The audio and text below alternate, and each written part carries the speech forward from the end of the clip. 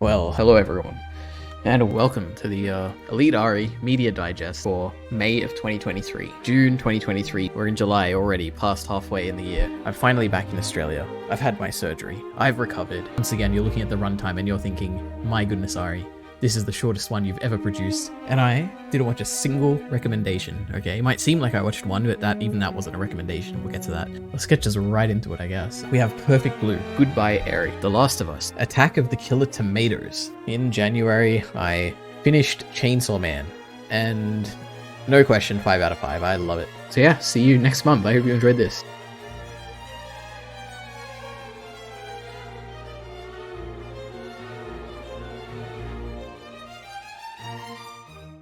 Well, hello everyone and welcome to the December 2023 Digest, the final one of the year, the 12th one in a row, 12 months, and still going. I'm going to be doing this next year as well. So this is, if you are somehow, this is your first Digest you're seeing, I will be talking about everything that I finished consuming this month. And this is a long one, so I have nothing really else to talk about at the beginning here, so let's just get right into it. And the first thing was Spider-Man Across the Spider-Verse. So this is a movie. I'm sure you've heard of it. It's 2 hours and 20 minutes long, and I watched it on the 9th of December. So this came out quite a while ago. I don't actually remember when. I probably should put like release dates for all these things. Who knows? I'm constantly innovating with this format. But yeah, so I didn't watch this because I wanted to wait for it to come to digital. And then when it came to digital, I was like, oh my God, I got so many other things I need to watch. Let me delay and delay and delay. And finally, I watched it. And overall, this was really good. This is a 4 out of 5. I enjoyed it. I probably enjoyed it more than the first one, or at least more than what I remember about the first one. I truly don't remember that much. It was quite a while ago when I watched it. I remember liking it. I remember not liking the stop motion aspect. And I think that was improved here. I didn't quite hate it as much in this movie. But overall, this is a very enjoyable, very engaging kind of action drama-ish kind of movie. And it's a visual feast to look at. I really enjoyed looking at this movie. But yeah, 4 out of 5, I guess. But let me see. I have I have somewhat structured these notes, if you can believe it or not. I have an overall thought section here. So the first note is about how the intro scene with Gwen is the best this movie looks. And I completely stand by that now. It's so different. Like, it's got like, I don't know how you describe this, like blue pink color scheme. Like, I don't know if you'd say it's like a pastel color scheme or something. I don't know. This image here is like from the first scene, I think, when she's playing the drums, and it's like monologuing about her life and how she like had a big adventure last year with Miles or whatever. It's all great. It reminds me of like a scene from Arcane or something. I guess there is like a lot of visual similarity, I think, between this and Arcane. I think that's like completely incidental. I don't think there's any like any overlap or anything in the productions, but yeah, I don't know. Anyway. Yeah, the intro scene was great. I loved it. Basically that first like 10, 15, 20, whatever, however long minutes it is of Gwen, I think that's the best part of the movie. I really enjoyed that. Like her relationship with her dad and the dad finding out and not being accepting, and her kind of being sad that like, you know, oh, I like Miles and now he's gone, and now I'm alone and like no one really gets me, and it's like, oh, I really like this stuff. That was really good. So great start to the movie. The other overall note here is that this is a very good portrayal of a multiverse. I can't believe it. Finally, I have something where I can say that was a great, like almost perfect portrayal of a multiverse, you know? You got all these characters from all these different worlds that are all very different, and it's all the same incarnation of the same like Spider-Man character. Like you got the main, you know, the animated like main Spider-Man world, which is Miles Morales or whatever. Then we got the Gwen world, which is nice in pastel colors and pink and blue or whatever. It all looks really cool. We have the Indian Spider-Man world, which is also really distinct visually. We get the entire what do you call it? The British man, I guess, like his entire like visual style. I don't think we ever see his original world, but like him, he also looks visually distinct. We obviously get a few live action, like real people like us in the story, which I've always wanted to see that integrated really well. I feel like it might have happened. Actually, now that I think about it, I think I've only ever seen the reverse, which is that you go from a live action and you introduce some cartoon characters and put that in the live action story from a multiverse perspective. I don't think I've ever seen unless something's like obvious is like slipping my mind, I don't think I've seen a story where it's like you go from animated and you introduce a live action thing, which is like so obvious of a thing to do if you're doing a multiverse story, and it's so easy to do as well. But I think it worked well with the what do you even call him? The Donald Glover guy. I think he was the Prowler in this as well. Like he was like a live action Prowler, but whatever. He was really cool to see in this. And also I think we get another scene which I found out later. I think it was from Venom, which I haven't seen as well. But yeah, cool. Love the multiverse aspect of this. Oh, and we get the Lego scene as well. It's like a few very cool like it feels like a multiverse in this movie, more so than what I remember the first one being, and more so than maybe any other multiverse thing I've seen. Maybe outside of Rick and Morty. I think Rick and Morty might still do it the best, but yeah. Anyway, love it. And I'm also a big fan of just the concept of a multiverse. So it like opens up a lot of possibilities, and I think this does a really good job of actually utilizing all the possibilities that are open. Anyway, next up, Spot. So I hope I read that right. And I hope this isn't like a post hoc name I came up for him, but Spot is the villain in this movie, is what I'm talking about. He has like a weird white design with like voids in him. I think he's really good. I think he is a fantastic villain for this multiversal story. He truly feels like a multiversal villain. I guess I'll talk more about him. I think I have a whole section on him, but I think he looks really cool. I think his motivations are really very simple, but also very interesting. Like I feel them viscerally, you know. And he's very powerful, and I like powerful villains, so it's really cool. Or very powerful and capable, I guess. Very like intelligent or whatever. He's like playing the long game, you know. I like it. But he's also kind of goofy. Like he goes through a trajectory. I don't know. I have a whole section on him. We won't spend much time here. Next overall point. The cliffhanger ending ruins the movie. This would definitely be a 5 out of 5 if it was like a self-contained movie. But when I get to the end of this movie, I was kind of expecting it when I was getting toward the end, where I'm like, I don't think this is wrapping up. I know there's a part. I knew there was a 2-part to this, like a part 1 and part 2 before the movie came out, like before I even saw a trailer of this. I don't think I ever saw any trailer. The only thing I saw from this beforehand was a scene with Gwen in the bedroom or something, and she like falls out the window. I was like, oh, that's really cool. But even by that point, I knew this was going to be a 2-part movie. I just thought, okay, maybe it'll be like a 2-part movie, like the way Force Awakens is like a 3-part movie. But you know, it feels like a nice wrap up at the end of that movie. This does not feel like a wrap up at all. It feels like I wish, like when I watch this, the thought I had at the end is like, I wish I just waited like another year so I could just watch these two together. I very rarely will seek out watching a movie that I know is like a 2-part thing. And the example is that I'm still waiting for Dune, because I really want to watch Dune. It looks like it has everything that I would ever love in a sci-fi story. But I know that it's going to be at least, I think it's 3 parts it's going to be now. So I'm just like, God, I'm just going to wait till it's all out so I can watch it all at once. Because I hate waiting like this. It's so annoying. Like, just make one nice thing. I'd rather this be like a long, like 5-hour movie than splitting it into 2 parts, where now I'm going to get to the next part and I'm going to be like, God damn it, now I have to remember what happened in the first one. The emotions aren't going to be there like it was when I got to the end of this movie. It's a big mess. But yeah, so the cliffhanger ending ruins it. And also at the end, we get this like reveal, I guess, which is that he's in another universe. I like that reveal. That was really cool. He's in another universe, or in his Spider's original universe, or whatever. But the reveal that the Miles in that universe is evil or whatever. He might not be evil, but he's the Prowler at least. That was lame. I was like, it felt like we were building up to some really big reveal when it's like, oh, who's coming in? Like, who's wearing the mask right now? What is it? It's going to be something crazy. And it's just Miles. And I'm like, oh, I guess Miles is evil here. That's cool, but it's like I don't know. I was going to say it's like a story I've seen a million times, but I don't know. I can't really think of anywhere. Like, what's like an example of a story where the main character is the villain? Like from another universe. I feel like I've seen it before, but I just can't place it. I don't know. It's not the most interesting story element. Next overall point, or maybe the final overall point here, is that, so this movie, the big like thematic center of it or whatever is about like coming out to your parents as Spider-Man, like revealing your true self to your parents, basically, which is like a somewhat interesting theme, but it's a very overdone theme, like a million things. Like you've seen this story a million times before, where it's like the character has a secret and they don't want to tell their parents because it'll change the way their parents see them or something, and their parents are going to reject them. And I've seen this enough where I'm like, I don't want to see this again. Like every scene where he's like about to tell his parents the truth about him being Spider-Man and him not telling them, I'm like, God damn it, are we really going to delay this again and again and again? And then, oh God, and when we got to the end of the movie and he does the reveal and it was played as a comedy thing, I was like, I can't believe this is terrible. But then it was like a plot twist, and it's like, oh my God, these aren't his parents. And I was like, okay, that wasn't bad at all. I actually like the comedy aspect. You get the actual reveal scene with a bit of comedy, and later on in the next movie or whatever, we'll get an actual scene with the drama, so it was fine. But I just don't like spending so much time on this. It's not something interesting to me. However, I do say that, but at the beginning, the first scene in this movie is all about that. And he kind of paints a, what do we even call it?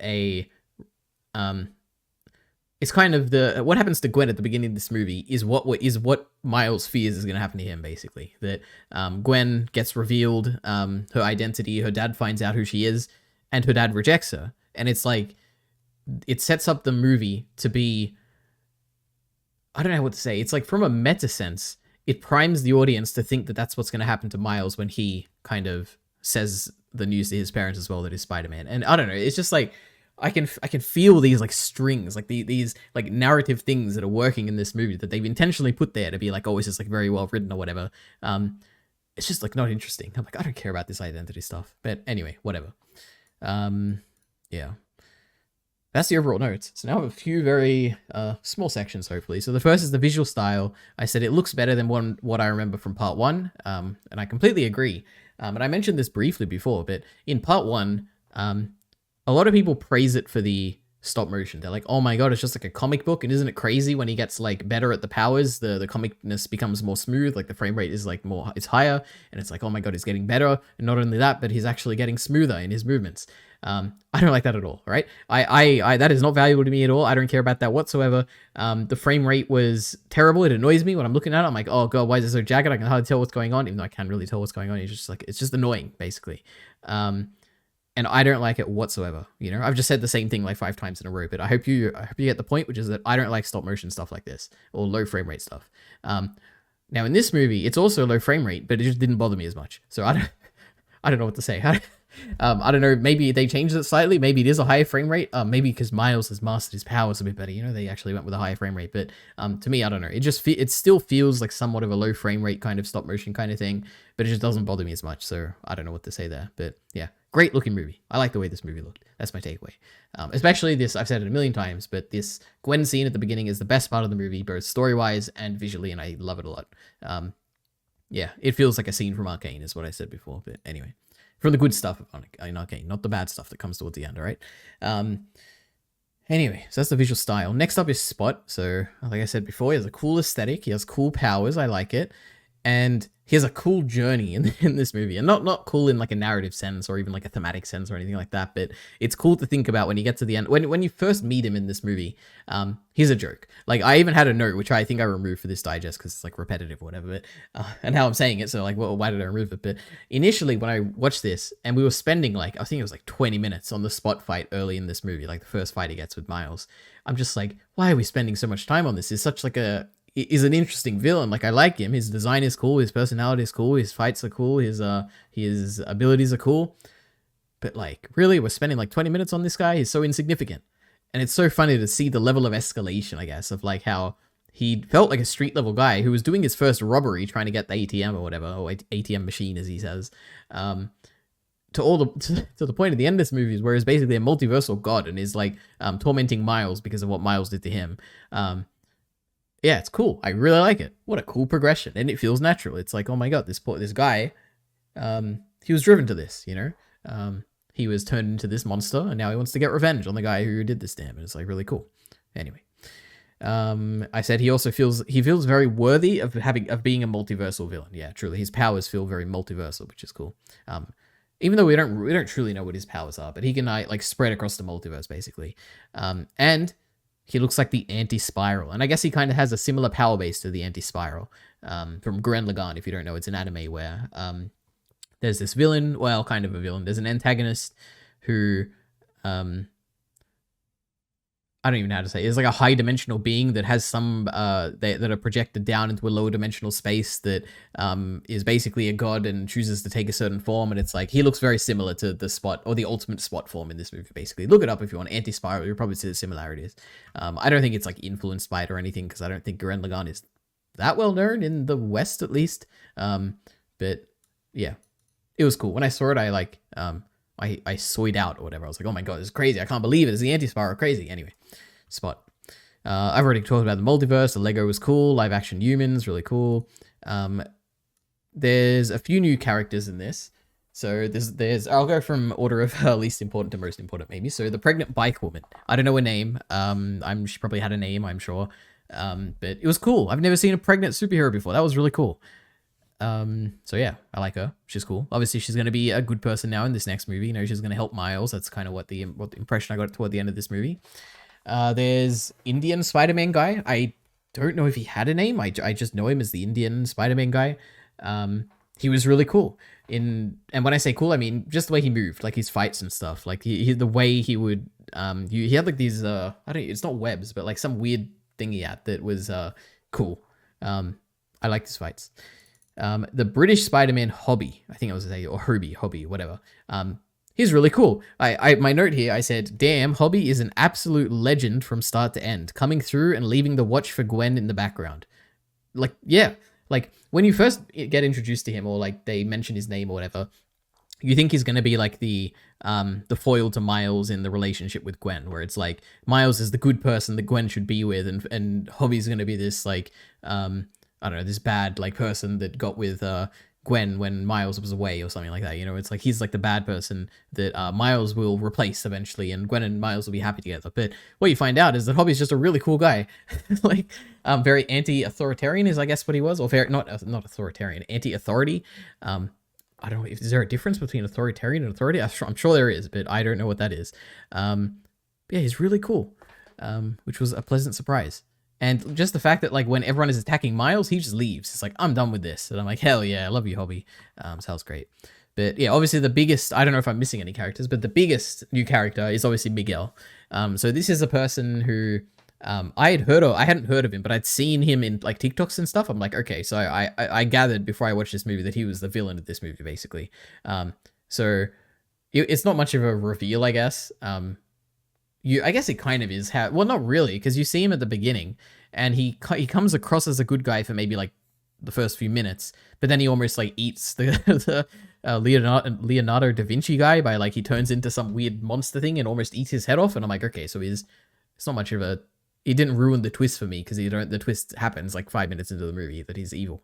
He's not really evil either, but we'll get to that. I do think he is evil, but I think we'll find the evil nature of him next movie. Like by the end of this movie, he's not portrayed as particularly evil, I guess. Just as very pragmatic, or doing the greater good, which I guess you can be portrayed as evil. Like Thanos was evil, but he was just doing what was the greater good, I guess. Anyway, so he's in this movie, and the surprise for me was that he was painted in a very comedic light. Like he wasn't taken very seriously from the people around him. Like Peter was always joking about him and calling him like a vampire or something, and Peter's kid was there and like I don't know, doing like cartoonish kind of stuff around him, and yeah, he's portrayed in a very unserious light in this movie, is I guess what I was surprised by. Now, I don't know if it doesn't improve or make the review worse or anything. It was just a surprise to me, because when I saw him in TikToks and stuff, and everyone was like, I don't know, like posting stuff about him, I was like, oh my god, this guy is the villain, and it's going to be interesting to see him. But no, he's not really a villain. He's like a comedy kind of character, for the most part. Yeah, anyway, so that's Miguel, and that's all the new characters. I don't know, this isn't a very, I guess we get more of the parents as well, at least from what I remember. I remembered the dad a little bit. I truly did not remember the mum at all. I thought like maybe the dad married someone new and this mum isn't Miles's mum, but you learn pretty quickly that it is Miles's mum, so I just completely forgot her from the first movie. Anyway. Next up, the pacing. So this is an incredibly slow movie, is what I've written in my notes, but not slow in the typical sense. What it is that this movie is incredibly indulgent when it comes to fights. So fights in this movie go on for like absurdly long time, for an absurdly long time. Like I said before, the spot fight, it feels like the spot fight goes on for like 30 minutes or something. The vulture fight at the beginning with the Leonardo da Vinci vulture thing, that feels like it goes on for like 15 minutes. And that's basically a nothing fight. Like you really don't have to have that be 15 minutes. And don't get me wrong, I enjoyed it, all right? The fights are really good in this movie. They're always entertaining and engaging and all that. But this movie is very indulgent in the fights. Like it's trying to show you cool things, and I guess in a similar way to Arcane as well. But Arcane, I have an issue with it, whereas here I don't particularly. Maybe because of the pace as well, because it is a movie pace rather than a TV show pace. But yeah, it's very slow. It's interesting. And then I said, despite this, it's still incredibly engaging from start to end, and I completely stand by that as well. So that's my major actual notes. Now I just have a few miscellaneous notes. One is the TikTok sound. The I don't know, that I don't, me just thinking of it, I don't think that really matched at all what it was, but it's the sound that happens whenever Miguel is on screen, basically. Or maybe it's like whenever the multiversal, like, spider thing is on screen or whatever. I couldn't believe that was from this movie. I just thought that was a miscellaneous, like, song on TikTok that was, like, going around. And then when I saw it in this, I was like, oh my god. And it happens later with another movie on this digest, but anyway, TikTok, crazy. The humor with the parents is cringe. Yes, absolutely. There's a lot of cringe humor. Why does every movie have cringe humor? Is there like, can't there just be good movies with like good humor? God, anyway. There's a very random, like, I'm sure I must have missed something because it didn't make any sense to me. When Miles is going on the moon elevator and is being chased by Miguel and all those like hundreds of spider people, he has this very climactic moment where he's like, I'm Miles Morales, and and it all builds up to that moment where he like jumps off the moon elevator thing. And I just don't understand. Like, why was that a climactic moment? Like, what's going on? Why is this so important? And it's not even the climax of the movie. I mean, I guess I guess this movie doesn't really have a climax. I guess that was meant to be the climax of the movie because it feels climactic for no reason at all. And I think it completely falls flat for me. I was going to say maybe the other climax is like the reveal at the end, but that's not really much of a climax because like nothing really happens after that. Yeah, I don't know. That was weird. A big failing of the movie, which maybe I just missed the detail that made it fail for me.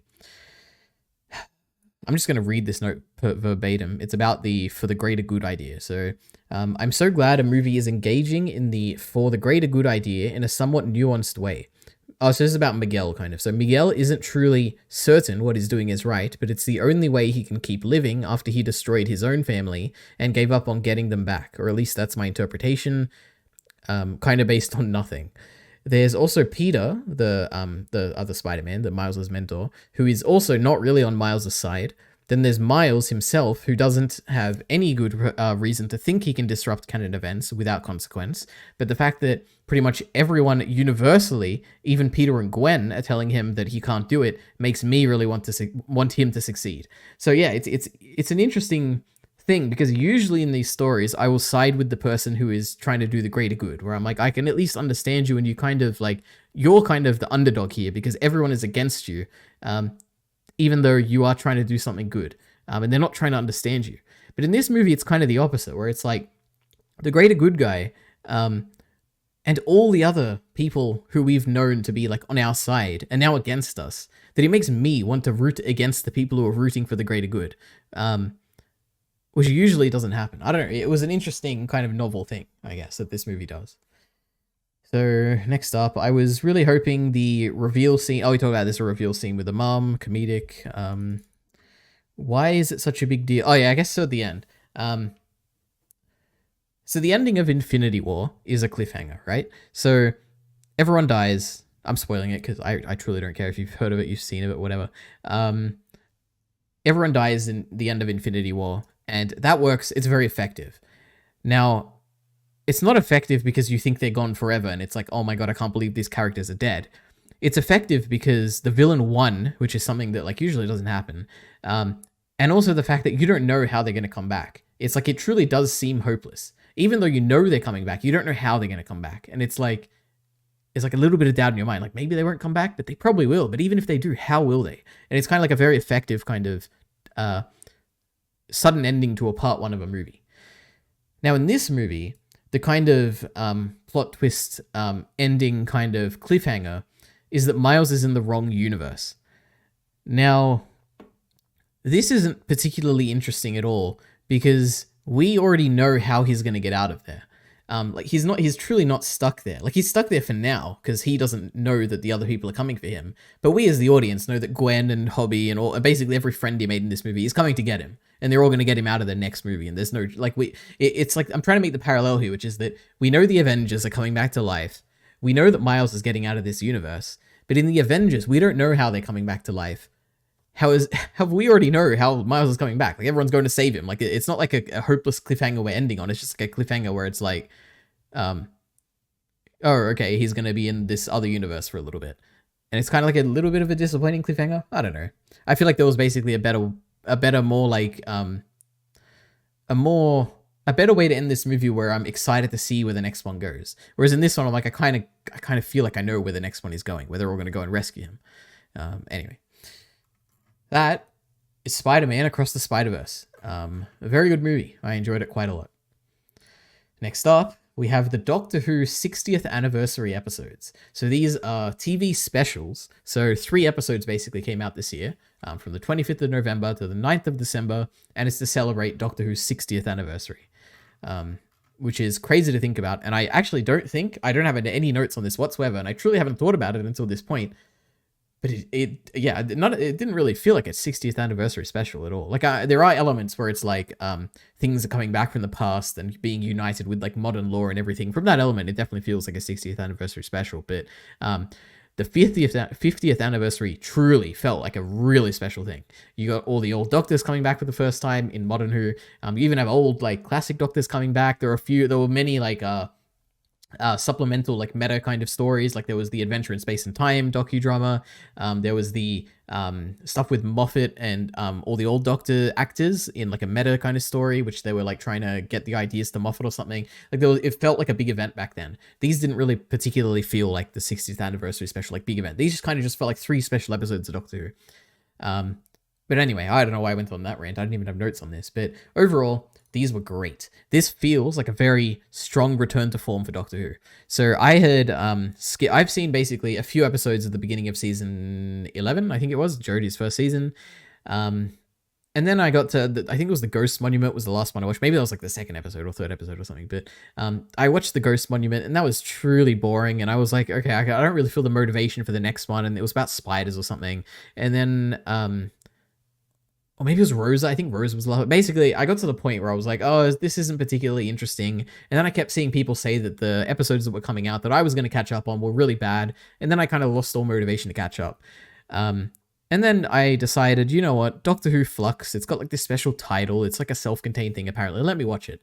And I enjoyed it. It was like pretty good. But it didn't feel like the Doctor Who that I'd like loved, you know, from seasons 1 to say 9 or something. Maybe 10 as well. Then this special came out where it was basically the special regeneration episode of Jodie and David Tennant. And that wasn't particularly good at all. It was okay. Like I found it mildly enjoyable, but it felt like there were a lot of weird like plot things and it didn't feel enjoyable and there were no emotional moments or anything. And I didn't feel the regeneration impact me at all, but I guess it's because I haven't seen much of Jodie.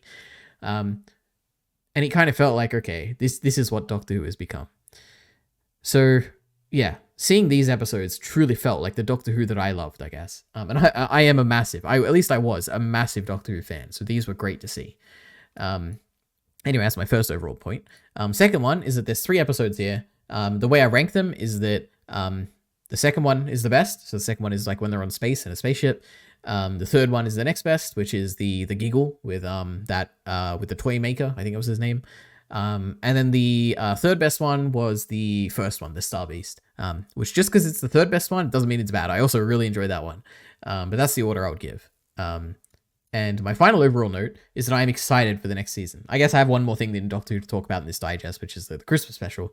But I guess this kind of teases that I really like that as well. I'm very much looking forward to the next season of Doctor Who. I guess now that I think, I should probably say this here. How would I rank the Christmas special? I think the Christmas one would either be... It's not better than the second episode here on the spaceship. That was one of the best episodes of Doctor Who I've ever seen. I think it'd probably be the second best one. I really like the Christmas special as well. But we'll get to that when we get to that, all right? Anyway, these are less structured than the Spider-Verse notes. I just have a bunch of miscellaneous notes I made while I was watching. So, oh my god, I always get so scared because I look at the recording and it's not recording, but it is. We're good, okay. So episode 1, the Star Beast. So... let me think. I'll give overall thoughts and then I'll just go through the miscellaneous notes. Overall, I guess I already talked to Ciclet about this on stream. So if you're really interested in my like initial thoughts or whatever, you can go have a look at that. But now in retrospect, a month later, what do I think? I really enjoyed this. It was great seeing David Tennant and Catherine Tate, I think that's her name. Donna and the 10th Doctor, I guess, coming back. I loved Donna's family. They were great. I liked what was his name? The little creature thing, the Star Beast. I'm sure it'll come up when I go through his notes. I like that. That was really cool. Cool design, cool like reveal or whatever, like plot twist. I like the unit person, the new unit scientist. That was great. This felt good. I like this. Anyway, so Opening with a recap. Yeah, so this episode felt special, I guess. Like at the beginning, they have David Tennant standing in a void, and I think they had Donna there as well at some point. And he's giving like a recap of like the events of like 15 years ago with him and Donna. And I was like, oh, this feels like really special. This kind of feels like a 50th anniversary, you know, when they had the whole introduction to oh Jesus, what am I saying? The War Doctor at the end of the episode before it. It feels important. Like in this case, the recap kind of makes it feel important. Anyway, that's the first thing. Donna having a daughter who is at least a teenager is wild. Yeah, it's crazy because it's literally been 15 years in the story, and it's been 15 years in real life. And it's crazy to think about how it's been 15 years. Now, I wasn't around back then, all right? I joined Doctor Who in like 2012, I think? 2011, 2012, something like that, I think, is when I watched Doctor Who, or when I first watched Doctor Who, because a friend recommended it. Yeah, it's crazy to think about it. It's been 15 years since these two were on screen. Anyway, it's the first thing. And the fact that Donna has a daughter who is already a teenager, it's crazy. Like, if I was to, like, think in my mind before seeing this episode, oh, if Donna had a family, oh, her daughter might be, like, 5 or 6 or something, like, you know, like a very young daughter. But no, she has a crazy, like, an actual old daughter. It's crazy. Anyway. They brought back a bunch of old themes. Like, there was one which I think is, like, Donna's theme, but maybe it's not Donna's theme, maybe it's some other thing. They brought that back, which was cool, and I'm not going to sing that because I can't remember it. I can't even put my finger on it, but this absolutely feels more like Doctor Who than any of the stuff from season 11 I've seen. True. And I think when I said season 11, I meant like the Jodie's run, basically. I said many, which doesn't make any sense. I said it's always so cool when a scientist Doctor fan meets the Doctor. So when this lady, the scientist lady from Unit who's in a wheelchair, when she meets the Doctor and she's kind of like fangirling out, and I'm like, oh, this is really cool. It reminds me of when Malcolm, I think was his name, from those season 4 specials, which is funny because there were also special episodes, when he met the Doctor, and it was like, oh my god, this is so cool. The scientist is like nerding out because it's like, this is the famous Doctor they're finally meeting, because that was really cool. I love that scene. Let's see. I love the sonic screwdriver generating shields. Yeah, I thought that would be more controversial than it was. I haven't seen too many people like freak out about that. But yeah, the sonic screwdriver can make like actual shields now, and I'm like, oh my god, this is really cool. Like what a useful thing that can help drive the story forward sometimes, I guess. That's like kind of the use of that's what I enjoy about the sonic screwdriver most of the time, which is that it can be used to kind of like get through things quickly, you know, like, I don't know, I like it. And I think the shields work for that regard. The Shadow Proclamation Court, that was really cool. I always love whenever the Shadow Proclamation is referenced, and it kind of like brings all the lore together, you know. I think it's really cool in that regard. The Meep, that's what the thing was called. Yeah, the Meep calling Donna's daughter Rose weird, and Rose is shaking her head because she can't get away from the discrimination even from this alien. It's very funny. A psychedelic sun, I thought that was a really cool sci-fi concept. You wait till we get to episode 2 though. There's so many cool sci-fi concepts in that. Donna gets her memories back and immediately regrets giving away the money. True, that's very Donna-like. Non-binary, this is the big thing. So yeah, non-binary leading to transness. Lamau, this is going to be controversial. Kind of a cool plot twist with all the toys. Yeah, so all the toys were like revealed to actually be Rose's like subconscious manifesting like all these like creatures, like the Daleks and the was there a Sontaran? I don't remember. There was a Jadoon, I think. Whatever, they were just manifesting all that. But yeah, so this is obviously the biggest controversy of this episode, which is that at the end, well, I guess there's another. I guess first, it's not really the controversy. There is an actual controversy, which is that Donna is able to survive because a male presenting like Time Lord would never understand that they can just let it go or whatever. Which is kind of like weird, and it doesn't bother me that much, but I can see why it would bother a lot of people. I don't know. It's fine. Yeah, it like glosses over in my mind. I'm like, okay, that was like kind of okay, I guess. The actual thing I was talking about here is that just like the idea of like, I don't know if I talked about this with Cichlid in the stream, where I'm like, I don't know if Russell T Davies or whoever wrote this episode understands transness, or doesn't understand it, or like understands it like really well or something. And it was just like so weird, because it's like, we're meant to assume that Rose is trans, basically. But she never says that. She never claims that that's what I want. I've always wanted to be. I guess, does she? Maybe she does, and I'm not remembering. But I guess the impression I got is that we never truly had a confirmation that she sees herself as trans, I guess. Or like sees herself as a woman, particularly, like specially. I don't remember. But the way the episode portrays it as is at the end, it's like she's non-binary or something. And it's like, I don't know if there's like a mixed message going on here where it's like the author doesn't understand that there's a difference between like being non-binary and being trans, and yeah, it's either that or it's like the author completely understands and is making fools of the audience who assumed that she was trans when in fact she is non-binary. I don't know. It's very weird to me. Yeah, that's probably the weirdest. It is the weirdest thing in this episode, more so than the male presenting Time Lord line or whatever. But yeah, anyway, I feel like I had something else to say about that. Yeah, I don't know. I said, what this? Oh, this is what I was gonna say about the identity. So yeah, I guess that what we get at the end is that after this like binary, non-binary or whatever, Rose becomes a like a half time Lord or whatever, and she finally feels like she can live her own identity now, and she feels like she can be herself. And it's like there's something going on here. Like I don't know what the story is trying to tell us, like thematically or story wise or whatever, character wise. But yeah, it's just a bit unclear, is I guess what I would say from this. So anyway, so I said, what does this mean for Rose? Was her own identity just stolen from her by the Dr. Donna? Yeah, basically it kind of feels like at the end of this that her real persona, who was Rose, was kind of overwritten by the Time Lord, like Dr. Donna. It's like the Dr. Donna like infected her mind, and now she she thinks she can be who she wants to be, but the Rose that existed before is just like gone now. It's like it's a bit macabre, isn't it? I don't know. Then I said, I suppose after they let it go, she claims she is finally herself after all these years. So I don't know, weird stuff going on with Rose in this episode, basically. But I think I need to rewatch it to kind of see in context, because it's been a while. I forget the details. Anyway, they survived the meta crisis because they choose to let it go. It kind of works for some reason. True. I said, I'm so excited to see Wilf. And boy, do we see Wilf. And it was great when we see him later in the next episode. Wow, sweet new TARDIS. True. I love the TARDIS design.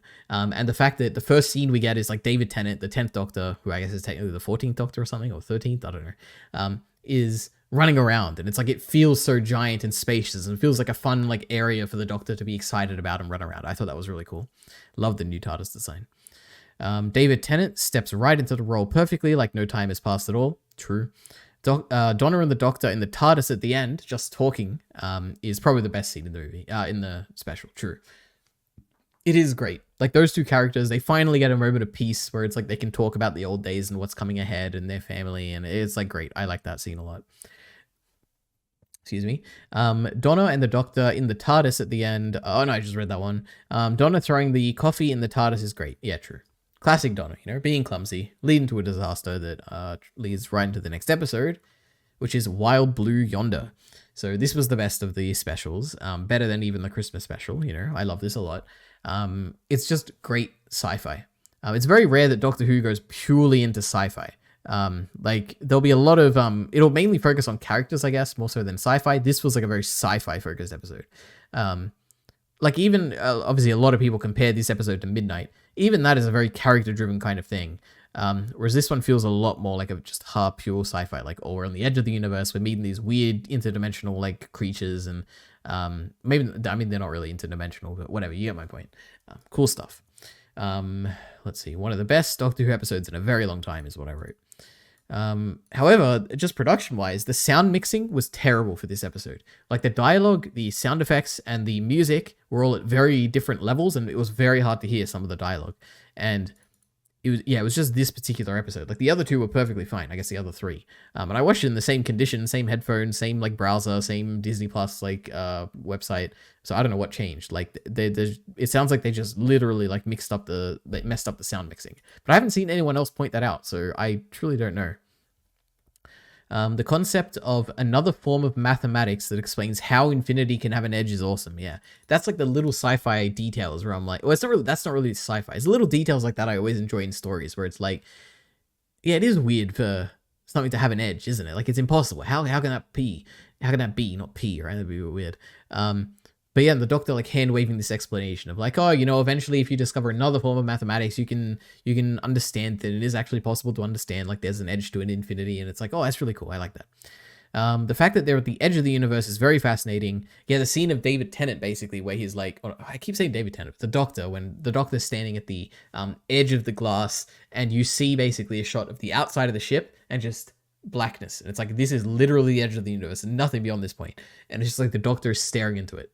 And it's like, whoa, like this is a great moment. I like this. It's really cool. Like he's taking it all in, something he's never seen before.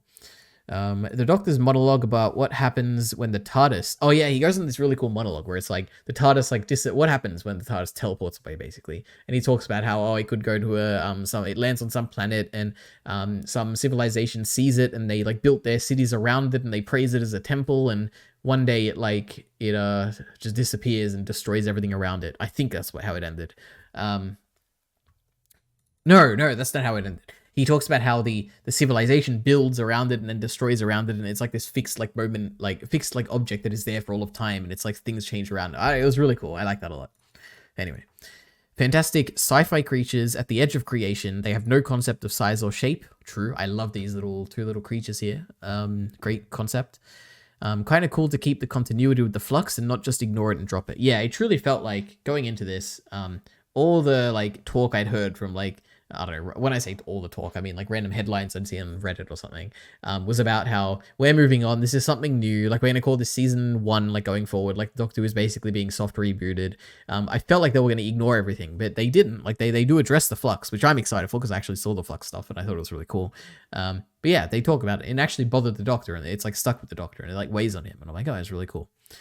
The creatures realizing object permanence, that was a really cool scene. Like when something is gone, it's still there. Or like when you can't see something, it's still there, I guess. That was really cool. It's a superstition and it's true. 2 things at once. That was a really cool line as well. That was really cool. I have a lot of really cool lines here, apparently. We drifted here in the lack of light, passing no time, but we could feel it from so far away, your noisy, boiling universe. And then I said, what a line. True, it is what a line. Like these creatures are just so mysterious and so unique. Yeah, unique to me. Like, I've never seen anything like this. Maybe it hasn't been done before, but I thought it was really cool. Like, creatures with no size and shape who replicate things and truly don't understand what they're replicating yet until they replicate it more, So I thought it was really cool. And they also sound like this line, like, we drifted here in the lack of light, passing no time, but we could feel it away, your noisy, boiling universe. It feels like they have a motivation as well, which we truly don't really know at the end of this. But yeah, it's like a cool mystery. There's a funny scene where they go on a revolving door, basically, Doctor and Donna, and they're like, yay, we got away, that's lucky. And then the door like keeps revolving and it comes back, and it's like, it's a completely like waste of time. Like, you don't have to have that there because it doesn't do anything. Like, they can't leave and they just come back. But it's funny. It's a great gag. I like those in there. Mavity is also a thing. I think this is the episode that opens with them crashing at Newton and like him accidentally coming up with the term mavity instead of gravity, and they really commit to this. Like, they even commit to it in the Christmas special, and I feel like it's going to go into Doctor Who and like going forward. Yeah, that was funny. I like it. I don't know if it will eventually become like a big overarching like plot twist plot like thing for an arc where it's like the Mavity arc and everything went to shit after we accidentally went to Isaac Newton and called everything Mavity. Like, who knows? Maybe eventually they'll address it. Maybe they won't. It'll become like a running gag. Either way, I'm really interested, so I like it. It's all about slow because they can't copy slow. That was a cool reveal and a cool yeah, because I guess I didn't piece together why the robot was moving so slowly and what was going on until they revealed in the story, which is always good when it's like the story's ahead of you. I like it. The TARDIS returning. Oh, there's another cool sci-fi concept in this, which is that the Doctor basically realizes that they're gonna win because the TARDIS comes back or whatever. Like, it's like he hedges his bets basically, whereas like, if the creatures don't get to the bomb, then the TARDIS would come back, then would be safe. And he turns around and the TARDIS comes. And it's like, it's a cool, I don't know what to say beyond it. It's just a really cool sci-fi like concept. Why is Mrs. Bean so funny? That was great. Like a good funny, like a good test of if you're human or not, that interestingly Donna fails. I thought that was really cool. But what they should have done is absolutely commit to Donna dying there. It was so incredibly sad, so incredibly tragic, and an amazing plot twist, which is that the Doctor chose incorrectly, and Donna's gonna die here, and no one will ever know, until I guess we get to the point where the creature reveals their identity and everything goes to shit and everything. But yeah, I think it would have been really, really impactful if Donna died there. yeah, I think it's one of those, like, I think even Ciclet mentioned this, which was funny because I also thought this before he said that. It feels like a I wish it happened, which is a Kyle Entertainment video where he talks about like things where you know that the story can't do it, like it's never going to happen. Everything in the narrative is telling you it's going one way, but you wish that it happened. Which in this case is like, you know, Donna's going to survive. Like, Donna's important. This is a kid show or family show. They're not going to kill Donna here. But you just wish it happened because of like the sadness and how impactful it would have been. So yeah, truly, I wish it happened. Two more notes here. The Doctor invoking a superstition at the end of the universe is a really cool idea as well. There's so many like cool like sci-fi ideas that are just briefly touched on in this thing, which is like, what happens if you invoke a superstition at the end of creation? Like, what? Maybe nothing will happen. Maybe something will happen. I thought it was really cool. Like, it's a both an interesting sci-fi concept, but also like a creepy kind of fear. I like it. It's cool. And then we got Wilf. They come back and Wilf is there, and I was like, oh my god, because truly when I was watching the first one, I was like, I don't know if he's like alive or not, because I know he died, the actor for him. So I don't know if he was actually alive enough for him to be in these, like if he was died before or after they filmed this. Like, I know they filmed this quite a long time ago, and I think I heard that he was like seen like not on set, but like he was like maybe in the behind the scenes or something. I didn't know he would actually be in the episode, so it was really cool to see him here. Yeah, what a character, what a guy, what a Wilf is. God, him saluting at the Doctor, God, it's great stuff. Anyway, the final Doctor Who episode is episode 3, The Giggle, which is a fantastic title. Before the season came out, I like saw the titles for all of these, and the one I was looking forward to the most was definitely The Giggle. Like, what a cool title. And it turned out to be a really great episode, just like all the others this season, or this special, I guess, 60th anniversary special. So first note, great title, true. Second note, is this the Master? No, it's the Toymaker, which I hadn't ever heard of before, but he was really cool. I liked him as a villain. He feels like a god in a human body, which is kind of what you want for some like inter-universal kind of creature or whatever. It was really cool. However, the Blinks, we have a robot alien kind of thing that is helping Unit, and it's like really cool. It's like, oh my god, did Unit like capture this thing? Is this like a thing working voluntarily for like Unit? Now, or what I'm thinking is that it's like some classic Who creature or like species or something that is like a reference, because this is like a 60th anniversary thing. Maybe it's like a reference for people to be like, oh my god, it's the Blinks. Isn't that crazy from like 50 years ago? But to me, I'm just like, oh, it's really cool. Like kind of came out of nowhere, but I like it. The concept of this episode is basically that there's like this recording that happened, like some possessed recording basically, when the first like picture was taken, or maybe not a picture, whatever it was, like first like video was taken of this Giggle. And now in the present, or ever since then, every screen has the Giggle encoded into it. Which is, the note I have here is that it's riding a fine line of bad sci-fi and technology cringe. So there's like a few types of movies, right? There's like Ex Machina, where it's like, this is really, really well grounded and it feels legit, like sci-fi kind of stuff. Then there's movies like, I haven't seen it, but Lucy, for example, which I think is the one where she like turns into a thumb drive. That was the meme or whatever. But as far as I understand in that, the one thing I remember is that like, oh, humans are only using 10% of their brain, but now they're using 100%. It's kind of like you're misunderstanding science and technology. It kind of comes across as a bit cringe, stuff like that. Now in this, the cringe aspect is that it's kind of like, every screen has a thing in it, but like, not like, what is a screen? And like, why not everyone has a screen? And like why is it now coming into effect when like, what has really changed to like, why are there more screens now? And they mentioned some like satellite being in the sky, and I'm like, how does the satellite relate to screens? Like how does a satellite send a signal to a screen? Wouldn't it send it to a computer that would like send something to a screen? And it's like, I don't know, it doesn't really make sense. Like, what if the computer's off? Like, does the screen still, like, work somehow? Like, yeah, it's a bit weird. And what does the screen have to do with a video? And it's like, I understand, like, it would make sense if they didn't address any of this at all, and it was just like the toy maker is using some curse or magic or something to do this, or something we can't understand because it's from, like, another dimension. That would make sense. But the fact that they try and, like, ground it a little bit by talking about how, oh, it's in every screen since the beginning of mankind, and it's like the satellite is doing this thing, and it's like, the fact that they tried to embrace it with a little bit of science kind of goes into that bad science technology kind of cringe element. But it's not too bad. Like, it's not terrible. It's like, you can hand wave it away a little bit, but it still comes across as a little cringe, is what I would say. Anyway, the salary negotiation scene was great, where Kate like severely underoffers Donna, and she's like, "Oh, 60,000 a year," and Donna is like 120 a year, and I get like 5 vacation days or something, or 5 weeks vacation or something like that. And I was like, "Oh, great! Look at that! Great negotiation there." It's interesting how the flux has really had an impact on the Doctor. He really gets tense every time it's mentioned. And then I realized this is like a meta commentary on Doctor Who, which I don't know if it's intentional or not. It kind of felt intentional, is what I would say. Which is that at some point, Donna, I think it was Donna who said this, which is that she realizes that the Doctor isn't really feeling like himself. Like he's spreading himself thin, is what she said. I've got my notes here. And it feels like he's staggering along. Yeah, and to me, it feels like the Donna's like not Donna, the writer of this episode, Russell T Davies or whatever, is commenting on Doctor Who as a whole, where it's like it feels like it's spread itself thin. It feels like it's staggering along. It feels like it doesn't have a direction. And I'm like, oh, that's kind of cool, you know, a nice meta nod of like how Doctor Who's kind of been struggling, and now the Doctor's struggling, and it's like putting the meta into the narrative, and it's like cool, I like it. The toy maker, never heard of him, but I thought it was really cool. And then I said, initially I thought the Doctor, I thought there was I thought the 10th Doctor, I thought David Tennant in the first 2 episodes felt exactly like the 10th Doctor.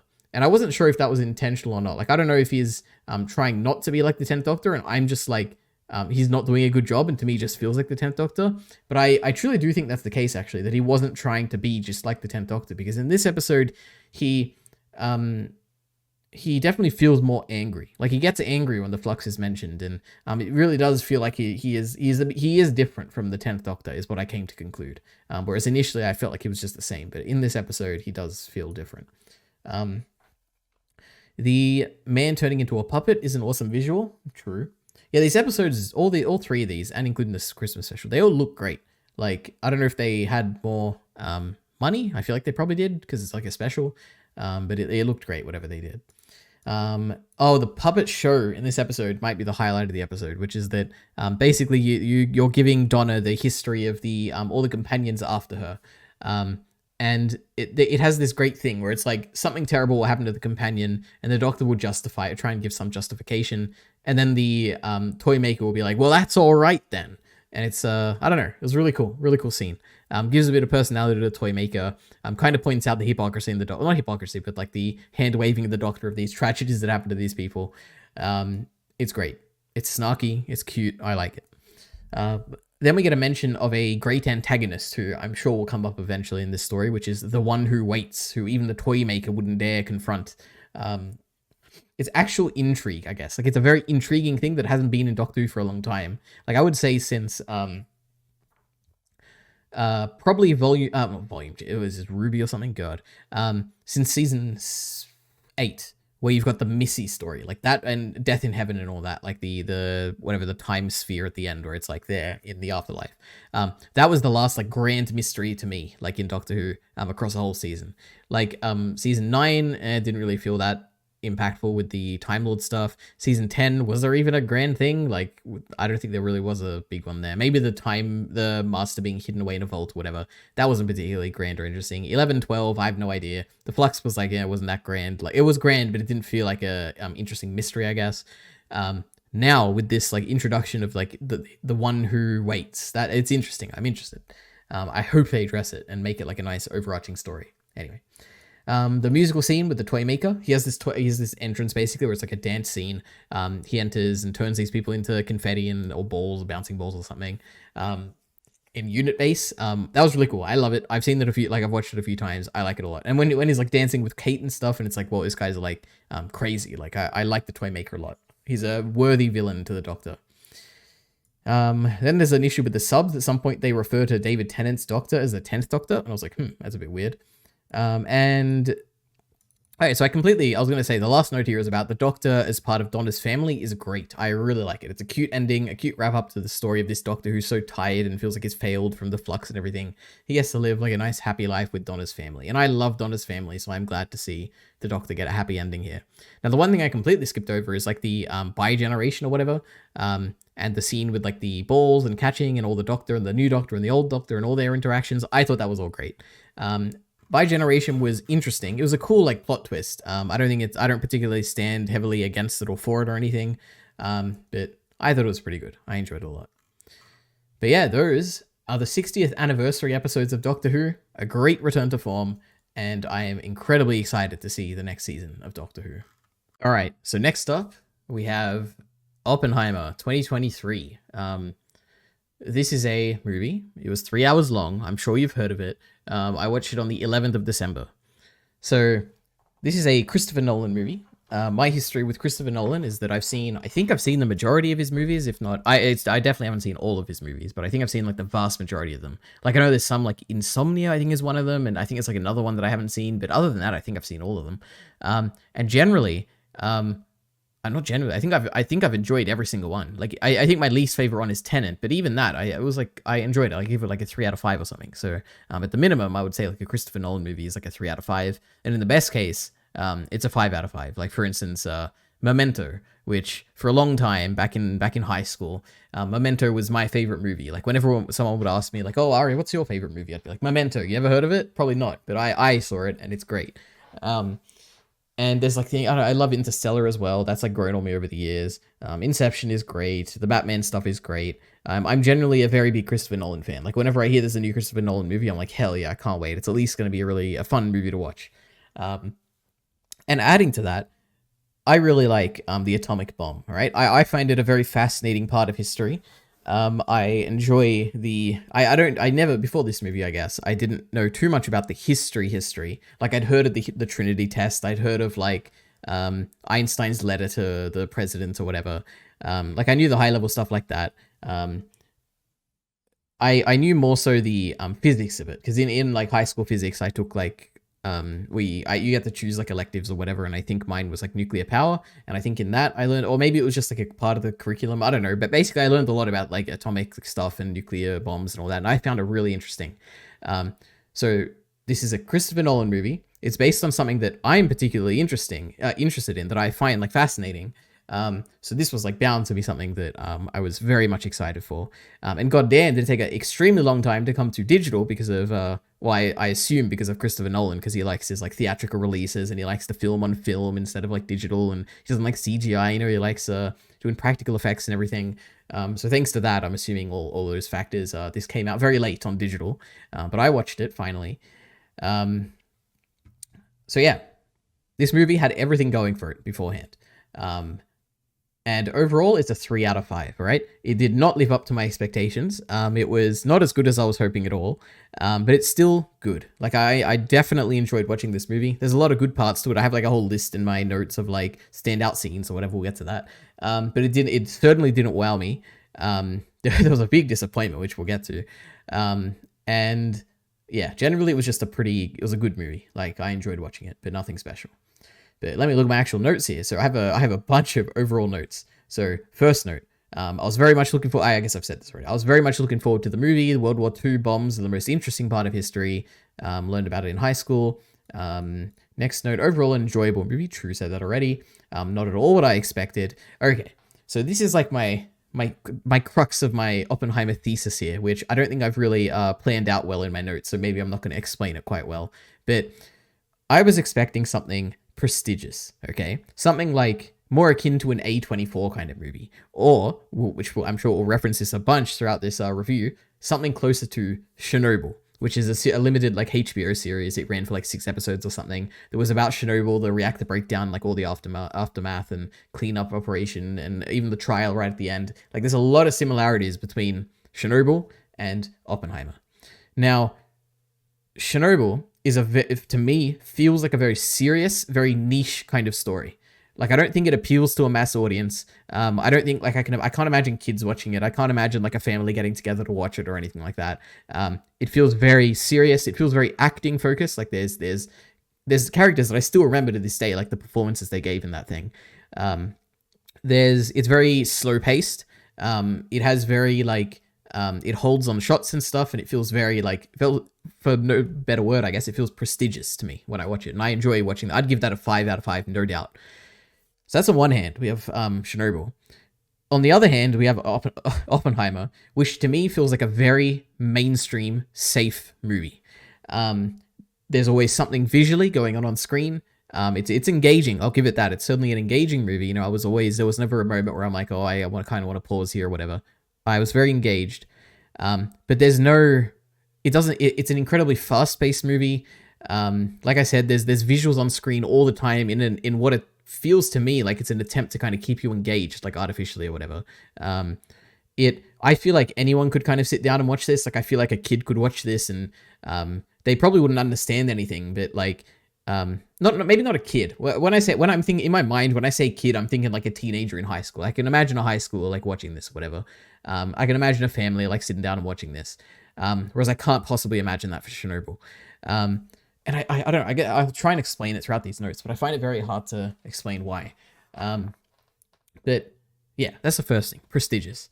Shockingly, I wrote in my notes, a shockingly mainstream movie. So yeah, so by all rights, this is the note I've got here. I said, by all rights, this should be a very slow-paced, holding on static shots, acting as the focus, prestigious docudrama type of movie, similar to Chernobyl, because it's made by Christopher Nolan, you know, who loves the authenticity in his film, like I've said before. He even likes, like, you know, not using CGI because he wants it to be as authentic as possible. He likes shooting on film because, you know, it wants to be an authentic, like, artistic kind of movie. By all rights, this should be a very serious, like, niche, not even niche, but like a very, the issue is that I'm saying, when I say it should be serious, it kind of implies that the movie isn't serious, like it's a comedy or something. But it's not even the seriousness. It's it's like the prestige, the gravitas, like this movie doesn't evoke any emotions in me. It doesn't make me like ponder things deeply. It doesn't make me appreciate any like particular scene of being like, wow, that really encapsulated me, and I can't believe I just watched that. Like there's none of that in this movie, which makes it feel less serious, I guess, or less prestigious. Maybe prestigious is the better word to use here. But yeah, that's like my overall vibe of this movie. And I wrote here, like, it feels closer to a fast-paced Marvel movie than to something like Chernobyl. Like, don't get me wrong, it's nowhere near a Marvel movie. Obviously, there's no comedy I mean, there's very little comedy in this compared to that. But, like, if I had a spectrum of, like, Chernobyl is here, like, a very serious, down-to-earth, kind of grounded, very low, like, feels low budget, even though it's obviously it's incredibly high budget. It feels like they're not doing these crazy visuals of, like, showing the stars moving. They're not showing, like, weird, like, abstract like symbolism of the burning corpses at the end or something. Maybe they did that and I forgot, but to me, my memory of Chernobyl is very grounded and like that's one end.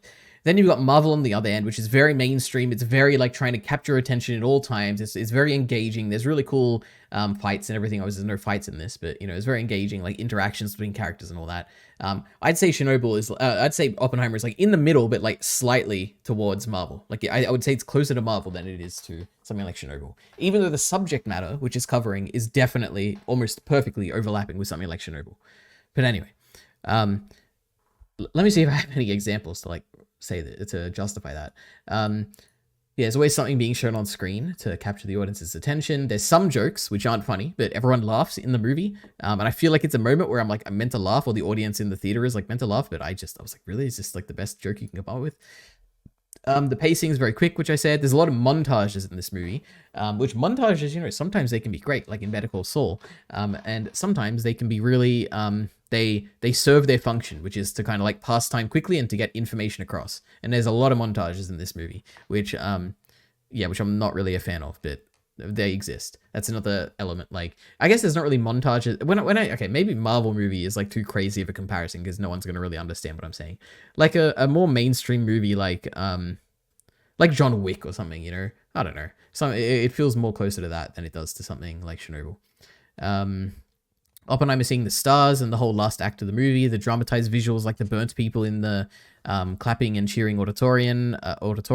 Oppenheimer seeing things in the stars, already said that. The rapid cuts between the past... the whole movie is framed with like a past, present, future kind of... there's 3 different storylines basically going on, all like part of the same overarching storyline. And there's a lot of rapid cuts between them, especially toward the end, like after the bombs being dropped and you're seeing the wife being interrogated and Oppenheimer... in the future, and you've got like Strauss in the past, in the present, or kind of like present, I guess. And it's like intercutting between them, and I'm like, oh, this is a very like, is really trying to capture your attention here in like a weird way. Yeah, I don't know. But yeah, I guess I never made a note on this, but it's a very miscellaneous thing, and I just saw it because I wrote Robert Downey Jr. here. I did not recognize Robert Downey Jr. for like the first like 5 minutes that he was on screen until he said like one particular way of saying something that he said, and I was like, oh my god, that sounded just like Iron Man. And then I like looked closer, and I'm like, oh my god, that is Iron Man. That's crazy. But anyway, sorry, side tangent there. Next overall note. This is generally, oh yeah, so this isn't really a note, but generally everything I said there, some people might enjoy that. They might enjoy the constant engagement. They might enjoy the fact that there's these cool montages and really cool like effects with like the stars and even the scene at the end where you got like the burnt people. It's like, wow, that's really cool symbolism. For me, it's like, in other stories, I can enjoy that quite a lot and I would be singing its praises, but this is just not what I was hoping for. I guess it all comes down to disappointment, I guess, rather than like the actual movie being like low quality or anything like that. It's just I was hoping for something slow paced, more emotional, and more of the docu part, you know. And I didn't quite get that, which is the shame. But it's still overall enjoyable, 3 out of 5. Let's see. Last note here. It's also pretty mainstream from a writing point of view. Oh yeah, there's a few like epic one-liners, and I've pointed out 2 here, and I think I watched Kyle Entertainment's review like a while ago, and I think he referred to this as like the movie is a very soy movie, and I also kind of agree with that. Actually, I almost absolutely agree with that. But there's 2 lines here. One is like the big reveal, which I like the reveal itself, but it's such a kind of like mainstream kind of line, and you drop in like the end of some like epic burn or something, which is that maybe they talked about something more important. I liked it. Like, it works really well. The scene itself is really cool, but it feels like it fits with the tone of this movie, but it would not fit in something like Chernobyl to drop something like that. It feels like it's like a very transparent kind of thing to me, where it's like the creator of this movie is like, wow, this line, it's going to really get to the audience when they watch this. They're going to be like, whoa, crazy. And like that kind of transparency kind of takes me out of it a bit. And obviously the next line is like the final line of this movie. I think it's the final line where Oppenheimer's talking to Einstein and is like, or Einstein's like, oh, but did we destroy the world? And Oppenheimer's basically like, I believe we did. And it's like an epic, like mic drop kind of moment at the end of the movie. And it's like, such a weird like ending. It's like a I don't even, it makes the movie feel like a piece of propaganda or something. And like it feels like it's got an agenda that it's trying to like get across to the audience, which is like really weird for like a docudrama like this. I don't know. And it's also like weirdly wrong, like in my opinion, because it's so weirdly wrong that I feel like there's a purpose to it that I'm just missing. Because like obviously, like mutually assured destruction has like saved the world from like other wars between superpowers, right? Like it's probably the driving force behind like peace in the modern age, and everyone knows this. Like I'm sure Christopher Nolan knows this. So why is he like? Why at the end of the movie is he like, this whole movie was really bad? Like, everything Oppenheimer did was bad because, like, I believe we did. And then if I said that to someone, they'd obviously say, no, this isn't the movie saying that. It's Oppenheimer reflecting on his life, and it's a character thing rather than a meta thing. But to put it at the end of the movie and make it like a mic drop moment, it feels like they're talking to the audience in that moment, which is kind of, I don't know, it's weird. Anyway. Final overall note is the Trinity detonation. So I was waiting for the atomic bomb. You know, I'm like, obviously there's going to be a bomb in this. I can't wait to see it. You know, it's going to be grand. It's Christopher Nolan. I'm sure it'll be great. Complete letdown. All right. It was not interesting. It didn't look very big at all. The sound was okay. Like it went quiet, and I'm like, okay, quietness is okay, but I guess it just didn't live up to what I was hoping for. And maybe it's my fault for expecting too much of like a nuclear explosion. No, not really. I don't think it is my fault. Because yeah, I think it should be grand. I think the nuclear bomb should be grand because it is what all the like it is the final line in this movie. I believe we did. That's all based on you feeling the destruction of the bomb. And I think the destruction fails. Like it doesn't live up to it. It doesn't feel big. If you were to take this movie out of context, just take that scene. I don't think anyone would even know that it's a nuclear bomb. It would just feel like any other bomb, like a really big bomb. You know, it didn't feel special at all. The build-up was better than the actual like payoff, I think, from that scene.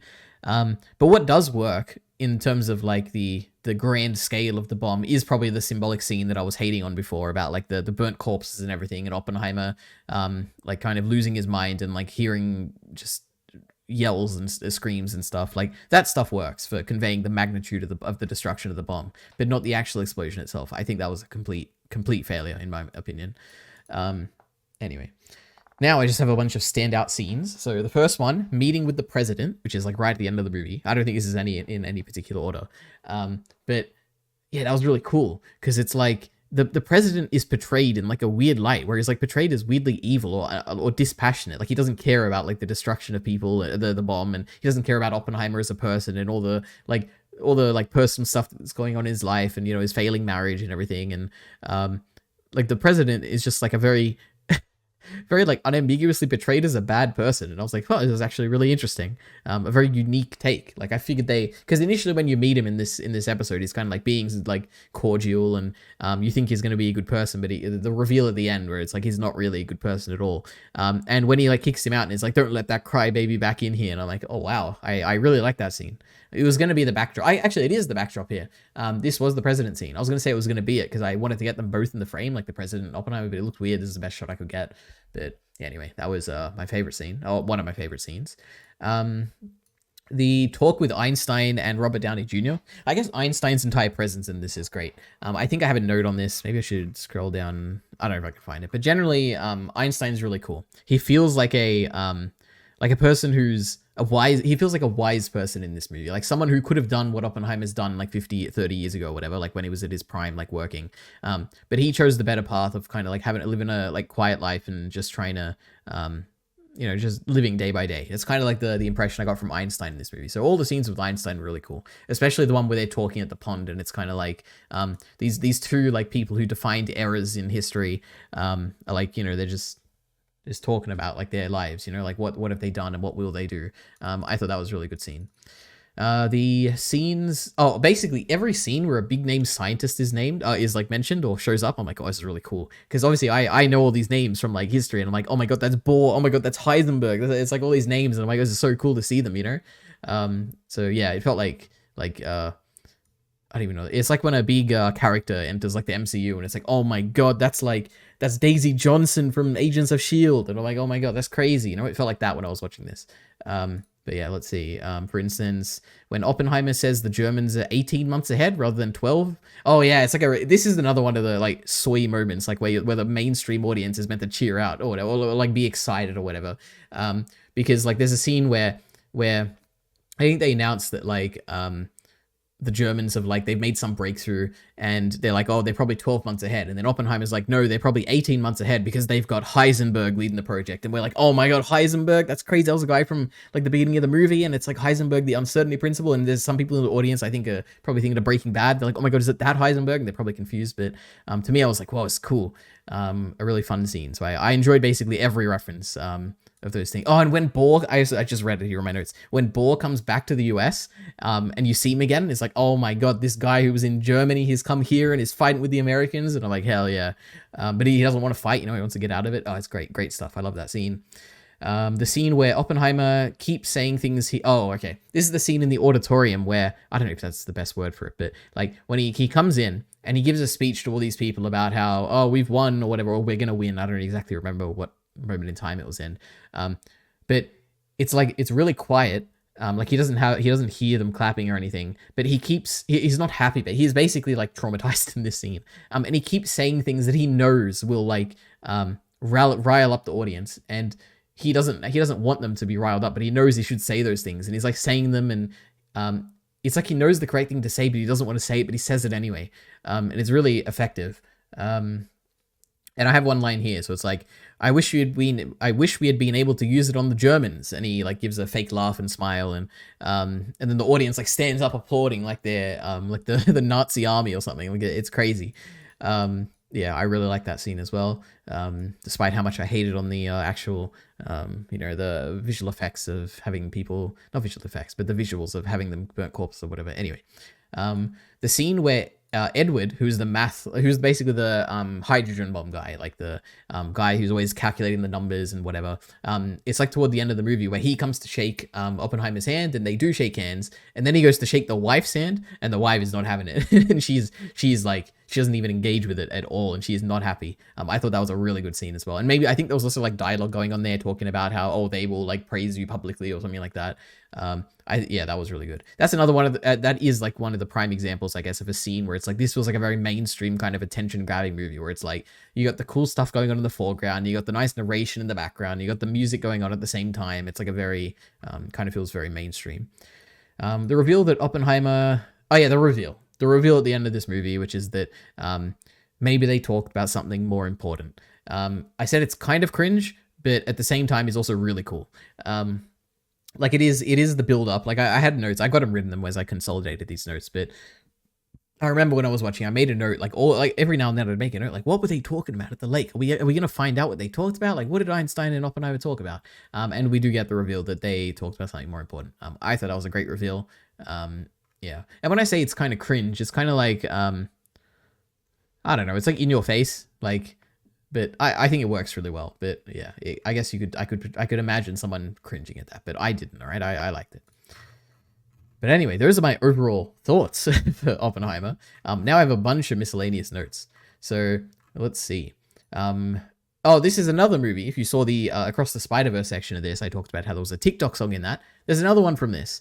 And I can't sing it. Like I sung the Across the Spider-Verse one, but I can't sing this one because I don't truly like remember it. But it's like a whimsical building up of like music, and it's definitely from TikTok. And I had no idea that it was from this movie. And that tends to happen with TikTok songs, where I hear them on TikTok and I'm like, oh, it's a cool like song, which is just like, it's just some random song that someone found. And then I watch the thing and I'm like, oh my God, it's from that. It happened with Across the Spider-Verse. It happened with Oppenheimer. It happened with JoJo's Bizarre Adventure as well. Like it happens all the time. I love it. Anyway. And then I just wonder about the historical like accuracy of this movie. Like I just wonder, like did Oppenheimer when he was younger, did he actually study under Bohr, Einstein, Heisenberg? Like are these real? I assume it is. Like I'm sure they didn't change major things like that. But that's crazy to think about how all these like massive names in history all like knew each other and they all worked under each other and stuff. Like it's wild. Oh, and then Christopher Nolan made a mistake. I can't believe it. And it's such a public mistake. And I'm like, wow, I truly can't believe that this was left in the movie, which is that there's a continuity error. So it's like when Oppenheimer and his brother and maybe like someone else, they're in a tent at some point. And you cut to like Oppenheimer and he's like talking and smiling or whatever. And then you cut to see Oppenheimer's brother. And when you cut to his brother, you see the corner of like Oppenheimer's mouth. And it's like not at all what Oppenheimer was doing in the scene a second ago when you were looking at his face. And it's like his smile has changed. And it's not like a natural change where it's like, oh, I can see him, like his smile like fading over time. It was like an obvious continuity error. And I can't believe no one picked that out when he was like editing this film. Or maybe they didn't, like there was some writer's strike or something where they couldn't fix it. But yeah, that was crazy to me that I found a continuity error. Anyway. Why is the modern day stuff black and white? Yeah, I mean, it's like, and that's another element of like the mainstream kind of weird, like, kind of cringe, I guess, where it's like, black and white can be great. Like Better Call Saul, the whole like last 10 episodes are like black and white. But to me, it just comes across as like try hard, like pretentious, even though it's not like at all. Because the pretentious aspect isn't like, if all the, so, okay, let me clarify this. If all the backstory stuff was black and white, like all the Trinity stuff, if that was all black and white, I'd be perfectly fine with it. It's the fact that clearly the author of the text, in this case, Nolan or whoever wrote this, or directed it, I guess, so Nolan, they clearly know that that's the obvious thing to do. So we're not going to do that. We're going to subvert it, and we're going to make the future stuff black and white, and we're going to make the past stuff in color. And it's kind of like the transparency, once again, kind of makes it cringe, I guess. I don't know. I'll make a video about this one day when I talk about Arcane Season 1, but for now, this is all you're getting. The excitement of the Germans splitting the atom was cool. This movie feels like it needs way more context, though. Yeah. So I didn't know that World War II had started yet at some point. Because we obviously start off this movie with like a young Oppenheimer studying around the world. And at some point they talk about like splitting the atom, and I'm like, is this World War II? Like, has like, where are we in the timeline? That was a bit confusing in this movie. And also the fact that we never see like a Japanese like scene or anything. Like I was hoping we would get at least some like rendering of the bomb being dropped. Like I feel like it's an important moment. But then I guess it's like an intentional choice not to show it because it's like Oppenheimer, he doesn't even want to look at it, doesn't want to think about it. It's a terrible thing that happened. I don't know. I wish we saw it. Let's see. The glazing of Oppenheimer is kind of cringe. They keep saying he sees a world that no one else does. Yeah, no, that's another like mainstream kind of line where it's like you would hear this in a Marvel movie talking about like Captain America or something. I don't know. I don't like it. Um, then I don't know anything about this actor. I'm sure I've seen. I think everyone says he's in like The Dark Knight or something. I don't think I've seen him in anything, or I'm sure I have. I just don't recognize him from anything. Um, but the accent in this is weird. Because as far as I understand, Oppenheimer is American, but obviously he studied around the world when he was younger, so maybe he's not American. Um, but the reason I bring this up is that he kind of sounds, he doesn't have an American accent. He has like this weird kind of like, it feels like a British accent almost, like a mix of British and American. And it just makes me wonder, like, is the actor, it's either the fact that like it's an intentional choice because like maybe Oppenheimer did have like an accent in real life, like a weird, like he grew up, maybe he's growing up in like other countries or whatever. Maybe that led to him having a strange kind of accent or a non-typical American accent. Or maybe the actor is just doing a bad American accent and he's actually not American. He's like British or something. I don't know. I could have looked this up easily, but I didn't. So there you go. This is your chance to tell me in the comments, right? Is he British or is he American? It's actually a great accent. Anyway. Let's see. The present day stuff is confusing. Yeah, I guess another element of like why this is probably a 3 out of 5 than a 5 out of 5, or higher than that, sorry, 4 out of 5, is the confusion of the storyline. I'm sure I could piece it together now, but when I was watching, I was constantly, I really didn't know what was happening. Like I actually, even right now in this moment, I don't know who Robert Downey Jr.'s character was. Like I know Strauss is his name. I know he runs an institute, but like, who is he and how, why is he like related to Oppenheimer? Like what is his job? Like, is he a senator? I don't think he is, but like, I just didn't understand who he is, I guess, and what his job is and like why, like what's going on basically. Like at the beginning when they're talking about, it's a shame what happened to Oppenheimer. I thought he like killed himself or something. I thought that's what it was. But, yeah, I guess it's just like his security clearance is gone or something. I don't know what happened. He's like what do you call it? He was discredited, I guess, is what happened. But I don't know. It was a lot of confusing stuff. Like, why are they having hearings? I didn't understand the hearings until like toward the end. What is the AEC or whatever institute Strauss is running? I was very confused, I guess, on the details like that. Like, I'm sure on a subsequent viewing, the movie would probably be a little bit better because I would at least understand that stuff. But goddamn, I can't imagine rewatching this movie. I didn't enjoy it enough to want to rewatch this. There are certain... actually, I was going to say there's certain scenes I would watch from this, but maybe not. Maybe there is nothing I would want to rewatch. I watched the reaction, and I enjoyed the reaction from Blind Wave. What's like a scene I would want to rewatch from this? Maybe the, like, Einstein scene at the end. Like, that was fun. The scene with his wife, I guess, like... talking shit to that like prosecutor guy. I thought that was fun. Like there's a few scenes I guess that I would want to rewatch, but not many. Let's see. Then I have a general note about like the history at this point in time in physics is wild. Like there's so many famous physicists like Einstein, Bohr, Fermi, Heisenberg. I didn't know that Oppenheimer was a physicist. I thought it was just like he was running an institute and he didn't have a physics background or anything, but I guess Oppenheimer is also like a famous physicist. It's wild how there's so many from like the 1900s. But I can't name a single, like I guess I can name like Stephen Hawking or whatever, but I can't, beyond that I can't name any like physicists of the 21st century, which is pretty crazy. Or not even the 21st century, like from the 1980s onwards, like the last like what 40 something years. Like it's wild. Anyway, next up, I think the most interesting thing I've taken from this movie. Oh, okay. Yeah. I don't know much about history, all right? Even my favorite war, World War II, I don't know much about it. Even the atomic bombs, I didn't really know that much about it either. But, yeah, the most interesting thing I took from this movie were the US-Russia tension, or US-Soviet Union tensions. Like, I had no idea that that was, like, a thing already back then. Like, obviously, I've heard of the Cold War that came after World War II, but I didn't know that already in this point, like, they were already, like, communism was a thing, and everyone was, like, worried about it, and, like, that was a surprising element of this movie. And it's crazy to think about how Russia was like an ally back in World War II. Like, what a strange thing. But yeah, let's see. I think most interesting thing I've taken so far is the US-Russia tensions, how they became, allies in World War II against the Germans. But as they became communistic, the US became weary of them. And eventually after the war, they became the largest adversary or something like that, etc., etc. If it is, so this is another question about the historical element of this movie. One of the wildest, like, wildest like reveals in this movie is where you've got the scene of like Oppenheimer and there's like a bunch of people trying to choose the location of where to bomb in Japan, and the guy talks about how, oh yeah, Kyoto is like it's an important place or whatever, but he mentions that he had a honeymoon there, and that's like a there's two things to that. First, it's like wild, like obviously that's like an evil thing to kind of like not choose a target because you honeymoon there or whatever, like for that to be part of the reason you chose it. Um, but on the other, and also the fact that maybe he didn't actually mean it. It's like a joke or whatever. He's like, oh, but I also honeymoon there. It's beyond it being just a cultural site or whatever. But anyway, that's the first thing. Like it's wild for him to say that. The other element is like, how did anyone know that? Like who like obviously it's a closed room meeting about like the most secure like information in the whole world at that point, which is like where we're gonna bomb. Like how did that information get out? Like who said it? Was it the guy? Like did he boast about it later or like make a joke about it later and people have like turned it into this serious thing? Or is it like completely made up? Like this never happened and it's not in the, it's like a fictional thing just for the movie? How I imagine the president scene was, like where the president is portrayed as unambiguously evil. Yeah, I just wonder like what level of like realistic like facts are in that scene, because that was crazy to me that he did that. Anyway. Oh, but speaking of like the where to drop the bombs, it was also crazy to me the fact that they put any consideration into the ethics of where to drop it.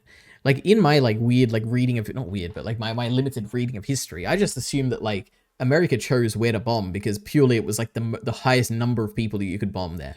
And I was like, okay, maybe Hiroshima was like the biggest populace back then and they just chose it because of the military advantage that they would get. But they have like a few scenes here where they are talking about the ethics of where to drop and like what's yeah, like what it would do if we dropped it in certain locations. And I was like, wow, I guess that's kind of crazy. You know, I just took America as like the harsh military force that just did what the pragmatic thing and didn't consider the morals or ethics or whatever. But this movie portrays it as though they did, which I thought was pretty crazy. Yeah. And then there's the question of like, do you tell the Soviets that you're making an atomic bomb or that you have an atomic bomb that you want to drop on Japan? And I guess my very limited, you know, I'm sure there's obviously like billions of essays that have been written on this by academics and everything, but my very limited idea was like, you probably should tell them, right? Because you want to be portrayed as the good person to the public, right? Like you don't want to be, if you don't tell the Soviets that you've got this like crazy bomb that can destroy countries with like only a few of them, if you don't tell them that, the public people in your enemy are gonna like see you as someone who is hiding something from their allies. Like it's so easy for the Soviet government to kind of paint the US in a bad light by saying that they hid this destructive force from us, like they hid this from their allies or something. You know, like it would be very easy to like turn it against the US to have that. So if you just tell them like they're your allies after all, if you tell them we've made this like atomic bomb that is unparalleled in its destructive power or whatever, then at least you have the moral high ground there, you know? Like, I don't know. I feel like moral high ground is probably pretty important when it comes to like history. Maybe not. Who do I know? I don't even know anything about this war's history. That's just my naive storytelling kind of thing. I don't know. The mass hydrogen bomb guy is my favorite character. I don't have a particular reason for liking him so much, but I like how like confident he is and he has these like wild ideas like the hydrogen bomb and everyone doubts him, but we know that the hydrogen bomb becomes a thing. And we're like, this genius is ahead of his time. Great guy, is always confident, love him. Yeah. The president scene telling him the Japanese kid. Oh yeah, so there is like an interesting element to the president scene. So beyond him just being portrayed as like a simple-minded evil person, he talks about how the Japanese don't care who built it. They care about who dropped it, which works on two aspects. One is like that is interesting in an aspect of like it is like a weight off Oppenheimer's shoulders because it's like they're not going to blame him. They're going to blame the person who takes responsibility for it and like who dropped it, the actual bomb, which is like the president of the United States. But on the other hand, it's also a very egotistical thing for the actual portrayal of the or depiction of the president, where it's like it's all about him, where it's like he's going to be the one that's known for the bomb. That president is going to forever be known as like the most like destructive force in the world at that moment in time. So yeah, it also portrays him in even more of a negative light, which is pretty funny. Let's see, Lamau, Huey from The Boys is in this. Yeah, he just like randomly popped up at some point. I was like, oh my god, that's Huey. What a weird random casting. Yep.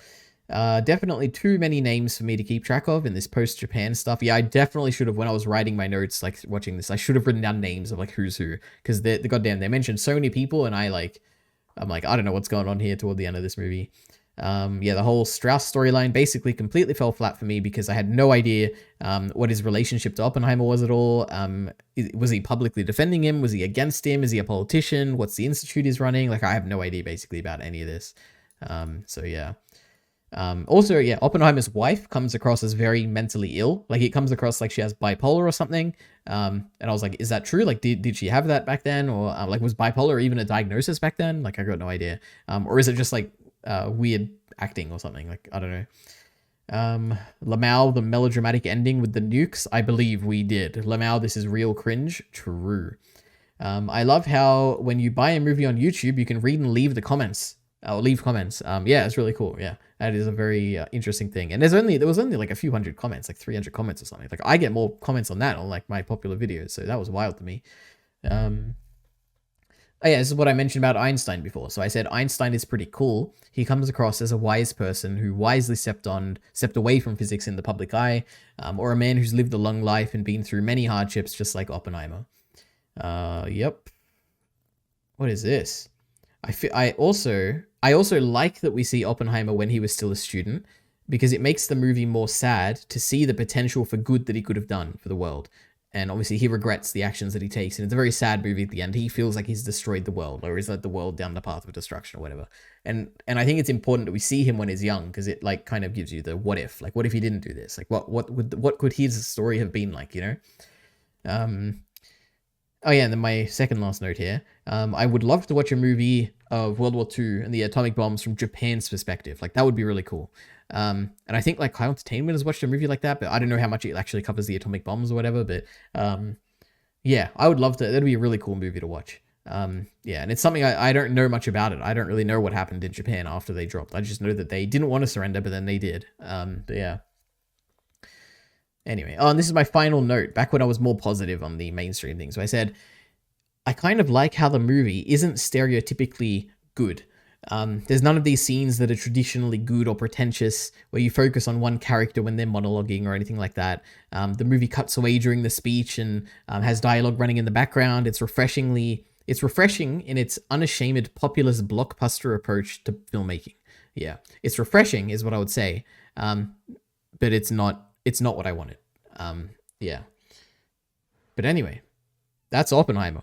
My long and complex thoughts on Oppenheimer that I probably didn't articulate too well. So next up, John Wick, Chapter 4, 2023. So this is a movie. I'm sure you've heard of the John Wick franchise. It's 2 hours and 49 minutes long, and I watched it on the 15th of December. So we're finally halfway through the month, almost. So yeah, I guess my history with John Wick is that one day, very many years ago, I was looking for a good movie, and I looked it up on Reddit or something, and someone was like, oh, watch John Wick, that's really good. At least I think that's like how I heard of it. And I watched the first one. I was like, this is amazing. And then I watched it again with my mum, I think. And then I watched the second one, and I was like, this is amazing, I love this. Then I watched it with my mum again. I was like, oh my god, so here we are. I watched those two movies. So yeah, I really like those first two movies. Then the third one came out, I don't know how many years ago. It felt like it was like 2 years ago, 3 years ago or something. I also enjoyed that pretty thoroughly, but it got to the point where it was kind of feeling a bit like convoluted. The kind of appeal of it kind of felt a little bit overdone, where I'm like, okay, I get the point. He's like fighting at never-ending battles, and you know, at the end he like fights big bad and he wins or whatever. Yeah, it was like good, but I wasn't too much of a fan of that one, especially like when there was like he had like a sidekick character and they had a dog, and like it was all, I don't know, I wasn't really much of a fan of it. But overall it was okay. It was good. Like I still enjoyed it. So that leaves us with John Wick Chapter 4, which is getting a 3 out of 5, right? This was very close to getting a 2, okay? But I think there's more to like here than there is to dislike. But I feel like, to me, this kind of, it doesn't have the same issues as the past one. The last one, I think, was a bit too convoluted. I don't think this is particularly convoluted. Like, it felt pretty straightforward. I think my main issue with this is just how overdone the idea kind of feels. Which is interesting, because I feel at the end of this, they tease that it's over, right? Like, John Wick is dead. So I guess that kind of makes sense. And maybe they're feeling it too. It's like, we've done everything we can with this concept. Yeah. Like, to me, the fights weren't too appealing. I don't think there was any that really stood out. I mean, when I say like nothing really stood out, to me, there's like, for instance, if I think back to the first one, I remember when he's like chasing Theon Greyjoy through the nightclub. I'm like, wow, that really stood out as like something special. In the second one, I remember, unless this was the third one, it was either the second or the third. One of them. Okay, let me just say, for the second one, I really like the scene where he's like trying to escape after he suicided the woman or whatever, like pretended she killed herself or something. That was really cool. And maybe it's the second or maybe it's the third, the one where they're in like this reflective room basically, and he's fighting these two people. That was really cool. In this one, I'm like, nothing really stands out. With John Wick, I guess. The one scene that I chose as the background image here was between these two guys. I don't know who they are. I know this is Donnie Yen, and I think that's the guy from Lost from memory. That's the one thing I've seen him in. This was a great fight, and I remember this fight. But other than this, it's just like a bunch of like John Wick fighting a bunch of people with his fists, and I'm like, I like it, but it's like I've seen this a million times before, and I don't know, it doesn't really interest me anymore. So yeah. Anyway, so that's my, let me see, overall thoughts. What else have I got? It's kind of goofy. Oh yeah, I guess it is kind of like, there's, as you go on in these movies, the world becomes bigger and bigger and like more convoluted and everything, and it's to me, it's at the point where it's really goofy. Like there's just so many layers to this and so many rules in the assassination world, and it to me, I'm sure that, actually I'm not sure, I was gonna say I'm sure it's well intentioned, like there's a nice creative vision to all of these or whatever, but to me it kind of feels like they're trying to build out franchises and stuff, where it's like, if we have all these details and side characters and important like world building areas and everything, maybe we can like have spin-off series. And I think there is like a spin-off series or something, so I don't know, maybe I'm just being too cynical, but it's crazy just how intricate this story has become from the first one. Anyway, I have one more overall thought. I don't really have, I don't think I had any emotional investment in this whatsoever. I just remember how strongly I was invested in the first one, because I'm like, oh my god, he's getting revenge, and I felt the revenge so strongly. In this one, I'm like, what's going on? At the beginning, he was like punching the punching bag. Jesus, bag. That was the weirdest pronunciation I've ever said in my life. And then Morpheus from the Matrix, whatever his name here is, some king, some homeless king or whatever, he like tells him to get out, and I'm like, oh, is there like a grand plan they're like hatching together or something? Like, what's going on? I didn't really feel any of the motivation here whatsoever. It's just like John Wick has a bounty on him and he's going to be fighting, and I'm like, okay, this is, I don't know. I'm not too invested. But I have one positive overall note here, which is, but John Wick's reputation and seeing him beat people in hand to hand is still cool. So yeah. Regardless of my issues with this movie, I still enjoyed it, and it was still cool to see him fight. Okay, now, let's see. I have a bunch of miscellaneous things. So some of the fights are kind of unbelievable. I have an example here. After John slices the guy with the cards, so yeah, they go to this like casino area. There's like a few like different settings here. There's like one is like this Japan, I think it's like Osaka, I think, from memory. Then they go to this I don't know where it is, but there's this guy in a casino, and then they're like running up the stairs, and it's got a few different sets there. But yeah, when just as an example of like the fights being unbelievable, you can go back and watch it if you're that interested. But John like slices the guy's face with the card or something, or maybe there's a knife behind the card, I got no idea. He slices his face, and then there's guards who are pointing guns at them. Instead of shooting them, or like, you know, injuring them with their guns if they want to keep them alive, they just like run in with the guns and like attack them. And I'm like, what's going on here? And that's like, I felt that like quite a few times throughout the movie, where I'm like, usually in these John Wick movies, I don't think I've ever like been like, oh yeah, that actor is clearly waiting to attack, and it's like that person is like, you know, they're holding their gun back so that when they run in, they can like, John Wick can disable their gun or something. And it's like, I've never felt that before, but I felt that a lot while watching this, is I guess what I would say. Let's see. The bulletproof clothing is also a little absurd. I really liked it when it was introduced, which I think it was introduced in the second one, or maybe it was the first one. But yeah, I liked it when it was introduced, but now it's like he's tanking so much. It's kind of like yeah, the appeal of the first few movies to me was that he just kind of feels like he'll always win, but he's always winning by like the skin of his teeth, or I don't know what that expression means, but he's always just coming out on top. And this one, it's kind of like he just feels unbeatable. Like he's got this the bulletproof vest, bulletproof clothing that he's always using, and I don't know. I think I'm just like, at this point, these criticisms are kind of just like me getting tired of the concept, I guess. I don't know. That's my first note here. But performances wise, I thought that was great. John Wick is great. I know a lot of people have, actually, I'll talk about this when I get the speed. I know a lot of people have an issue with Keanu Reeves as like acting, but It's crazy to me. I didn't know he was a good actor until I watched Speed, and I'm like, man, this guy can like play different characters. It's crazy. Anyway, so he was good in this. Um, but the person who was terrible in this was the main villain. I don't know what his name was. He had some title or something. I don't know. I can't even make a assumption of what it was. I have no idea. But he has this like obviously fake accent. I don't know what accent it's meant to be. I don't remember. Oh, they're in France or something, right? It's probably French. I don't know. But to me, it was like so bad and so obviously bad that it just comes across as so cringe. It's like a guy is just trying to do an accent. I'm like, Jesus, I don't like this at all. Now, mate, you can correct me if I'm wrong, and maybe that is the guy's accent. I'm just being really mean, but I'm so confident that it was a fake accent that I'm like, yeah, there's no need to look it up. Donnie Yen is in this. I only know him from, Rogue One, but maybe there's something else I've seen him in that I've forgotten. But I know he's like a big martial arts guy, and he hasn't been in any of these before. And I thought it was great. He did a good job, choreography wise, acting wise, presence wise. I liked him. He was great. I said it's also cool because he's a blind, it's his gimmick. He's blind in this movie, and I've seen a few other blind fighters. The most notable would be Daredevil, and to me, Daredevil feels very superhuman because obviously he can like echolocate and everything. This guy doesn't come across as superhuman, which I thought was very refreshing. It's like he comes across as believably blind, but being like at the peak of possible peak human, like Captain America if he was blind or something. Like that's what it comes across as, which I thought was great.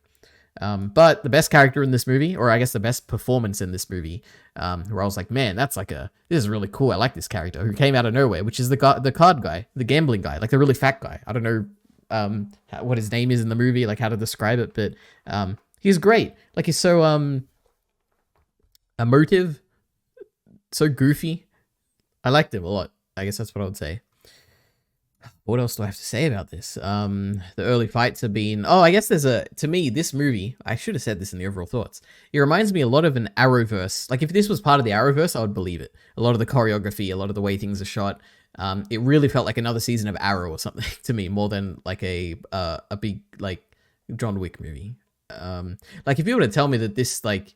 final scene where they're like, shooting guns or whatever was straight out of like Arrow season 3 where like Oliver is fighting Ra's al Ghul or something, I'd be like, oh yeah, I guess it fits. But anyway, the really technical hand-to-hand fights are the best. The gun fights are pretty boring. True.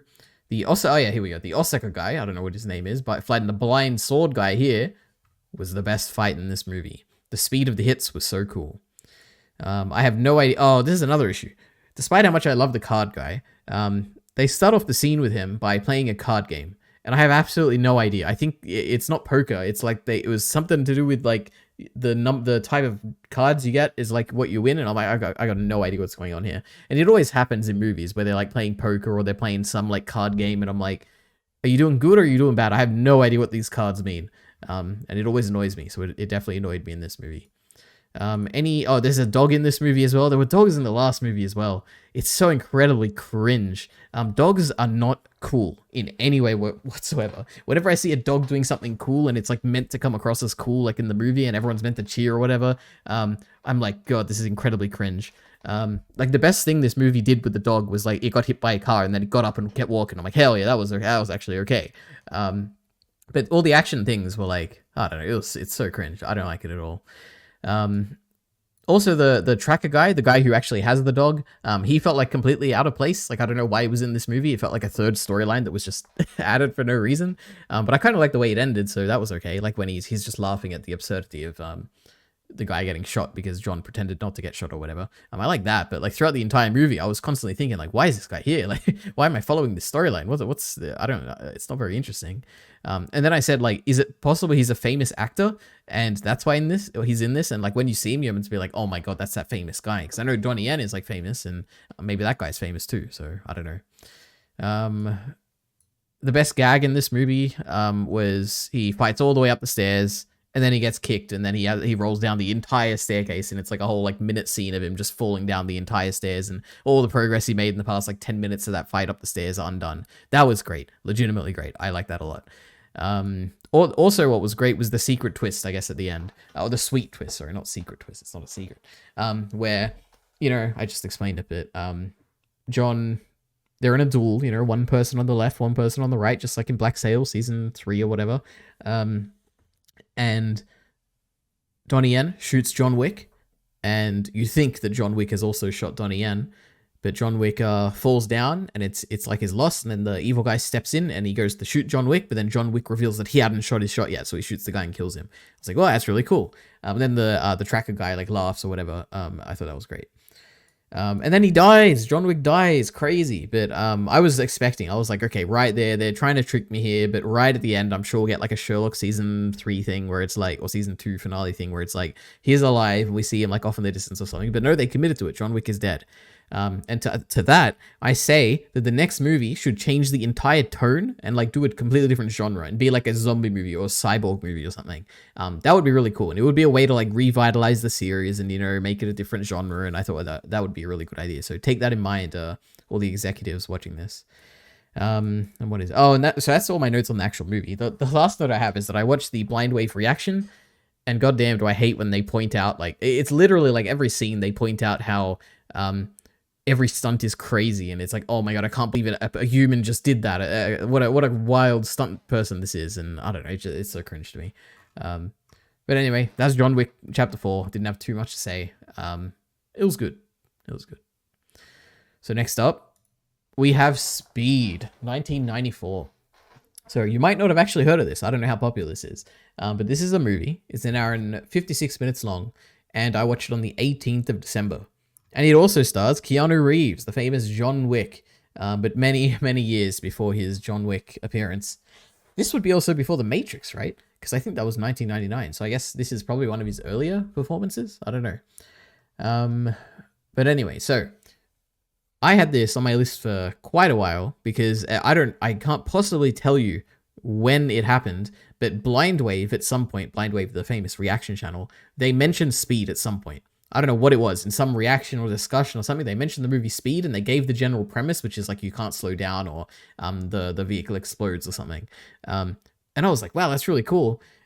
Let me watch it. But over the years, it's like never been available, and I'm like, oh, I can't really be bothered to actually seek it out or anything. But the other day, when I was actually watching this, I guess, firstly, I watched John Wick, and then I saw a TikTok video where they referenced Speed, and they were talking about how, oh my god, it was like a TikTok about a car like having to stay above a certain speed, and they're like, oh my god, it's just like the movie Speed. And then I looked it up, and I'm like, oh my god, it's available on Disney Plus now. And then I watched it, and I was like, hell yeah, okay. So anyway, my overall thoughts on Speed are, it is pretty good as well. All right, it was mildly enjoyable.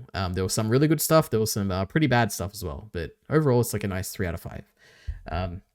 So I don't know if everyone watching this has seen the John Wick reaction, John Wick part, but my first actual overall note here is, why do people think Keanu Reeves is a bad actor? Because I have heard that before. I guess to me, the one place I have heard it is on the official podcast with like Moist Critical and a bunch of other people as well, which you've never heard of unless you actually watch the podcast. But I love them, all right? Kaya, Andrew, Jackson, they're all great. But yeah, I've heard it on there where it's like they talk about how Keanu Reeves is like a bad actor or whatever. But in this, his character, firstly, it's great. It's a good performance. I didn't even recognize him until like a few minutes in. I knew it was going to be, like, I knew it was a Keanu Reeves movie, but for some reason I just completely forgot until I like realized a few minutes after I saw him. Anyway, this character, first, number one, it's great on his own. He feels like a great character. Number two, he feels incredibly different from both John Wick and Neo from The Matrix. So he has like a range. He can do different characters. So I thought that was great. So Keanu Reeves, good actor, actually. Next overall thought, this movie, I guess for anyone who hasn't seen this, the premise is there's a terrorist guy who used to be like a police officer. We don't actually get his whole backstory, which I think is particularly interesting.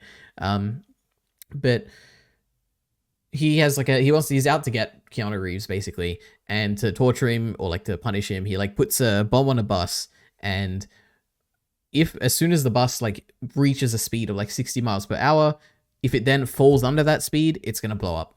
So most of this movie is like spent on the bus, and they're basically driving for the whole movie above 60 miles per hour.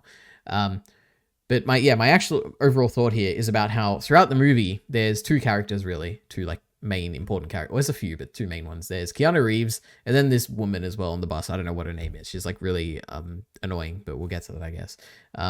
And there's hints of romance throughout the movie, and in the end they kiss or something. And I'm like, every time the romance came up, it was incredibly cringe. I'm like, this is completely unnecessary. But I understand, you know, all movies back then, I'm sure they all used to be like that. All right, it's a product of its time, you could say, 1994.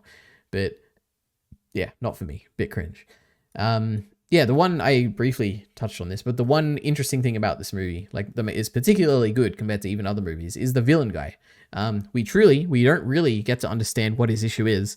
There's like subtle storytelling with him, which is that we knew he was a previous police officer, and we know that he has like a damaged hand, and I think we even hear about like what happened with it or something. But you can piece together that it's kind of like he feels wronged, and he feels like he didn't get the appreciation that he deserved back when he was a police officer or something.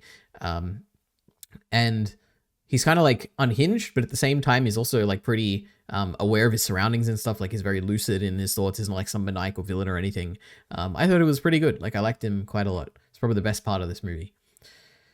But yeah, that's my overall thoughts. Now, a bunch of miscellaneous notes. Goddamn. Oh, okay. This movie has an incredibly long intro scene, which I even skipped it. Like, I skipped in like 10-second increments because it's literally like 5 minutes of the camera descending down like an elevator shaft, basically. And it's crazy. I couldn't believe that it went on for that long. And all it does is like you go down a little bit, and then like a name of like some like actor or something like pops up, and then you go down a bit more, and it goes like that for literally 5 minutes. I think it was 5 minutes of ridiculous time.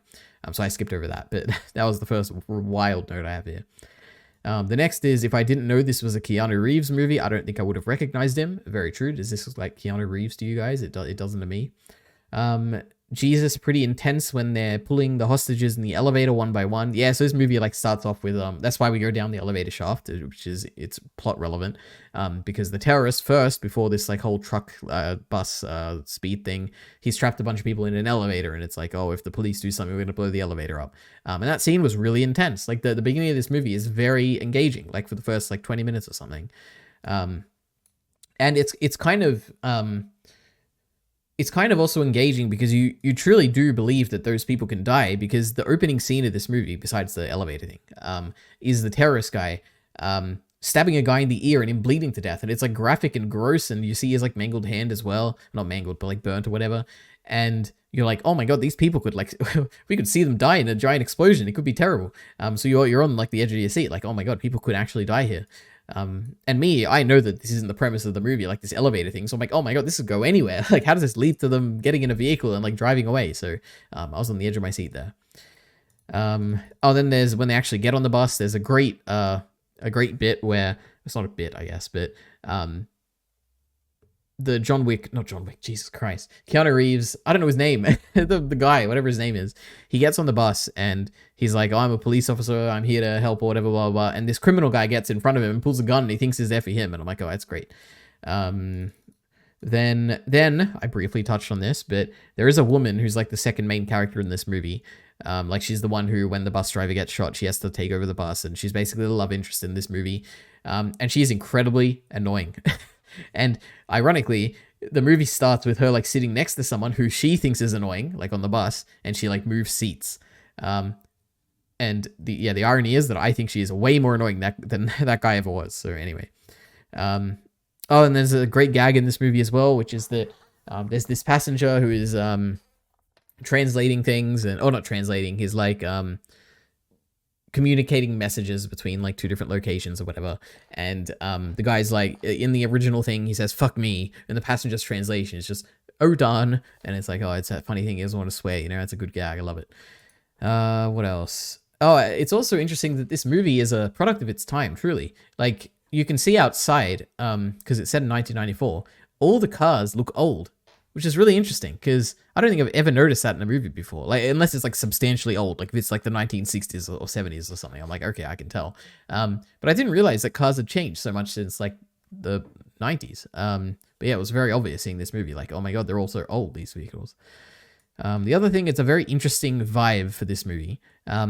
Like at the beginning, it feels very serious, and you know, you start off by killing someone. You start off with this intense like elevator thing, but then there's these really like goofy things that happen. Like, for instance, they hit like a pram at one point with the bus, and you think the pram is like you just killed a baby or something, but the reveal is that it's just this like homeless person with a stroller full of cans, and like the pram, like all the cans go everywhere, and it's like, oh my god, comedy.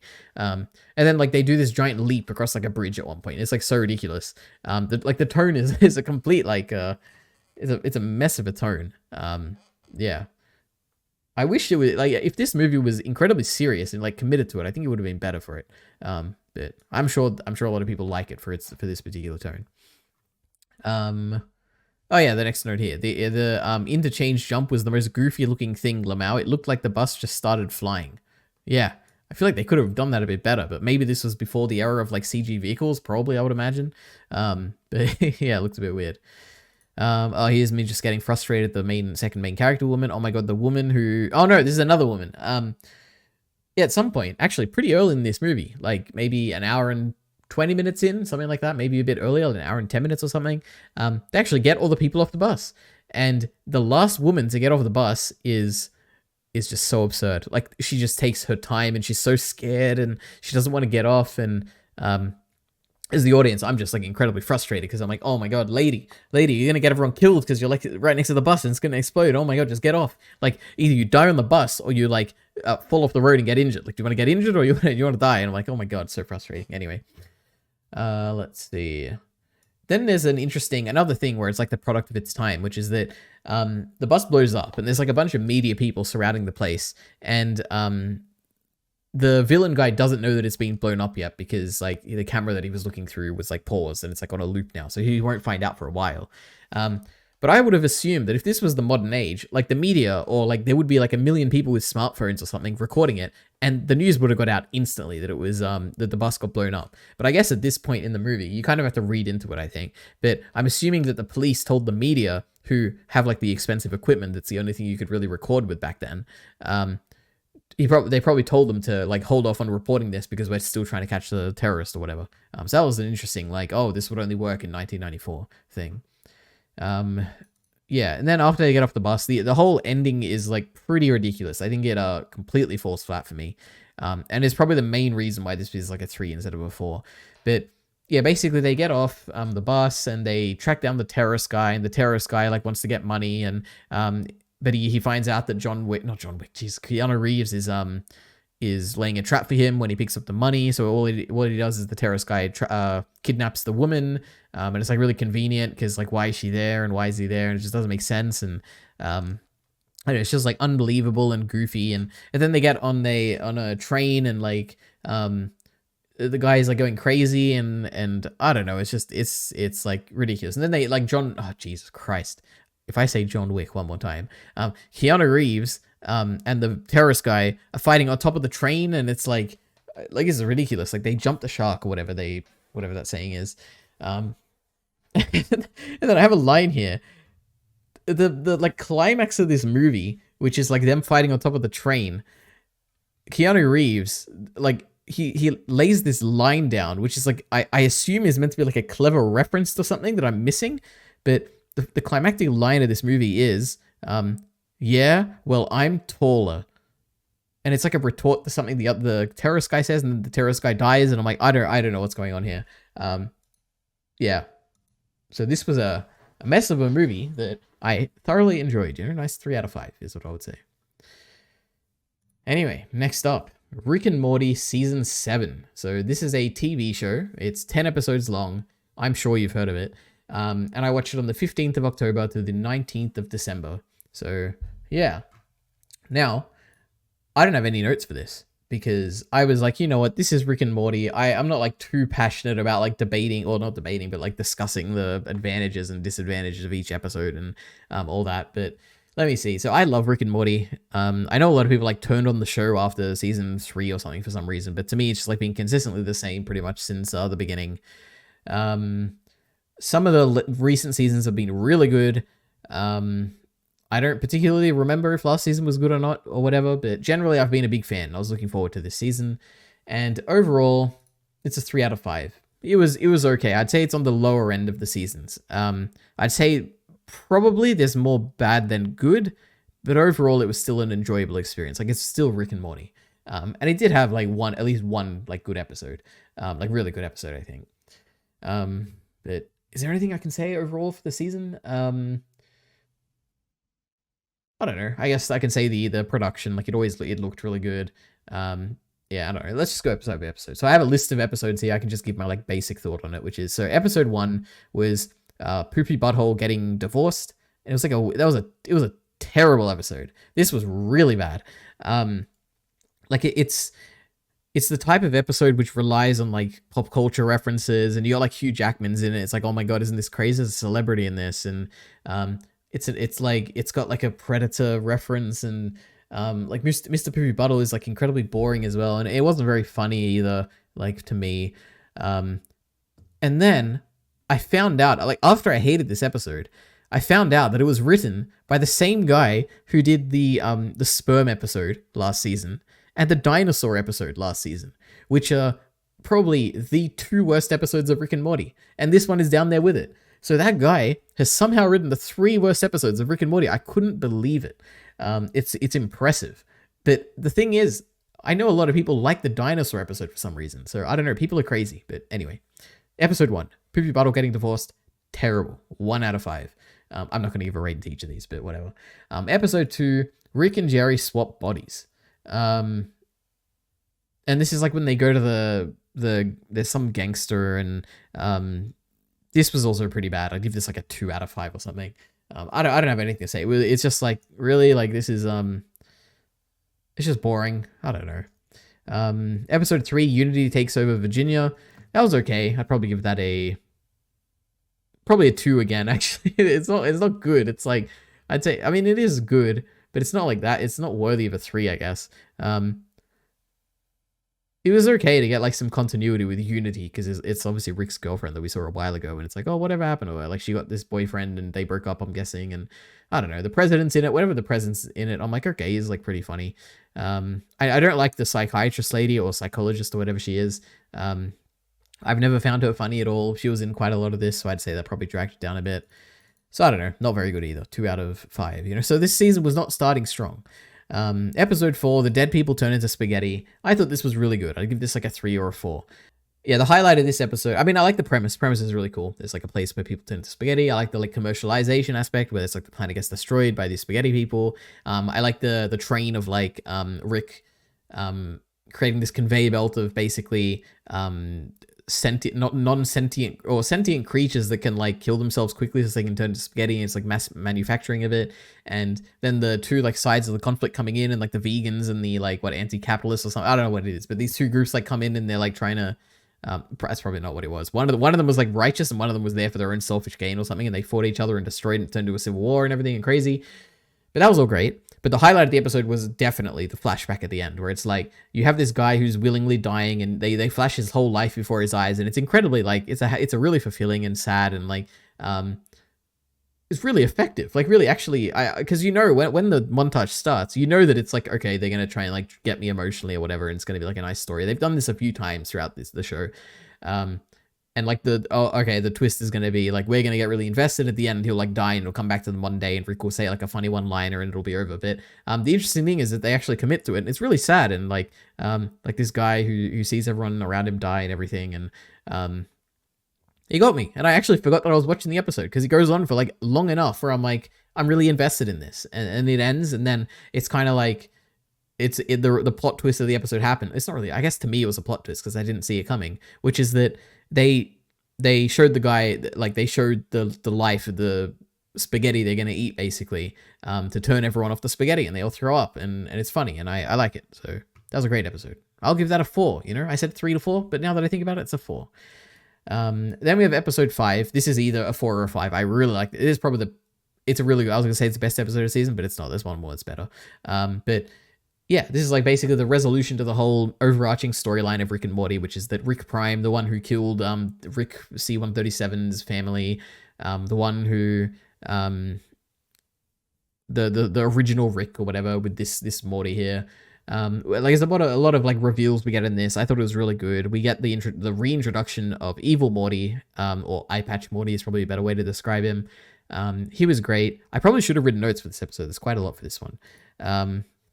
like the beginning, I really like the portrayal of the multiverse. Like Rick and Morty always does the best portrayal of a multiverse, but the fact that when you step outside the what is it, the finite central finite curve, and it's like now you're in a universe where Rick isn't the smartest person in that universe, and you see all these like other types of like art styles and stuff, and they're all like discovering multiversal travel, and it's like it's like the universe beyond the Rick and Morty universe. It's like really cool. So I like the portrayal of a multiverse there. So that's one element. What did I also like? I liked the concept of this multiversal erasure thing that like you can Rick is like come up with a way of like destroying someone in a particular, or like extracting someone from a particular universe, but this Rick Prime is like come up with a thing that destroys every version of a particular person from all versions of the multiverse. And that was really cool, like a cool concept. And then obviously at the end, evil Morty takes control of it. It's like, I wonder if that'll come back eventually. Probably not. So I like that element. I like the fact that Rick kills him. And then this is the scene I chose here, which is that for the entire season, I guess, for this image here, which is that Rick kind of kills him. And now he's like, what do I do? He's kind of like lost, and he's covered in blood, and his hearing is going like deafened, and he can't really hear what Rick Morty's saying. And it's kind of like, damn, that's rough, you know? So that was great. I like the fact that evil Morty kind of wins the fight in the end. It's like, wow, that's real. What a subversion. I like that. What else? There's so much in this episode. Yeah, I don't know. Oh, I guess I like the post-credit scene as well, with like a Slow Mobius's wife, and how she's going to go down the path of revenge like Rick, but no, she finds love and she moves on with her life in the way that Rick never did. So that was great. Anyway, that was great. Episode 5, great episode. I give that a 4. I give it a 4, right? Then we have episode 6, which is the clip show species, where it's like they flash back to a certain moment in time. This was pretty boring. I'd give this a 2 out of 5. I don't know. The majority of this season, all these 2 out of 5 ones, I guess I really, overall, it's a 3 out of 5 because I enjoyed watching it. And when I say enjoyed watching it, most of these were like, I'd order a pizza and then I'd like eat the pizza and watch Rick and Morty. I'm like, hell yeah, it's a good like Tuesday night or Monday night or whatever. Yeah, the clip show species, it's like, I don't know. It was like, they even pointed out in the episode where they're like, haven't we done this before with the like judge episode, that like bonus episode on YouTube? And I'm like, yeah, you have done this before, and it's not interesting. I don't know. It wasn't for me. Then we have the episode 7, the Quarto episode, which is like, open your mind. As I was watching it, I wasn't too interested in it, but thinking back on it, I like it. I'd give it this like a 3 out of 5. It's just fun. You got like Rick and Morty. I mean, not Rick and Morty. You got Morty and Summer just merging together. They go on this like little adventure throughout the underworld. And you got the nice meme of like, open your mind, which like gets stuck in my head for some reason. So yeah, nice. 3 out of 5. Then we have the, okay. Episode 1 is the worst. This one was also really bad, but it's not as bad as episode 1. Episode 8, Rise of the Numericons, or Numbericons, or whatever it is. This was really bad. Like really boring. Like what a waste of time. I didn't enjoy it at all. It's like, I can't think of a single good thing about this episode. We've seen this. This is obviously a follow-up to the past episode where the Ice-T came in and saved the day from the show us what you've got, or whatever those people were, the giant heads in the sky. And I can see why that wasn't a whole episode. And it was just like the teaser for the end of that episode, because it was just like so boring. And it's like these alphabet people are fighting these number people, and I don't know what to say. It's just boring, right? This is why I write notes, because otherwise I have nothing to say. I just say this is bad, boring. Episode 9, Ragnarok and the Pope. That was good. I'd give that a 4 out of 5.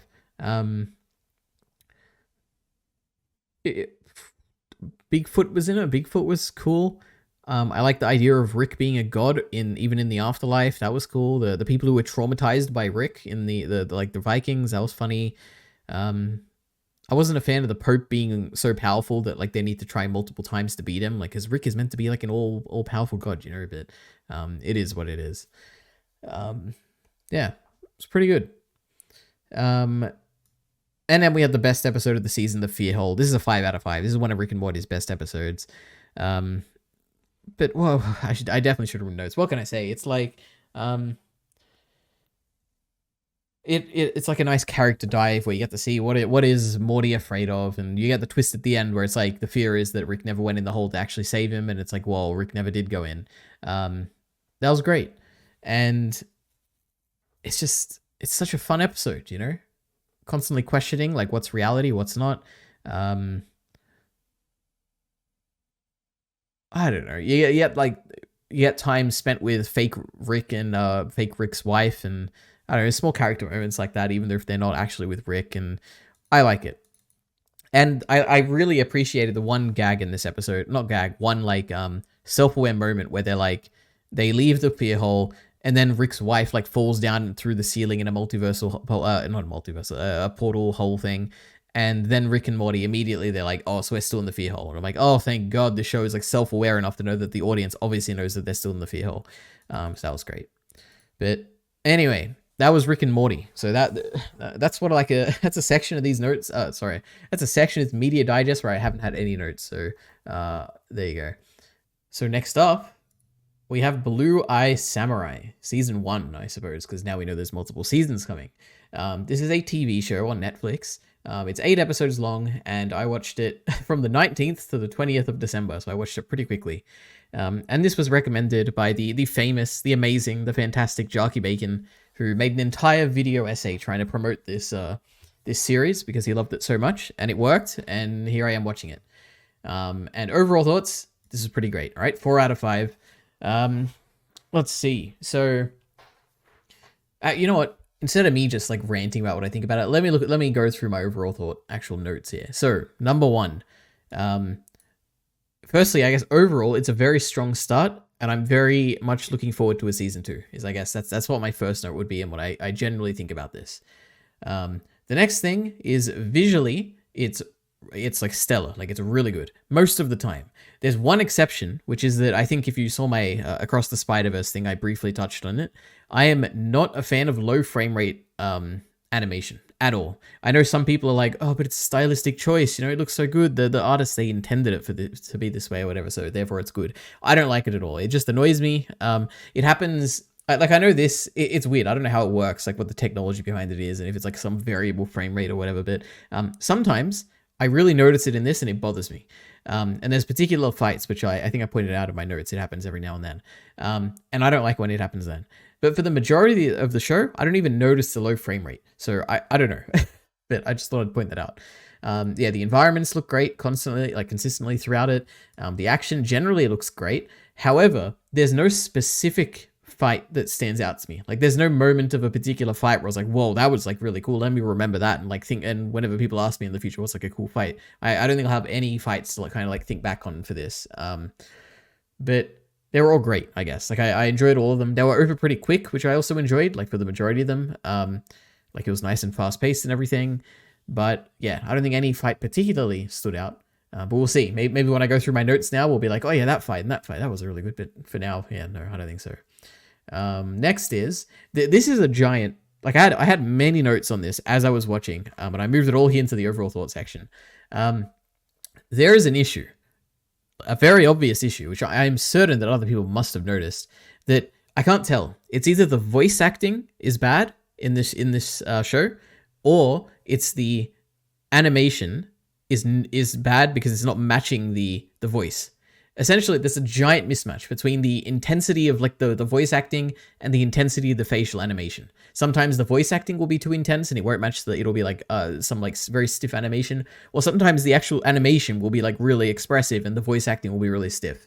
And it's like all the time, constantly. I had maybe like 10 notes when I was going through this before to like sort out all the irrelevant notes. I had so many notes throughout every single episode, just seeing all these scenes where I'm like, yeah, there's something wrong with the voice acting here.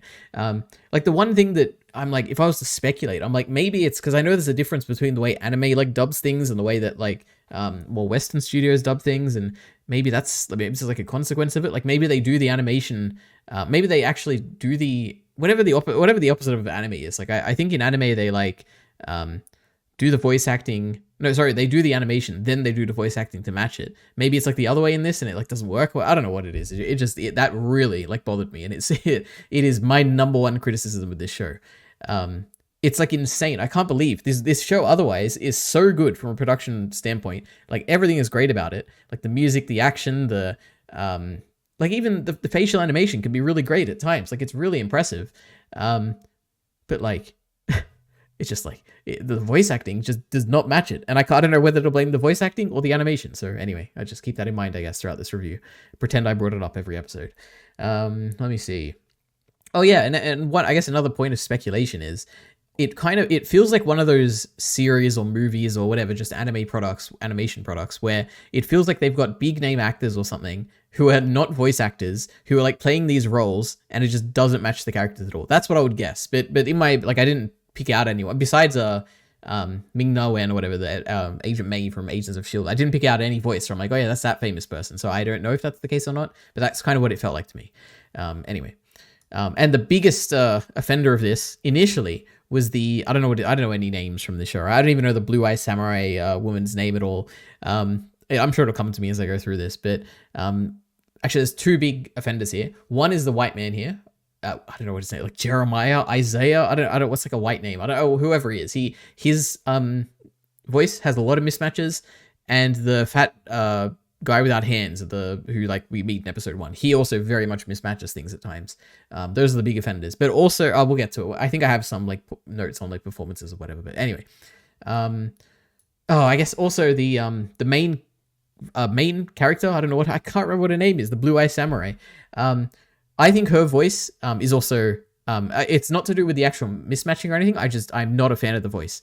It comes across as though someone is like trying to sound tough or something, which of course someone's going to point this out and be like, that's the whole point of her character. You know, she's trying to put on this persona of like who she is, even though it's not her.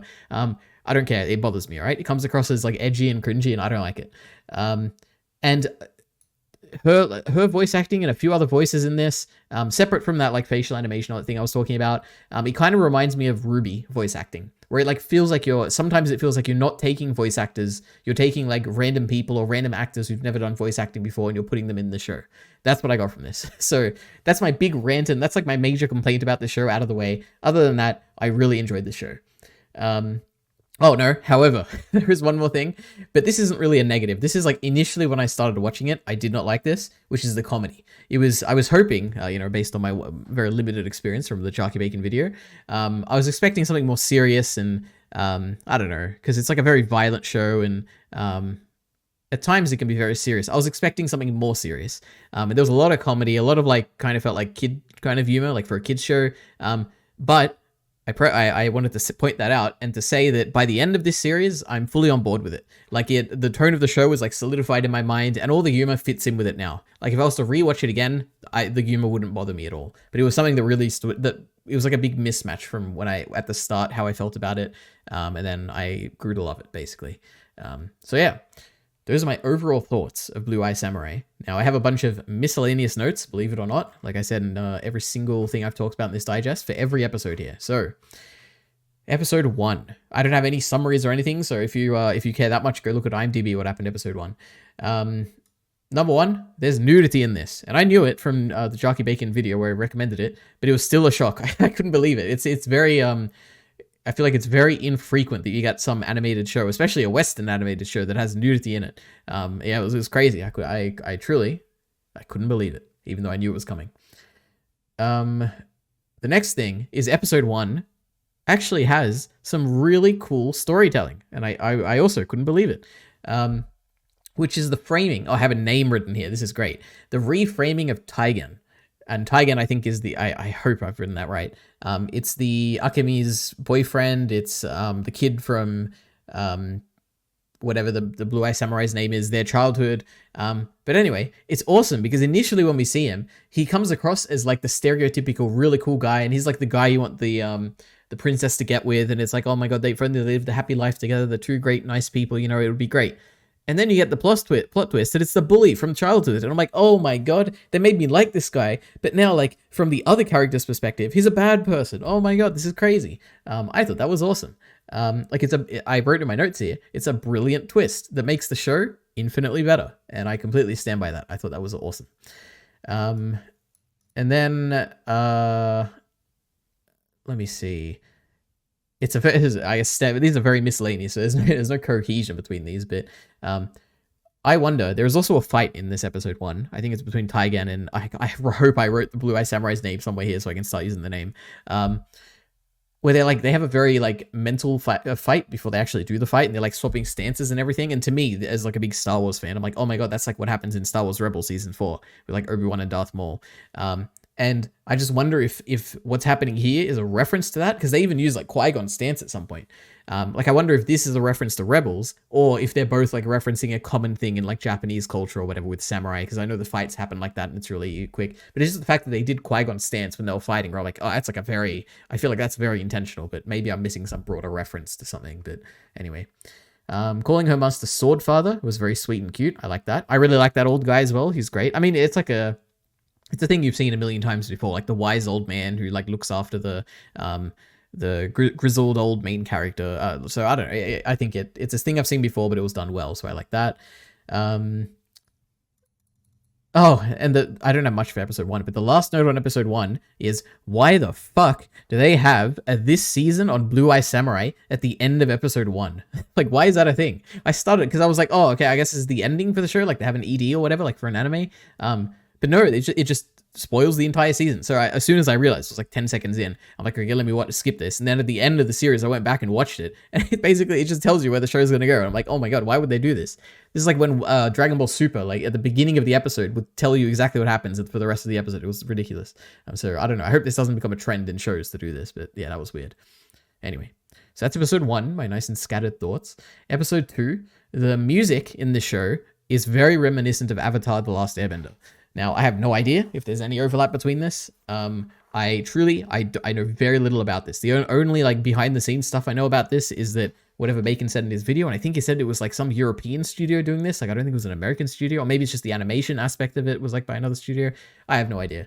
But who knows? Maybe there is some overlap and I'm a genius and I detected the similarities in the score. But anyway, Avatar: The Last Airbender. And here's my I think I only left this one in. I said, it's actually wild how badly the animation doesn't match the expressiveness of the voices. Sometimes it undersells the intense voice acting, and sometimes it oversells meek voice acting. The white guy painting and then getting angry that he can't leave absolutely did not match the animation. The animation was like he was intensely angry, and the voice acting was like a mild level of annoyance. So if you're interested, that's an example. Go to episode 2, see if you agree with me or not. There's a bunch of these. If you don't agree with me, I can list like 50 more, but that's what I have for now. The guy talking about how he's going to become known as the man with the Master Sword guy's broken blade. Cool idea. True, it was a cool idea. The fight. Oh yeah, so episode 2 is the big fight with the 3 or 4 or whatever, however many of those crazy people, the wild like giant big people who are scary, and they're like chasing them down like some evil force, and the fight on the mountainside basically. Which I thought was great as a concept, I enjoyed it. But it felt a bit too easy. I was like, okay, these are meant to be like really strong people, but she kind of beats them up really quickly, which is okay. I enjoy the quick fight, but that's kind of like a weird thing where I'm like, okay, I guess we're seeing how powerful this actual character is. It was surprisingly more powerful than I expected. But the thing that ruined that entire fight for me was the intercutting between that, which is like a very serious character moment and fight, to the unserious, like naked people in the water trying to capture that, like whatever, good luck charm or whatever. Yeah. And I think this is one element of like comedic intercutting that I still don't think would work on a rewatch. It bothered me. I was like, oh, this is meant to be like a really cool fight, and here we are like intercutting with this like weird, goofy, naked people stuff. So anyway, episode 2. Episode 3, I said, because obviously at the end of episode 2, you know what? I'm looking up this person's name. Blue Eye Samurai, a main character name, because I don't think I wrote their name a single time. Mizu. Okay, Mizu. There we go. That's her name. So obviously at the end of episode 2, after that mountain fight, Mizu is very injured, and it happened a few times throughout the show where I expected them to go a certain way, and I was like, oh god, now we're gonna have to suffer through an episode of this, and they didn't. So I like that, and I like the pacing of the show. It doesn't drag out like the way I expect sometimes. So basically what I was thinking is at the end of episode 2, where she like loses the fight, or wins the fight, but it's like really injured, I thought, okay, great, now we're gonna get an episode where it's like she's injured and she's recovering, and we're gonna get like flashbacks to her past or something, and it's going to be like one of those like Zuko episodes, like in Avatar: The Last Airbender, where it's like he's having dreams and stuff about fantasies. I love it in Avatar, but I love it because it was the first time I saw it, all right? And I've seen it a million times in other things, and I was like, I don't want to see this. But luckily, they didn't do that, She recovered quickly. It was great. Anyway. And then there was a little bit of confusion between who the white man actually is. Like, is he the white man? So we see him a few times. I think in episode 3 is the first time we see him out of the darkness, like we actually see his face. It's not this scene. This scene's from much later, I think. But excuse me. I had no idea if he was white or not. Because to me, I'm like, yeah, this kind of looks like a Japanese man. I would, if you told me this man was Japanese, I'd buy it. But I think the only distinction is that his eyes are like slightly brighter, like they're blue, but it's like hard to tell. I think it is a bit of a, I was gonna say a bit of a poor like character design where I'm like, now in retrospect, I see it. Like I see, okay, this is a white man. It makes sense. Like I can tell he's white, but like I could also, if you told me he was Japanese, I truly would believe it. I'd be like, oh yeah, like I can buy that he's Japanese. I feel like he should have been a bit more distinctly designed. And I think the exact same criticism applies to Mizu as well. But to a lesser degree, because obviously she's like she's half white. But if there, besides the blue eyes, I think there is zero distinction between her and any other Japanese character in this series. Yeah, and maybe that's intentional, but she constantly gets called like a demon and a monster and everything, and it's like just because of the blue eyes, like you'd figure there'd be some people who'd be like, oh, that's really cool, and then they'd like take a second after that and be like, oh, but all my racial bias from growing up, she's evil or whatever. But no, we don't get any of that. So I don't know. It felt a bit, the character designs were a bit weird for those two white, half white and full white person. Anyway, another interesting element of episode 3 was the fact that there's two storylines going on, which I thought I liked them both equally. Which was the Mizu storyline, and you've also got the Princess Akemi storyline, and you're following her. I thought that was really great. I guess you do kind of follow those two storylines throughout the entire season, and I think I did thoroughly enjoy both of them. So it's not one of those stories where I'm like, oh god, now we're gonna watch an Akemi scene or whatever. It was great. I liked her cute story of like her running away from home with the her assistant guy, and then eventually getting sent back. I thought it was all great. So yeah. There was a scene in this episode as well, which is when they go to what is obviously going to be a trap, or at least that's what they say in the narrative, and it turns out it's not a trap. It's actually just a tea party with like an insurance policy, which is like the people around them with the arrows. That was pretty cool. I'm like, oh my god, the show's a bit subversive. It's neat.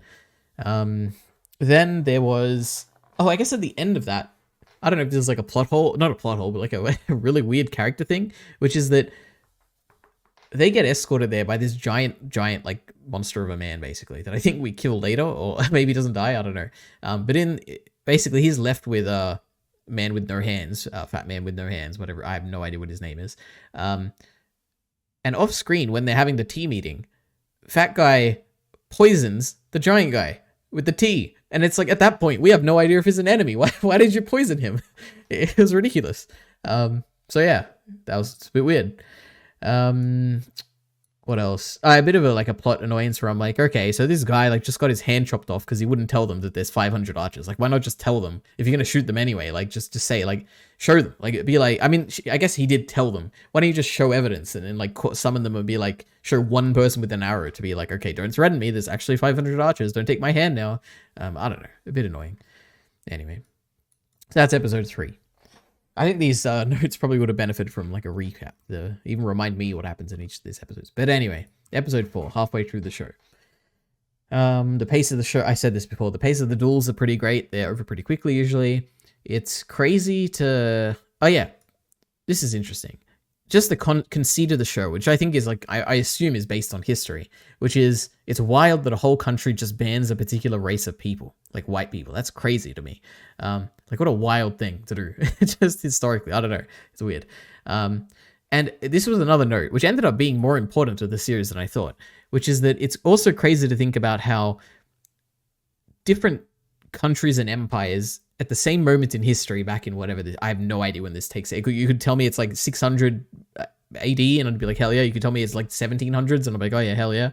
Whatever it is, like 1600s, whatever. It's crazy how all of human civilization around the entire world is like relatively within the same level of development, like technologically speaking. Because if they weren't, like one like group of people could easily like subjugate or wipe out the rest of the world. And it's crazy how for the whole of human history it never happened. Like there's so many distinct lineages throughout the entire world. Like imagine if in the 1600s someone developed nuclear weapons. It's like they've won. Like there's nothing you can do. I don't know. It's just so interesting how for some reason, like at this point in history, I was thinking about how like, oh, I guess there must be no guns at this point, because if there's guns, then like why wouldn't the neighbors of Japan just go in with the guns and kill them all? But I mean, I'm sure it's like very difficult to like transport that many guns across blah blah blah whatever. But yeah, eventually guns actually became a big deal in this story, and I was really pleasantly surprised. Where I was like, oh, I had like a note on this earlier. That's really cool. Anyway, next note. Oh, so this must be when they're at the brothel, basically, because I said there's a cool small story about the blind deaf girl who the prostitute lady, she promised that a man would never touch her, but then the boss of the village takes her and, you know, touches her every day. Yeah, that was a really cool story. Like one of the highlights of this season, I guess, is the story about that blind deaf, blind deaf girl who is just living a bad life. But is she blind? She can't be blind, right? Now that I think about it, why did I say she's blind? Because doesn't she see the signal? I don't know. But I can't be wrong about the note. Why would I write she's blind and deaf? Or is this like a note about a completely different character? And I've like mixed it up with that storyline. I don't know. Whatever. Next up, kind of a bit. Now I've just think that's like I've stumped myself. That's wild. Because how did she know it was her? Anyway, whatever.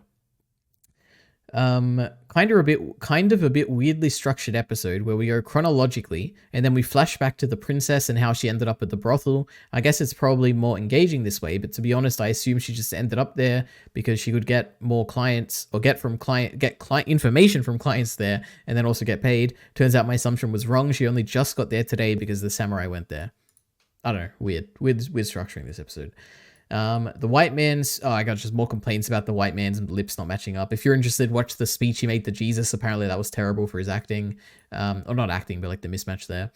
The speech where she almost, so this is a great scene I also liked, which is that you got Akemi and Mizu in the same room, and Mizu almost drinks the poison that Akemi is like put in the bowl or whatever.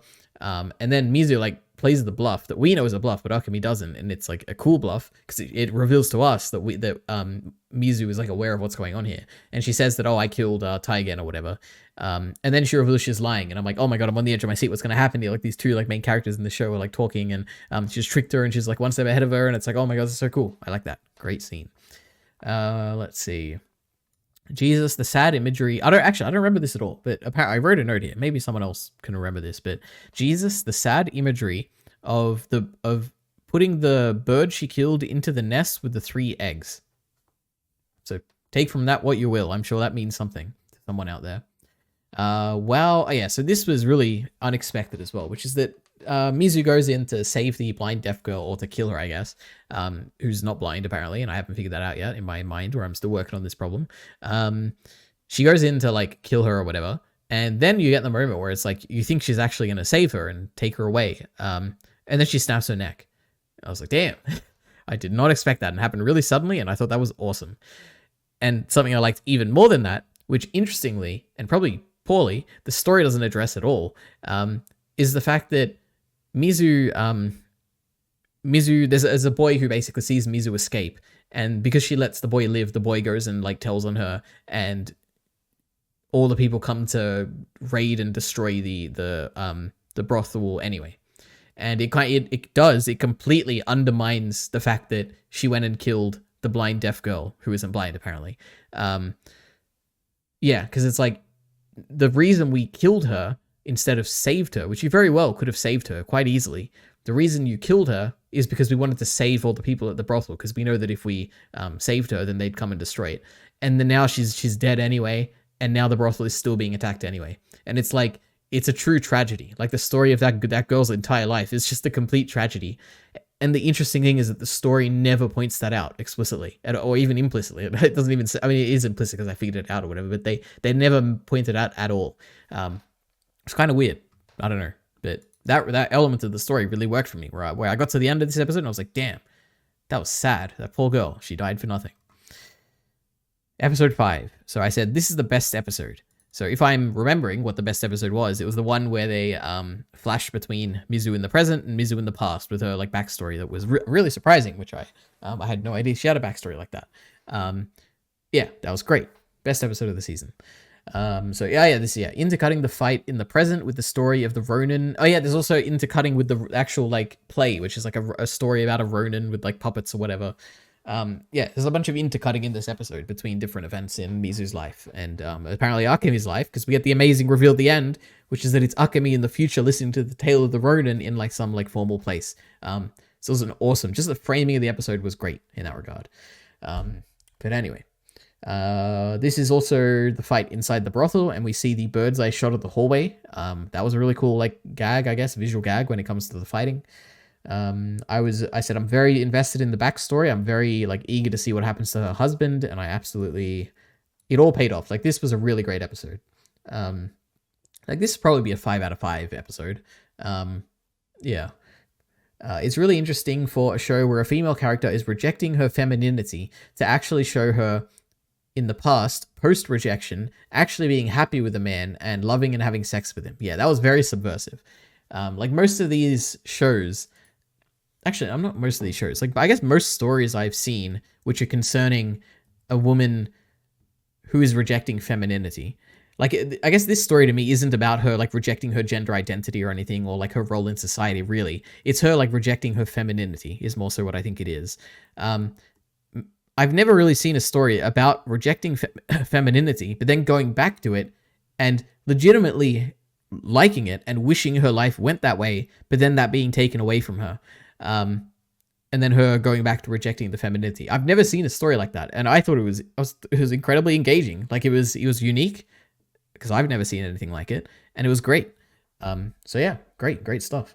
Her husband also fights with a stick, and I thought it was really cool. And then she fights with her husband, and because she beats him, it completely changes the way he sees her, and that is incredibly sad. But yeah, it was a very effective scene, because it's like, just like when you try and intellectualize it as well, where it's like, this man who clearly has been dishonored and is like wanting to do anything to gain his honor, and here you are beating him as a woman in this world, dishonoring him even further, even though it's not like a formal dishonoring or anything, no one saw it, but to like crush his ego even further by beating him, the man who is already dishonored.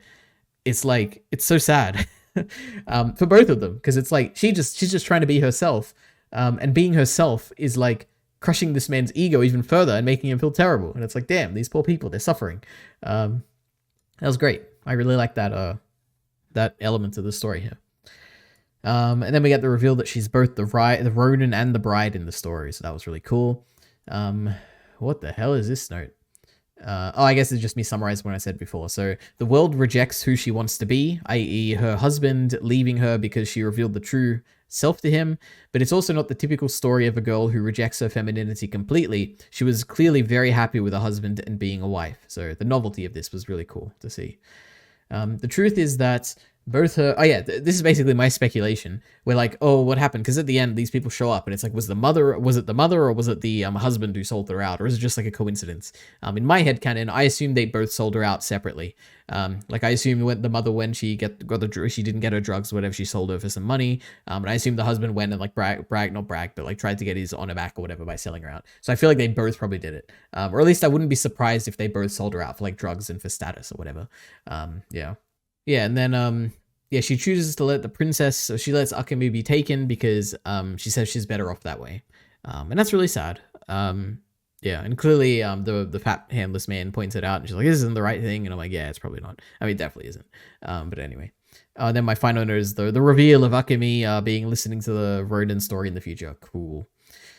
Anyway, episode 6. So... this is basically going to rescue Taigen. Her aim wasn't to rescue Taigen, though. She just went there to kill the white man, I think. But yeah, so basically in the fight where she like drops her sword, this is like she drops her sword basically after jumping across the spike trap or whatever, and she has to fight all those people. That's an example, like the prime example of the low frame rate really having an issue. Where you're doing like this 360 rotation around the scene when she's like fighting, and it looks so choppy and like ugly, I guess. I did not like it. So that's like one example. If you're interested, go back and check that scene to see what I talk about when I'm talking about like low frame rate stuff that I don't like. Let's see. I guess another thing in this episode, she obviously takes a lot of damage, and she's been injured basically this entire show, and she keeps healing and keeps injuring and keeps healing. In this episode particularly, she keeps like injuring herself and healing and blah blah blah. I very much get Guts vibes from Berserk, where like Guts is never full health ever.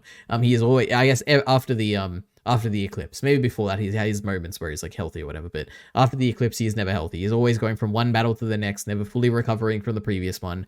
And I really get that vibe from Mizu in this series as well. Yeah, I also don't know if Bacon pointed that out, because he did like mention a few like Berserk and Vagabond things in the video, even though it wasn't directly about that. I don't remember. Maybe he did point it out and I just like noticed it as well. I don't know. Anyway. There's a cool thing about like we're in the primitive society here, you know, the whatever age. I'm just going to assume the 1600s because it sounds like it fits to me. Where they have mirrors as security cameras. Where they have like a bunch of mirrors going from like the top room to like going all the way down. You get this cool scene, but they're flipping the things or whatever, and I really like that. It was cool. Using the drugs to add cool visual style to the fight was a great idea. The reframing. Oh yeah, so basically throughout this entire season, it is interesting how we got a few different framings of her mum. Like initially we see her as a supporting influence, like looking after her when she's a child. We then see her as like a fearful like influence where it's like she's afraid of her. And then we get her as a comforting influence when she like comes back into her life in the flashbacks last episode. And then we see her as like a pathetic influence where she's like a drug addict and she's selling her out for stuff. And it's really interesting to get so many different ways of framing the mother in this story. Like I wonder what the true mother was like, you know, or maybe the commentary is that, you know, people are different people throughout their entire lives. But anyway, then Mizu climbs up a wall with another person on her back, Taigen. It's crazy. That's a superhuman feat. Like that is like something I would expect maybe Captain America to do. But yeah, it is wild to me. Jesus. The gun breaking the sword. Yeah, so eventually she meets the white man. The white man pulls out a gun and shoots it. And you think, okay, this is the moment she's going to like slice the thing down the middle and it's going to be awesome. And she's going to go beat up the white man and then chase down the two other white men or whatever. But no, the bullet breaks the sword. And I'm like, oh my God, what a cool subversion. So that was really cool. What if the white man... Oh yeah, then I had my big theory here, which I'm like 90% certain this is going to happen. But what if one of the white men are a good person, and you know she has to struggle with if I kill them or not. Maybe that'll be the last white man is actually a good person. That'd be crazy, wouldn't it? I'm like 90% sure that'll happen. The white man. Oh yeah, this was a bit of a plot twist, which is the white man here. He's a formidable opponent. Like he is like undoubtedly the greatest fighting match that Mizu has had throughout this entire show. She like beats everyone with ease, with the exception of this man who is basically a fighting god. He always has the upper hand. He is unbeatable. It's insane. Like I think it is a bit of like, it is ridiculous. I don't know why he's so strong compared to this otherwise like godly being that is Mizu, who beats everyone and beats like hundreds of people in like a circle. It's crazy. Anyway, not hundreds of people, but a lot of people. Anyway, intellectually, I don't know what this note is. Intellectually, the ending works well, where she finally chooses she wants to try and be better and more honorable, and be a samurai.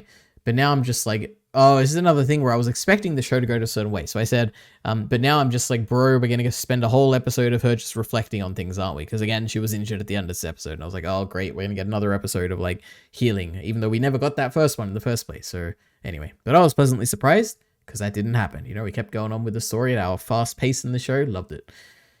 Anyway, the second last episode, the penultimate episode, episode 7. So I said, I've definitely warmed up to the fat handless guy. True. Because he was like the big source of comedy in the beginning, and now I've warmed up to him completely, and I like him. Now, here we go. Another prime example of bad voice acting. Bad mismatch, whatever. The Irish guy, this guy here, is walking around outside in a noisy environment with a bunch of horses, but he's using his inside voice. It completely doesn't match the animation. It's also far less emotive of a performance compared to the more expressive, animation. Yeah, so another example if you're interested. And then we get the most disgusting thing I've ever seen in my life. Probably not my life, but in a while. Which is when they're feeding Akemi stuff, like gross stuff to gross her out. The first one they give her is the most disgusting, which is horse semen. I was like, ugh. Like, it's just so disgusting. And it's so much worse than anything else they gave her. Like the live animals or whatever. It's so much worse for some reason. Horse semen. Oh, God. Jesus. Because it's the fact that it like looks like a paste or whatever, like something you could eat, but like knowing that it's horse semen, it's like, oh, it's disgusting. Anyway. The prince that Akemi is going to marry or whatever that she meets has a stutter. And I was like, oh, that's really cool. Cool subversion. Wasn't expecting that. A lot of subversions in this show. What a subversive show it is. Don't really care about the spiritual samurai stuff where she draws on her body and rebirths or whatever. Yeah, I was like, oh man, okay, here we go. Spiritual stuff. I don't like it.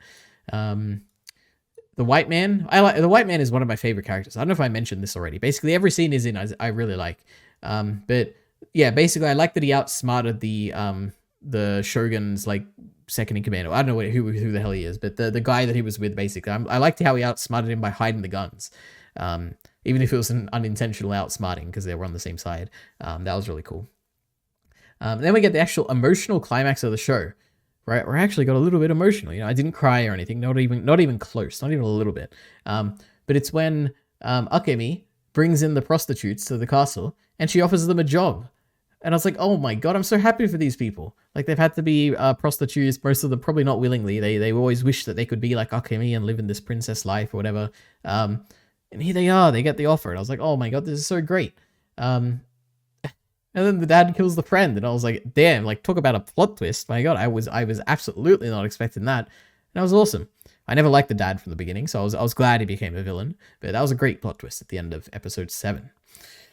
Now, we have the Blue Eye Samurai finale, so episode 8. So firstly, this is titled The Great Fire of 16... Oh, here we go, 1657. All right, I was right, we're in the 1600s. Anyway, I point that out because I'm like, that sounds like something historical. Like, I'm sure that maybe that probably did happen, but I don't know. Like, it just sounds like something that would happen historically. I have no idea. Like, I wonder if it is. I think I talked about this, the character design of the eye has failed. She basically looks identical to everyone else. The Shogun is the second... Oh yeah, I think they point out, I could be wrong about the details here, but I think they point out that the Shogun is the second richest man in the world. So that just makes me wonder, like, who is the richest? Like, is it like one of these white men? Like, who is it, Crazy. Anyway. It's wild that she might not care. Oh yeah, so Akemi, it is just wild how much of a mistake killing Akemi's friend was. Because if her dad didn't kill the friend, I truly don't think she would have cared that, like, her father is going to replace the existing Shogun. Like, I don't think she has any, like, love for the Shogun or anything. Like, I feel like if he didn't do that, she'd probably be, like, ambivalent to it, and she'd just get to live a happy life with her, like, prostitute friends in her house or whatever. Like, so, yeah, it's so tragic for the father, what a mistake he made by killing the friend. Wow, the subversion, Oh, another subversion? What is this? Oh yeah, so when Akemi is like trapped or whatever and someone comes to save her, you expect that it's going to be Mizu or like, I don't know, Taigen or something, but it's her old servant man friend, like her dad's servant or whatever, who was like basically her father. That was great. I love that man as well. Then I'm assuming, this is my like bad historical knowledge and military tactics and all that I said. I'm assuming Japan must get guns very soon in real life history. Otherwise, why wouldn't Britain just occupy Japan? And then I said, okay, probably it's like not real. Like, you can't really do that because it's like the like distance between like Britain and Japan is probably very big, and you got to march your whole army there, and there's probably like a bunch of countries in the way, and it's like, it's too difficult. So yeah. Anyway, and then we have this great quote here. It said, "You wanted to preserve a beautiful heritage from a changing world to be let be in isolation." And I was like, it's interesting because it's interesting on multiple levels. The first thing I guess I would say is that we're meant to see we do see the racism in this Japanese era where it's like no white men. We see it as a bad thing, obviously, because it's bad to be racist and all that. But then you see it painted in this light, and you're kind of like, okay, I can understand at least why someone would do such an evil thing as like outlawing an entire race, because it's like they feel like they have something beautiful here, and they don't want to. They basically they're conservative. they want to live in the past and not embrace change in the future. And I'm like, okay, I can at least understand. Like, it was interesting on that regard. It's also interesting because it's on the same hand as I can understand it. It's also something I completely disagree with, and I'm like, yeah, like this is terrible. Like, progress should be progress, We should all try and be one people in the entire world. And it's like, damn, this like Shogun person, I don't like the Shogun. Like, why should I support him? Let this white man take over. Maybe, maybe they'll have a nice multicultural world, So anyway, it was an interesting line. Anyway, apparently someone dodges a bullet because I said kind of absurd to dodge the bullet. So there you go. I don't know who it could be. It could be Taigen, could be the white man, could be Mizu, I don't know. Could be the Shogun, I don't know. Why is the white man so good at fighting? And I pointed this out before, I guess. It made sense in their first fight because, like, Mizu was obviously gravely injured, in gut style. But I guess in one regard, it like adds to his bit of a backstory where you're like, oh, I guess yeah, like I guess maybe he's like a big military general in like Ireland or something. I don't know if there was an Irish army back then or if that's like all part of Britain or whatever. But yeah, maybe he's like big like he's a big fighter for some reason. But yeah, to me, it's just kind of weird how powerful he is compared to Mizu. He's otherwise like unstoppable, but for him, she can't beat him somehow. Honor being meaningless. Oh yeah, I guess there's an interesting thing where it's like you got Taigen on one hand, who initially is all about honor, and then by the end he just wants to live his life. And at the other end, you've got Akemi, who is all about wanting to live her life, and eventually she's like, I want to live up and be the honor, and be like an important person or whatever. So yeah, that was interesting. Oh yeah, I want to be great. Yeah, I have the quote here. I said, I don't need to be great. I just want to be happy. So that's Taigen. And then Akemi is like, I want to be great. I was like, oh, that's really cool. And it kind of makes me feel like, oh, maybe this is like somewhat loosely based on history, and Akemi like becomes like some great empress of Japan or something. I don't know. Seki gets shot. That was sad. That's the old guy that is like with Akemi the whole time. That was sad to see him die. At what point? Oh yeah, I also noticed that Mizu loses her glasses at some point. She never gets new ones, and I was like, damn, I didn't really notice that they were gone until this episode. So I don't know when she lost them. I assume it's like when she jumped out the window with the white man at the top of the tower. Excuse me. But yeah, I wonder if this is like a character thing where it's like that's like step one in her journey of like embracing who she is or whatever. Where now she doesn't need the glasses anymore. I don't know. I guess especially now that she's like traveling out of Japan. Anyway, the Irishman, pretty great. I've enjoyed every scene he's in. True, mentioned that before. Set up for the next season. Her mum wasn't her mum. It was just a maid paid to keep her quiet. I don't know anything about like they like set up a few things for next season and like mysteries or whatever. I don't know I have no speculation about it.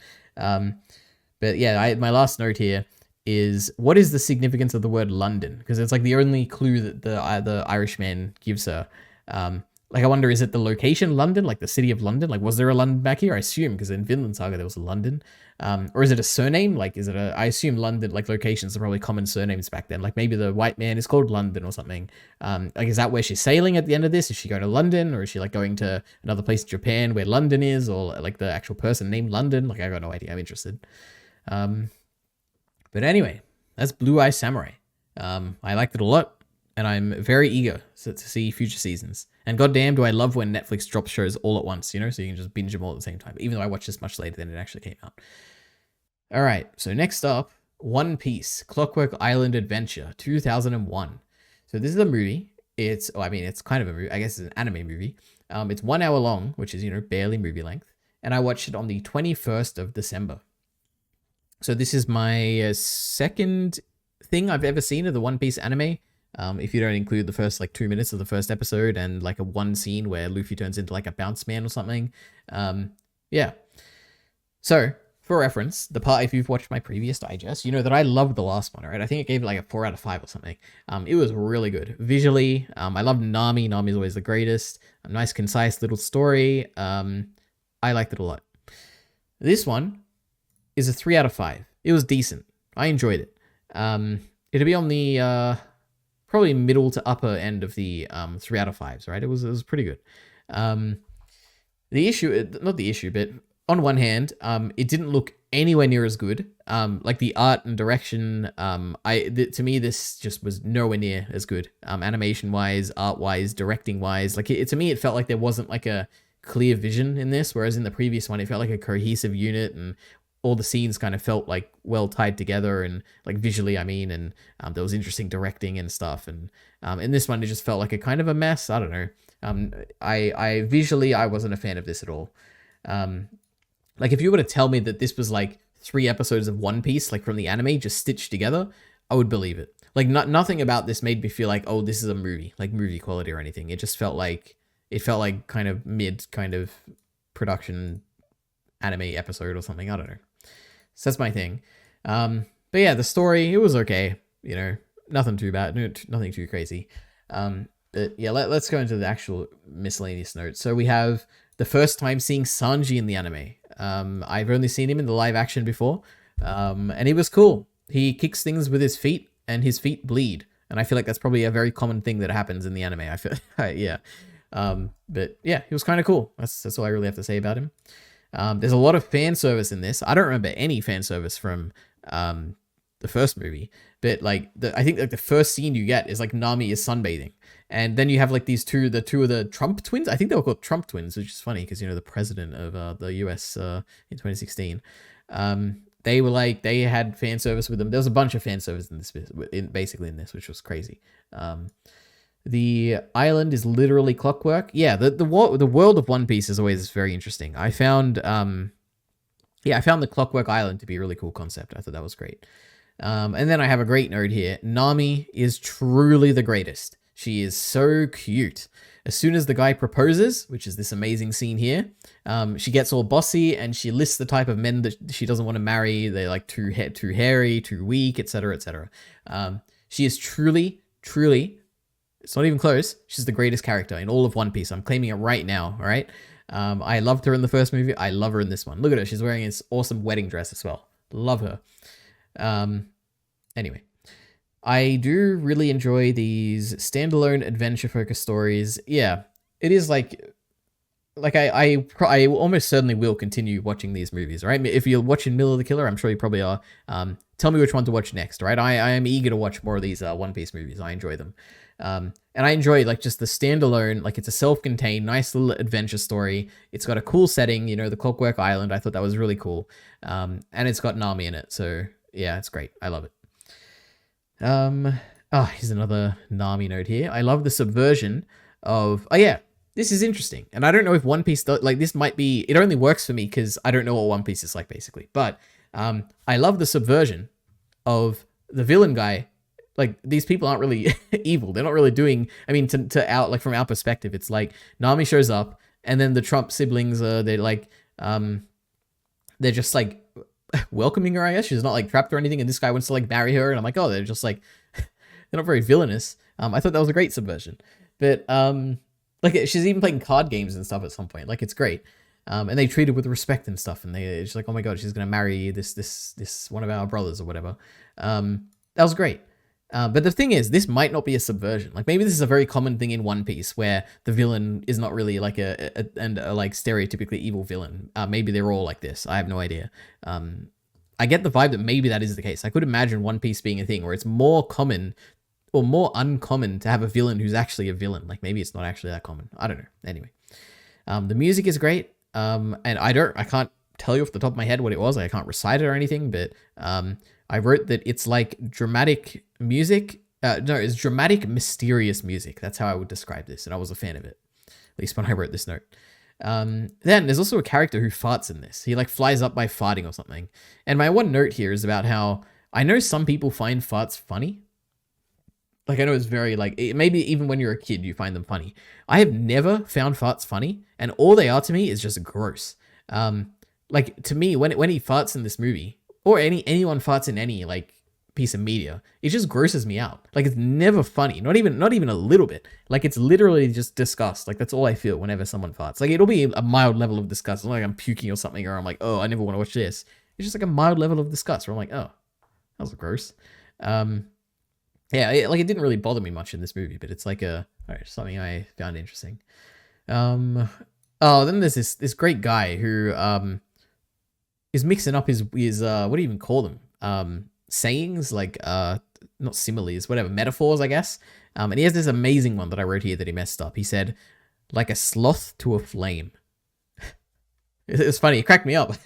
I was just laughing for so long after he said that. I don't know why. None of the other ones got me, but that one was like a sloth to a flame. How funny.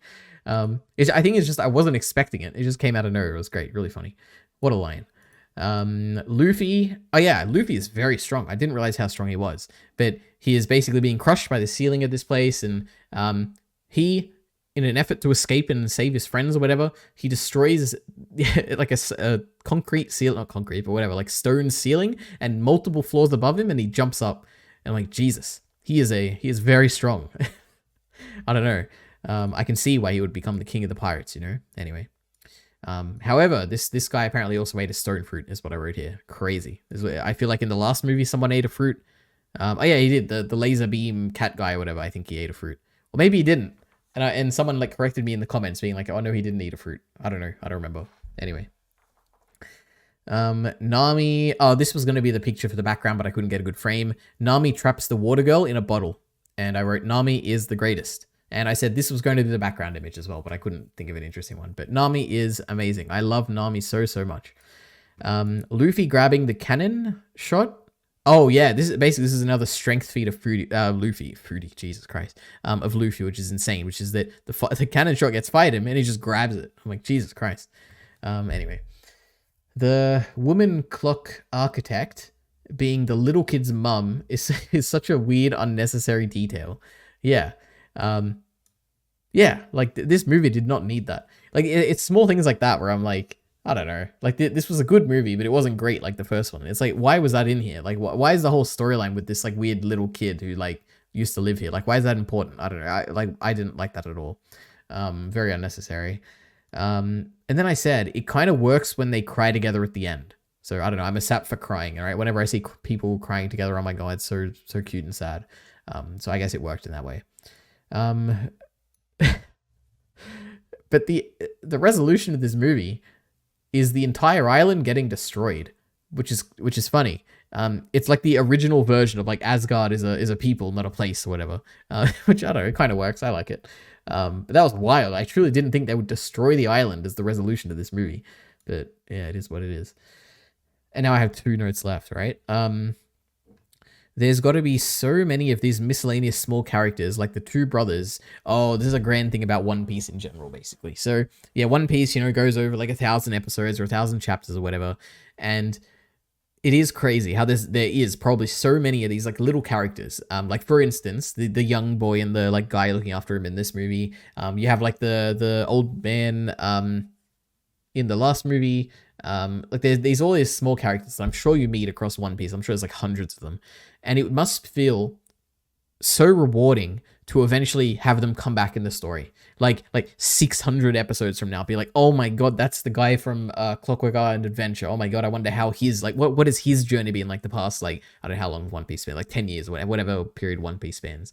Yeah, it must be so rewarding, everything. Like, I can absolutely see the appeal of such a long-running series for things like that.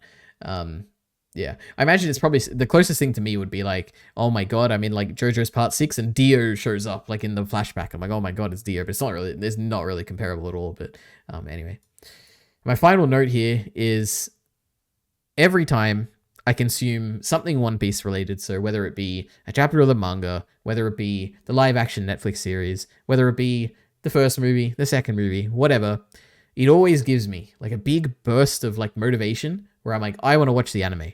Like I think I haven't decided. Let's not get confirmed here, but if I was to choose one thing, I think it would be the anime. Would be the way I would watch it. I don't know. I'm just like, I don't think I have the mental willingness to read that many chapters of a manga, but I could probably watch a lot of episodes of the anime. But I don't know. I'm not committing to anything, and I've seen that first episode. It was pretty terrible, the first like 2 minutes.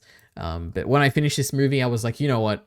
Maybe I should give it another chance, all right? This was a good movie. I like One Piece. I'm sure I'd love it. It might be my favorite thing ever. Who knows if I watch it for a very long time. But anyway, that was Clockwork Island Adventure 2001. All right, so next up, we have 2001, A Space Odyssey, 1968. Perhaps the oldest movie I've ever seen, I believe, possibly. So anyway, this is a movie. I know you've heard of it. 2 hours and 29 minutes long. It's an incredibly long movie. And I watched it on the 25th of December, which is Christmas. Oh my god, isn't that crazy? But anyway, so I've nicely structured, some of these notes here. So I have a pre-watch thoughts. So number one, I've heard of this. It's a very famous movie. I know it's very highly regarded. Almost universally, everyone loves this movie. The other thing is that I know a lot of people cite this as like one of the best AI movies. Like I know when I look up on Reddit, because every now and then I'm like, oh, let me watch like a good AI movie. And I look it up, I'm like, Reddit was a good AI movie. And you always see like 2001 A Space Odyssey up there as like a highly recommended AI movie. So that's another thing I knew about this and was interested in. The third thing is that I have obviously heard the famous quote, I'm sorry, Dave, I'm afraid I can't do that. So I knew that going into this. Like I know obviously by the end of this, you're going to get a rogue AI that's going to go evil or whatever. So I knew that. The thing I didn't know was that this is a Stanley Kubrick movie. Now the only other thing I've seen of him is The Shining, which I also watched this year, which wasn't very good. It was okay. It was 3 out of 5, I think. But yeah, I know he's like a famous director, so now I've seen 2 of his things, which is interesting. Oh, I have this in the wrong section. Let me move this down here. But anyway, so that's my pre-watch thoughts. But overall, this is a 4 out of 5. I thoroughly enjoyed this. Now, there is one big part. I guess I can point this out now. The only drawback to this, really, is the final, like, stretch of the movie. Where, like, after they get to Jupiter, and it's, like, basically, like, 20 minutes just wacky visuals and weird abstract stuff going on, and he turns into a baby or whatever, and he's, like, floating in space. I didn't really like that at all. But other than that, this movie is really good. I like it a lot. Now, there's 2 things in my overall notes here. One, the movie is nothing like what I expected. I just thought this is going to be a space movie the entire time. Like, I thought, okay, we'll open with a space shot because it was like black for the opening for like 10 minutes or 5 minutes. I don't know. We'll talk about that. But I thought it was going to be basically one man in a space station and we'll just watch him throughout the entire movie. And maybe at the end of it, he'll get the plot twist of the, I'm sorry, Dave. And he'll like, the AI will kill Dave or whatever. But no, it was nothing like that. This is a wildly like ambitious scope of a movie. Where you go all the way from the beginning of mankind all the way until they've like developed artificial intelligence, they've discovered alien life, and they go to another planet. Basically, it's crazy. I couldn't believe it. There's a few like distinct acts in this, with acts of the story, which I've like split this digest section into. But anyway, that's my first thing. The second thing is that the beginning stuff here with the evolution of humanity, or like the first time that not apes, but whatever, Australopithecus or apes or whatever, the first time they use tools. And they see this obelisk here. This is 10 out of 10 stuff, like 5 out of 5. This is fantastic. I love how long it like holds on shots. I love the dramatic music, the like overbearing loud music, which I've always wanted to see in something, but no one ever embraces it. And this movie embraced it. I love how there's just no dialogue. It's all like visual storytelling going on, which I love in this context. I love the visual effects and everything. It all looks fantastic. The environments, I'm assuming these like actors in suits or something. It all looks great. I love the mystery of this like, I don't know what you call it, the tablet, I guess. Really cool. This opening is fantastic. I love it so much. But anyway, let's talk about my miscellaneous notes for the first act. So I split this into like, you got the first act, which is like the human evolution stuff here. The second act, which is like them on the space station and finding the tablet on the moon. Then you got the third act, which is like heading to Jupiter with HAL 9000. And then you've got the like closing act, which is like all the ridiculous stuff that I didn't like. But anyway, let's go through this. So the first act, human evolution. So the first thing is that this movie, I briefly mentioned it, it opens with a black screen for like minutes on end. Like there's nothing on screen. It's like some hidden Easter egg you have to look on a bright monitor or something. It's literally black. And there's just like music going on for the entire time. It's like intense music as well. And I think it's the theme, which is like da da da da da. You know that one, the famous one? I had no idea it was from 2001: A Space Odyssey. I've obviously heard that a million times throughout my life.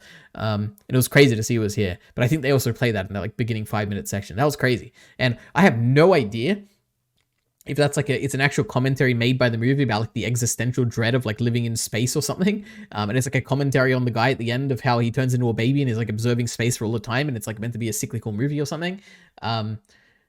Or if it's just like a 1960s-ism where it's like all movies like opened with a black screen. Because eventually later on in the movie, there's an intermission, which I also can't tell if that's like a common thing in the 1960s, which I would believe if it was, or if it's like an artistic choice to like break up the movie into sections and have an intermission. Because after the intermission, again, there's a 5-minute black screen. Well, I don't know if it's 5 minutes, but a many-minute black screen with intense music. And I'm like, I don't know if this is like an artistic choice to have these 2 black screens, or if it's like some like, I could actually think about it. Or if it's like a 1960s-ism where I was like, oh, all movies were like that back then. I don't know, but I would believe it. Anyway, first note there. Second note, I really don't think, oh yeah, so this is incredibly slow-paced, and I don't think I've ever seen anything that's as slow-paced as this. Sometimes it'll hold on shots for like 2 straight minutes of like very little going on, just like characters moving around and stuff. And I'm like, damn, that's like, I like this. Like I appreciate how much it embraces stillness at times, which is really cool. Then when this pillar shows up, I realized it was going to be a historic movie. So that was really cool. Like a kind of, actual like, anachronistic sci-fi kind of movie, more than like a grounded kind of person in space with an AI kind of movie. Anyway. Let's see. This is oh yeah, I talked about this. This is a great example of using the overbearing, intense, wild music for an otherwise mundane scene. So I really like when the apes are investigating this tablet and there's just music blaring here. And it's like creepy, eerie music as well. I really like it. Damn, this is like me soying out here basically. Like, oh my god, how cool is it that the ape picks up a tool and it's like, oh my god, one day this ape is going to lead to us. He's going to become me because he uses tools, and because of that, humanity thrives and becomes the dominant species on Earth. Anyway, I was just soying out there, my notes here. I had absolutely no idea the movie would be like this. I thought it was just an interstellar type of movie in space, a lone man on a spaceship. It's a shame we've skipped straight to the space age. I was hoping when I saw this opening of this movie, I was hoping we were going to see like a gradual evolution of the entirety of mankind all the way from their inception. So going from the species that wasn't human to now becoming the species that are tool using humans. Eventually all the way to the end of the human species, which is when they create artificial intelligence, and that like supersedes them, and that becomes the next level of human evolution. That's kind of because I knew it was an AI movie. I was expecting it to go that way. It went a completely different way, and initially I wasn't a fan of it. I was hoping for that way, but overall I did appreciate like the structure of this movie. And I have a note on this where I try and theorize like what it means and everything later on. But yeah. Anyway, that's the first act. Awesome. My favorite act in this movie. One of my favorite acts of all time. Loved it a lot. Then we have the second act, which is we're on a space station, and it ends with us revealing that there's a tablet on the moon, like one of these same tablets that they found buried on the moon, like 500 million years ago or something like that. Probably not that long, but a very long time, 5 million years or something, or 500,000 years, a very long time ago. Anyway, first note: how the fuck was this movie made before we landed on the moon? It's insane. Yeah, it's like so much space stuff going on and so many visual effects and like so much like future technology. Like you get like a like there's like, I think I talked about this. There's like basically what is a plane with like TV seats on the back of the plane. And I'm like, oh, it's just like it is today. And they got like teleconferencing and stuff. And it's like, this is wild. Like I don't think they even had computers back then, right? But then it makes me question like, it just makes me question, like, firstly, is there been like a director's cut which is adding this stuff? And I looked it up and there's been no director's cut. So this legitimately what I watched came out in 1968. The second thing is like, how much did they actually know about these things back in the 1960s? Like, were computers a thing? I truly didn't think they were, because obviously computers became very mainstream in the 1980s with like the introduction of the Apple like Macintosh or whatever. But maybe they were way more like commonly known back then than I knew, than I know in like history, my historical knowledge, I guess.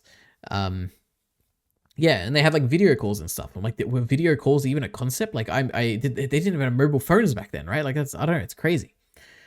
So either this movie is like very prophetic and it's like, wow, they actually made a lot of interesting like predictions that came true, or it's like I'm underestimating how much people actually knew of things back then. So yeah, it's always things always exist earlier than you expect. Like for instance, neural networks, where it's like, oh my god, neural networks are like the revolutionary AI technology of like the 2020s, but they've been here for like, I don't know how long. It's like the 1970s or something. It's like things have existed for so much earlier than you expect, at least that I expect. So maybe this is one of those things.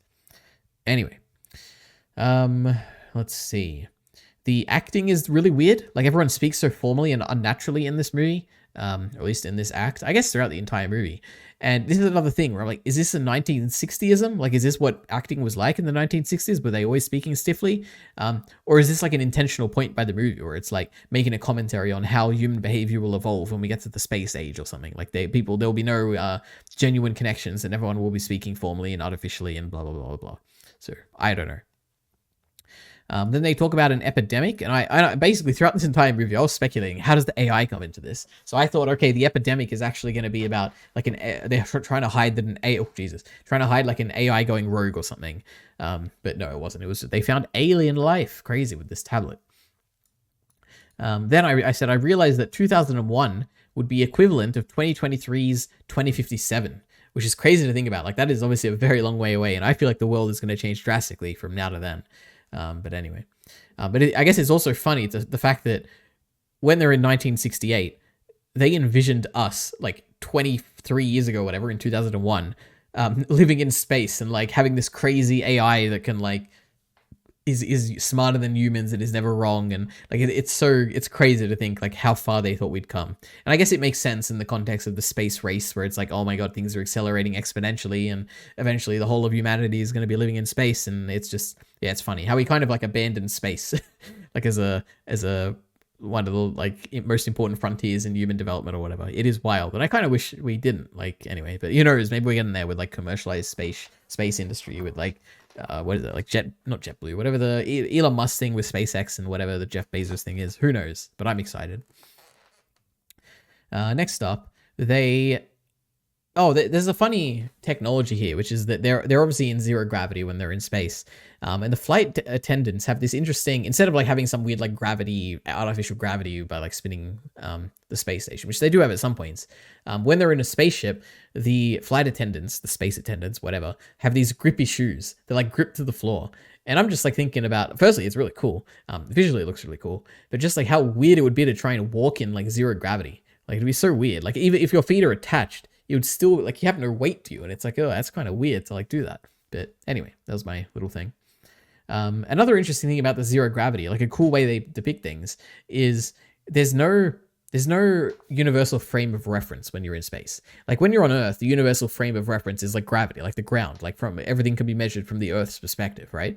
Everything is relative to the Earth. When you're in space, there is no objective, like, frame of reference. I mean, there never is, but what I mean is like there's no gravity basically. So you can have and they do this a few times in the movie, you have a character that, like, for instance, the kitchen could be pretend these are feet, all right? You got the kitchen, which could be like on a wall, and then the attendant could like get the food, walk down, land on their wall, walk down the wall, go on their ceiling, and like change directions. Basically, the camera like follows the person as they go there and step onto a wall and then step onto the roof. And it's like the playing with perspective in this movie, because there's no gravity. I thought it was a really cool element to this movie.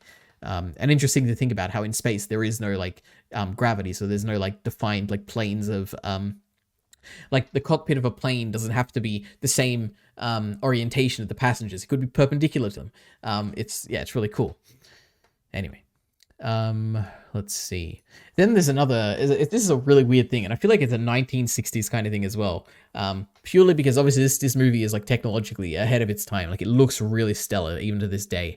They have this shot where the spaceship, I guess that's probably the best thing to call it, is docking on the moon, or on the planet, I assume it's the moon. And it's literally, I think, like 60 seconds of the spaceship slowly docking like onto this ship, and it's like a static shot. You got like basically it looks like it's straight out of Star Wars, which is like a very common thing in this. A lot of the visuals look like they're from Star Wars, but it's a very slow descent. And to me, I'm kind of like, this really feels like a 1960s movie trying to show off its like visual effects or something. Whereas like obviously today it's like you can do this easily in any movie. So it doesn't come across as impressive to me, but I feel like if I was an audience in the 1960s seeing this, I'd be like, oh my God, I'm seeing the future right here. But yeah, that was crazy. It's cool that they're being vague about what's going on in Clavius. Yeah, so basically the government is like hiding that there's alien life, and they keep talking about how it's an epidemic and we're hiding it. And throughout the movie, as the audience, you don't exactly know what they're hiding. Even me, who like knows it's an AI movie, I'm speculating it's like some AI thing they're hiding. I had no idea. And then they're getting these secret meetings where you get all these scientists, and they're coming in and they're saying, we made one of the greatest scientific discoveries ever, and they're still not telling you what it is. And I'm thinking, is it AI? Is there something else? Like, and then we get the reveal that the aliens buried something. And you're like, whoa, that's really cool. They buried something that's aliens. This is really interesting. Let's see what it is.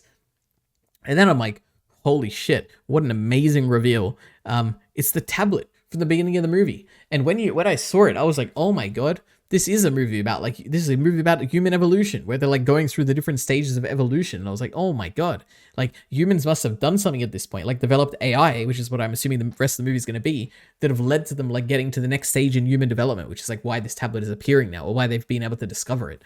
It's like, whoa, this is really cool. So that's a fantastic end to Act 2. Then we go into the third act, which is heading to Jupiter with HAL 9000, or at least I believe it's Jupiter. Yeah. Anyway, yeah, it feels like it feels basically like this movie almost certainly inspired Star Wars, because a lot of the space shots in this look almost identical to things I've seen in Star Wars. And in particular, the first shot we get of the Jupiter mission ship, like flying in space, to me it looks like the ship itself basically looks like a Death Star combined with the Tantive 4, like the opening of A New Hope, like that ship. It really looks like it. And I'm like, it has to be inspired. Like, this had to have inspired George Lucas when he was like designing Star Wars, basically. That was my takeaway from this. But yeah, there's a lot of cool shots of people walking on walls. True, space is awesome. HAL 9000, I guess it's like a subtle like story thing. HAL 9000 looks a lot like this tablet thing. Like, basically HAL 9000 is this tablet with like a red like dot or whatever, which is a weird like interesting story, like subtle thing where it's like, are they related? Is it like a symbolic thing about human evolution? And yeah, it was really cool. Or is it like a hint of like these tablets are an AI thing and it's been sent there by some like other civilization who's developed more robust AI, which is like guiding human evolution or something? I don't know. It's really cool. Anyway. Yeah, so then we get a bunch of HAL stuff. So the first thing is about how I liked how they added a line about when they're introducing HAL. They talk about how even some experts on Earth are still like, they think that HAL, they're still skeptical that HAL is like truly intelligent and like and sentient and all that. And they just think that HAL is like mimicking human intelligence and they're not actually intelligent. I was like, oh, that's like a really cool social commentary, because I'm sure eventually that'll happen in real life as well. But anyway. It's funny how the 2001, it's funny how it is 2001, but they obviously still have olden days kind of fashion. Like the way they wear their hair, what they're wearing physically, and even the fact that they refer to TV as television, because obviously no one calls it television these days. Like, oh, did you see it on TV? They don't go, did you see that on television? It's just funny how they like, some things they're like so cool on how they predict things in the future, like the teleconferencing or whatever. And then other things they're kind of like wildly off on things like that. So yeah, anyway. It's also funny how they have no conception of a touch screen. Yeah, they have a few like interactive like computer consoles or whatever, but it's like this jarring thing where they're so close to getting it correct, but they're missing one pivotal piece of technology, which is like the touch screen, which has obviously revolutionized all of our technology in our modern world with like phones and tablets and watches and everything. They don't have a concept of that, or at least if they did in the movie, I missed it. So maybe they had it there and I just missed whatever it was. But yeah, it felt like a thing they were missing. HAL is fascinating as an AI. It's cool to have an AI. It's basically a very unique AI. I've never seen it like this. Well, on one hand, it's very robotic. On the other hand, it has emotions. And even if people in this story don't believe that it's truly alive, they still acknowledge that it feels like it's alive. Like, it's a very self-aware movie, I guess, in terms of the AI, which I like. I said, I'm also really interested how the mystery is all going to come together in the end. Like, let's see if I can answer these, actually. What is the tablet on the moon? Well, we don't really know, but it was put there by some civilization, basically. Why was it there at the beginning of mankind? We'll get to that in my theories at the end. Where did HAL come from? I guess we don't truly know, but it's assumed that like it was just developed naturally on Earth by like scientists or something. Is HAL related to the tablet? Not explicitly, but maybe. Why were 3 people trained in different locations and put into cryosleep before they met and departed Earth? Well, I guess it's because of the secret mission to Jupiter. Like, they didn't want people to let the word out. I think like they explained this, but it wasn't that important, I don't think, to me in the end. But anyway. Some scenes in space are incredibly slow-paced. Yeah, there are some scenes that are insane. Like, for instance, he goes out to fix the radar dish, and I think, again, it's literally a 5-minute scene where he's slowly approaching the tower that he needs to fix, and it's just, you hear his breathing for like 5 minutes. It's like, and it like goes on for so long, and it's like crazy how slow it is. And in my opinion, that scene was way too over the top. Like, that was way too long. I can understand at least like the spaceship docking, you know, I can understand the beginning 5 minutes with the black screen or whatever. But this one was like, Jesus, I don't know if this is building to something. I don't think it did build to anything. I don't think it had any thematic or overall relevance or anything. But man, it was very long. Anyway, damn, the 2 HALs disagreeing with each other was very interesting. This is the first time I've seen in a movie having multiple instances of AI that are the same AI, like instantiated in different locations, that are like validating each other, like checking each other. That was a really interesting sci-fi concept, or AI concept in general, like a sci-fi AI thing. Let's see, what else? The conversation in the pod is very cool, because basically they want the 2 like scientists that are on board awake, or 2 astronauts, I guess. they want to like discuss things without Hal hearing them. So they go in the spaceship, and I'm just like, oh my god, Hal can hear you fools. What are you doing? And it was really cool. And I expected that. I guess I thought Hal was smarter than they were, which was kind of a weird mismatch there.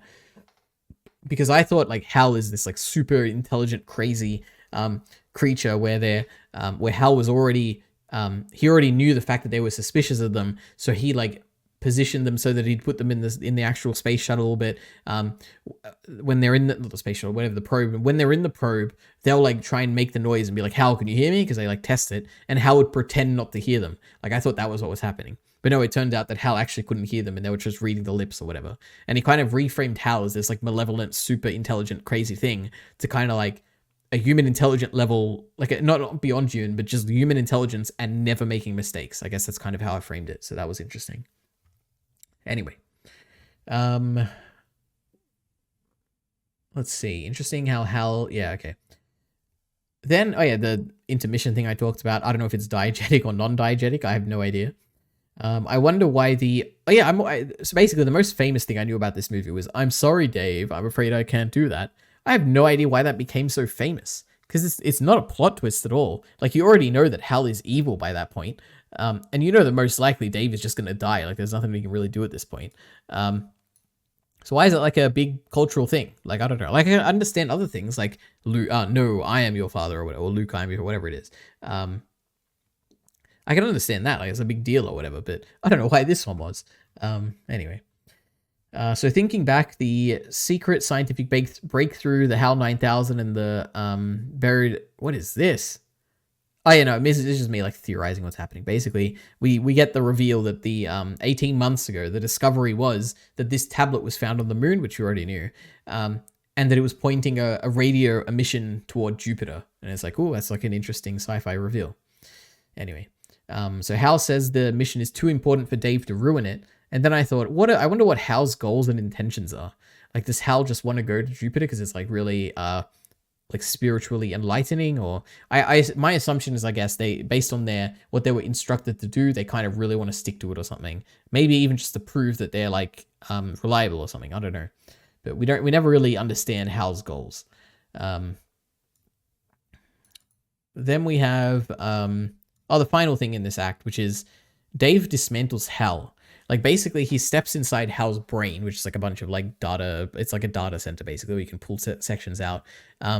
And it was a really disturbing scene where Hal initially is like trying to convince him not to do it. But as he takes out more and more of Hal's brain, it's kind of like he's like lobotomizing him or something, or like inducing like a brain injury in Hal. And Hal's like speech becomes softer and slower and a bit more slurred, and he can't recall words and stuff. It's kind of gross. It's like, oh, you're like taking out this person's brain. Yeah, and that was like really affecting, I guess, like as a watcher, where I'm like, man, maybe Dave should stop this. Maybe Dave's the bad guy. Yeah. So anyway, yeah, that was the third act of this movie, or another really good act. Then, actually, let me take a drink of water here. God, oh, Jesus, it's been a long recording session. Then we get the closing act of the movie. So, I said this act is wild. This is the worst part of the movie for sure, and it definitely is. I've said this a few times in my notes. It's basically like a bunch of visuals where I'm like, I have no idea what's going on. Like, we see that the tablet is like floating around Jupiter. We see Dave basically enter this like colorful space corridor that goes on for like a whole 2 minutes or something. Oh no, I wrote it 10 minutes, so maybe it actually is 10 minutes. I don't know, or maybe I'm exaggerating. But we basically see a bunch of lights, and it's like incredibly like, it's like kind of boring, I guess. I know for back then it was very revolutionary. Like, I watched the Corridor digital Corridor Crew, I guess, video where they briefly talked about this sequence in particular. And they said it was like very amazing because it was like all caught in camera, and it used like some really trick of like a slit or something. It looked really cool. Anyway, yeah, that goes on for way too long. Then you basically get a bunch of like not drones, but planes or whatever. I assume back then there probably weren't any drones in the 1960s. You get plane footage of like Earth, and it has like a weird color filter, and it's like meant to like weed you out. And oh my God, it's just like, I don't know, it's boring. The one interesting thing was that sometimes when you're seeing the landscape of Earth with the filter, it kind of looks like the iris of an eye. Where I'm like, oh my God, Earth is like one giant eyeball or something. So that was just kind of interesting. Dave's pod ends up in a human-looking bedroom. Yeah, he wakes up in this weird like place. Yeah, so this is my like kind of criticism. So I said the bit at the end where he's in space and we see the filtered shots of the Earth, and then when he ends up in the bedroom, these just seem so boring to me because there's not really anything interesting going on. It just feels like the filmmaker put in a bunch of random shots with no meaning and told the audience, look for the meaning, guys. Yeah, it just doesn't work, I guess, for some reason. Like, I'm sure there's examples I can think of where something like this would work, but it just doesn't work here. And I don't know why. I guess my theorizing why is it's just not interesting. I don't know. Then he meets his old guy, and I'm like, who is this? Is this meant to be like Dave stuck in the future or something? And it probably is. And then Dave becomes a baby. And I'm like, this movie jumped the shark. It's crazy. But, you know, it wouldn't have jumped the shark if I guess I understood it. Or if it had like some big meaning where I'm like, wow, it all clicked together. But for some reason, the final act kind of falls apart, I think. But I have a few more notes here. So what is this? One, I said, was this a book originally? And I looked it up, and apparently it was inspired by one of the short stories that one of the co-writers written previously, but it wasn't based on it. And apparently parts of the screenplay of this movie were co-written with an actual novelization of the film. So it's not like there was a book that this was based on. It was like a book kind of stemmed from the same process that the movie stemmed from. So it kind of works in that regard. And apparently the novelization came out after the movie. So that was interesting, I guess. What else? I said, for the most part, this movie looks really good considering how old it is. There's a few awkward parallax issues with miniatures and matte paintings and stuff, which kind of, you can tell that they're obviously fake. There's also a weird stop motion effect when the astronaut gets flung into space by Hal. Yeah, it's like, it looks like he turned into a puppet or something, and it's like moving in a weird like cadence. I don't know. But other than those, like, the movie still holds up today. Like, it looks legitimately really good. So that was crazy. Let's see. Then I have my interpretation of the ending, which is that you've got, so basically, let me just read it out because it's probably the simplest that way. So some aliens sent monoliths to Earth, to the moon and Jupiter. And this is all some sort of like grander plan for humanity, where these like this species of aliens, they need humanity basically to fulfill some evolutionary path so that the other species can gain something from our like evolution basically. So first they send this tablet to the dawn of humanity, like the beginning, and somehow lead to this, basically the presence of the tablet leads to the apes eventually becoming humans. Then they wait for us to arrive on the moon. So they send something, they basically plant a tablet on the moon at the same time, and they wait so that human civilization can only get there once we're like smart enough to actually get to the moon and to figure out that it's pointing to Jupiter. And then eventually we go to Jupiter, and we have to be able to get to the point in evolution where we can build a spaceship, and maybe that requires artificial intelligence. And so it feels like they're kind of guiding us on an evolutionary path, basically. That's kind of what I took from it. And then I have a thing here about like, so now let me go wildly into speculation. So I'm assuming that the aliens required us to have artificial intelligence by this point, and the artificial intelligence was meant to get us to the third tablet on Jupiter. However, Dave dismantling Hal was not part of the alien plan. So this leads to Dave going down the wrong or like weird evolutionary tree that wasn't intended, which is why he ends up being a baby in a weird time prison thing. Who knows? So yeah. Anyway. My final note here, I said, so I heard this was one of the best AI movies, but as it turns out, it both isn't and it both is at the same time. So I wouldn't quite put it up there with like the two examples of really good AI movies to me, which are Ex Machina and Her. Those are two really good AI movies. But I think there's a lot of really unique and interesting elements to this movie that I've never seen before. So the first thing, I like the way the crew of the ship interacts with Hal. They treat it like a person, but at the same time, they're cautious of it. So I like that. The second thing is, I pointed out this before, but I really like the fact that they point out how they put like one line, but they're like, some experts on Earth even think that Hal is just mimicking intelligence and it's not truly intelligent. I thought that was really interesting. I love the scene inside Hal's brain and how you're slowly dismantling it and like injuring it, and it's like slurring its speech and stuff. That was really cool. I also like the fact that Hal might not be super intelligent, but is impossible to make mistakes because it's a fast thinker and it's never wrong. I really like that element. And I also like I also pointed this out previously. I also like the fact that there's two, like, there's like, maybe there could be an infinite number of instances of Hal throughout all of like humans. Maybe everyone on Earth has a particular Hal. And I like how they're all competing with each other and like validating each other. I thought that was a really interesting element to the AI in this movie. So yeah, That's 2001: A Space Odyssey, something I've had on my list for a very long time, and I was very glad to watch. So next up, we have Doctor Who, the 2023 Christmas special. So this is a TV episode. It's a special episode, Christmas episode. It's 56 minutes long, and I watch it on Boxing Day, 26th of December, because it came out at like 5 a.m., I think, of my Christmas night. So I was asleep by then. Because on Boxing Day, I had to get up so early. Oh, God, anyway. So yeah, I assume you've probably seen the Doctor Who section, so I briefly talked about what I thought about this episode there. But this is, I think, of all the specials that came out this year of Doctor Who, I think this is the second best one. Like, I think this was really good. I think I can't even keep track of the 14th Doctor, the 15th Doctor, whatever he is. Ncuti Gatwa, I think is how you pronounce his name. He was great in this. I was going to call her Rose. I don't remember what her name is, but she reminds me of Rose when I look at her in this image here. She was great as well. I love the family. I'm sure I have this in my like miscellaneous notes here that I have. Overall, this was a very fun, enjoyable episode. It truly, to me, it feels like Doctor Who is back. I'm excited for the next season. Now, the only I am a little bit concerned, which is that these episodes were special episodes. They obviously had a long time to plan and film and like execute these episodes. So I have no idea if this quality is going to like be maintained for the season 0 or whatever they're like calling the rebooted next series.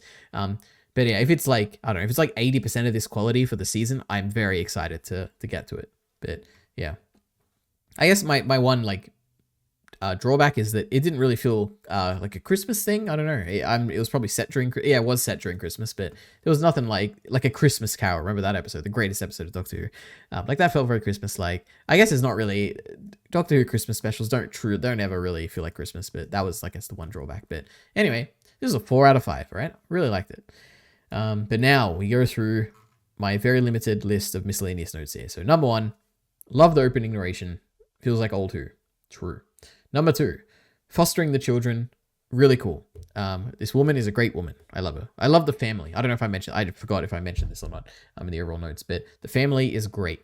I hope that, I'm like saying all my notes out of order, but, excuse me. I hope this family like comes back into the story, just like the, how Rose's family in like season 1 would come back. I was going to say, or like Martha's family, but that was in a bit of a different context. I hope it's like more like a Rose situation where it's like she's constantly going back home and coming back with a doctor, and we see the family every now and then, like the mom and the grandma. That would be great. I like them a lot. The reveal. Oh, there's a great reveal in this, which is that obviously, what's her name? It's not Rose. Jesus, it's gonna kill me. Do I have it in my notes somewhere?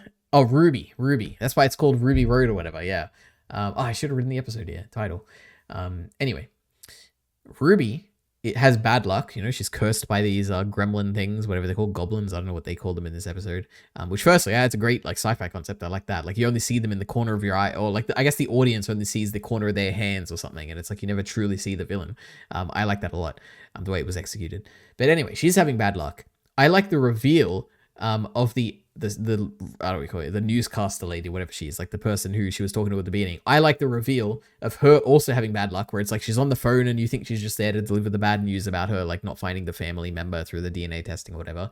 And then you like zoom out with the camera and you see she has like a broken leg and she's like in a wheelchair or whatever. And that was a great reveal. That really got me. I like that a lot. The other thing is the Mavity. Mavity is sticking around. Now, and I truly have no idea if it's going to be a gag, which is a really funny gag. It always gets me every time they bring it up.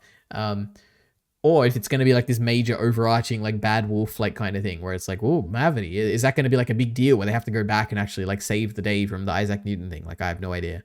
I think I also mentioned this in the first part of the Doctor Who thing I talked about, which, breaking the fourth wall here, but I recorded that like 4 days ago, right? So I don't know, maybe I did talk about it. So sorry for the doubling up there. Anyway, the Goblin Band, love it. True. God, I actually completely forgot until this point, like right now. There's a musical scene in this episode. I love the musical scene in this episode. I guess it depends on the tone of the story. Doctor Who is great because it's wacky and you can really do any tone you want. I love when a story just goes all in, commits to the bit, and they really committed here, where they have like a really cool like band of like goblins or whatever, and they have this king goblin, and they have like the actual like band standing on like a stage with instruments and stuff, and then the Doctor and Ruby step in and they're dancing and singing, and it's just like it's part of their like it's just natural for them to do it. It's not like a weird out of place thing. Because in another story, you'd have like a funny scene where it's like, huh, what's going on here? Why are they singing? Maybe we should sing too. You don't have that scene here. It's just like they step in, they start the musical, and it's like it's just part of the show. I loved it. It probably is the best scene in this episode. It was so great. That's what I would say. Anyway, I said the mum is a heartwarming character. A great change. Yeah, it was a great when Ruby is taken and you see her personality change completely. That was great. I guess that's like the whole point of this episode, but like I thought it was great. So I'll just add that. I also did like when they, it's kind of like I like it and I don't like it at the same time. When Ruby's taken, and you see, I like the detail that you don't see the photos on the fridge. Like it's in the background of a shot. It's like where it's in that point where it's like that the narrative hasn't addressed yet that Ruby has disappeared and this has like changed the timeline or anything, but you can tell visually that it's happened because the photos on the fridge aren't there. And it's like a subtle detail before it gets revealed. Now the issue is, I think the reveal takes a bit too long to happen because it's like as soon as you see the photos not on the fridge, you know that okay, so the timeline's changed. She never adopted the kids, so obviously she's a different person. Ruby wasn't in this timeline or whatever. But it takes like, I don't know, it's like a minute or two to kind of, for the narrative to catch up and point it out. And it's kind of like, okay. And it's like, the doctor shouldn't be this slow to figure things out if we can figure it out so quickly. So I don't know, it was a bit annoying there. I said, this doctor is fantastic, by the way. Love him already. True. I do. I think it's just natural. He fits right into the role. I like him. I really hope this family, it becomes like a Rose-like family. I said that already. I do like the meta of, I said this already. See, I like how the meta aspect of only seeing the goblin's hands from outside the frame. I thought that was really cool. What is this? Oh, now we fast. Chant like the Christmas Carol choir thing. And then I said, oh, now we feast. Ringing the bells, blah, blah, blah. I don't know what this note is. I think what I'm saying is that right at the end, when the ship is crashing or something and they're singing, the goblins are singing, I think they're singing a parody of the, you know that choir song where it's like, dun, dun, dun, dun, dun, dun, you know that one? I think they're singing a parody of like, oh, now we feast, oh, now we ringing the bell, whatever. I think it's like a parody on that. I think that's what that note's saying. Anyway. And then, holy shit, they kill the captain guy with a spire through the chest. I couldn't believe it. Like that's gotta be the most brutal death in all of Doctor Who, right? Like I can't think of a single other death. Obviously there's some like psychologically more terrible deaths, like getting trapped in the heart of a Dwarf Star or whatever, but to see the chest of this giant creature get pierced by a giant spire of a church, I couldn't believe it. For a family show like this on Christmas, wild. I appreciated it, but I couldn't believe it. Anyway. Now there's also something special about this is very unrelated, but the first shot in this, which we also see later, gets repeated, which is the shot of Ruby's mum walking away, basically, when the doctor arrives. And it's shot really cool. Like, I really like the way it's shot, where it's like, and it also works with the music as well, where it's very mysterious, but a sad type of mysterious, where it's like, that character is going on their own story. Like, they've left Ruby behind. They're having their own life now. They're out of the picture, and they're not important anymore. That's kind of what I took from it. And it's really effective, because it's like, that's Ruby's mum. She would do anything to kind of find out who she is, and here that person is when they're younger, because we're in the past, just leaving that all behind. And it's kind of like, you never see their face. It's portrayed in like a kind of slow motion, sad, kind of weird, interesting lighting, I guess, and like framing. I think it's a really effective shot. I wanted to use it as the background here, but it was a bit like you couldn't really tell what it was. So I tried really hard, all right? I had a few screenshots in Photoshop. I tried increasing the brightness and all that. It looked a bit weird, but it's a really striking shot and it stands out to me. But what did I say here? I said, it has a very fixed moment in time quality to it. It's like one of those moments where someone has a chance to change things or learn something, but they choose not to. It's kind of like there's two paths here. And this woman has chosen a certain path and she's leaving forever. Yeah. And the parallel I made is like, it kind of reminds me of the faces of the children in Inception, where it's like at the, I don't know how to explain what I have in my mind right now, but it's like the vibe of her leaving, us never seeing her face, knowing how important she is to Ruby, but all the same letting her go and the doctor not intervening or like, it's like she's gone on her own path now going forward. That, to me, it has a very similar feeling in my mind to the ending of Inception, spoilers, where the kids turn around and look at the guy. And it's a very similar moment there where it like kind of feels like an important moment where an important choice has been made Um, maybe to do with family and kids, possibly. That could be like a relation thing. I don't know. It gives me the same feeling, those two scenes, for some reason, but I can't really articulate it, I guess. So go back, watch Inception, see if you think the same thing as I do. Anyway. Oh, there's another great gag, which also gets like a bit of a subversion at the end, but there's the old woman who is like sitting outside her house all the time, which is just as a concept. It's so great. I love it so much. I feel like it's probably a very British thing, but I like it a lot. Initially she's mad because she thinks that her neighbor like put the TARDIS in front of it, her house, and she's like pissed off and everything. But then at the end, she's like smiling and, and she thinks it's really funny. I don't know. I like that. But then at the end, we get like this reveal. I guess we'll get to it at the end. But yeah, at this point in the story, I thought it was really funny. I liked it. And then I said, keep producing episodes like this in normal, non-special episodes, I guess, for seasons. And Doctor Who is absolutely back. And I agree. Ruby figuring out that the Doctor is a time traveler is cool. Yeah. She figures this out at the end of this episode. She's like, oh my God, he talked about this and this, and he was talking about how I went back and saved blah, blah, blah, whatever. He's a time traveler.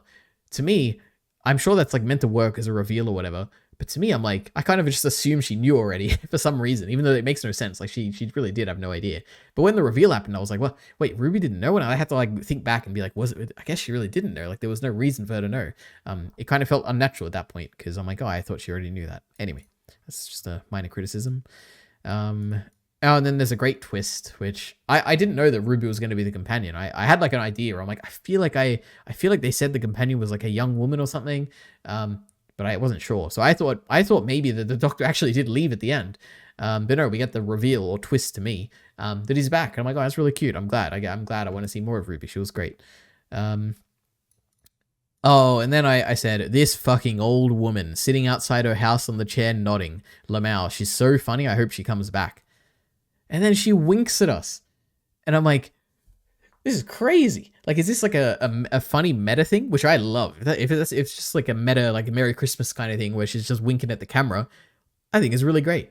On the other hand, she could just be like a really important overarching character that's going to like span the entire series or something. Which I think would also be really great. So both of those things, no matter what it is, that was a great scene at the end. The fact that she winked at us, I couldn't believe it. Anyway, yeah, that's Doctor Who Christmas special. I'm incredibly excited for the future of Doctor Who. These episodes this year were really great. This was a great episode. So next up, Jujutsu Kaisen Season 2. So this is an anime, 23 episodes long, and I started this all the way back in the 6th of July, and I finished it on the 29th of December.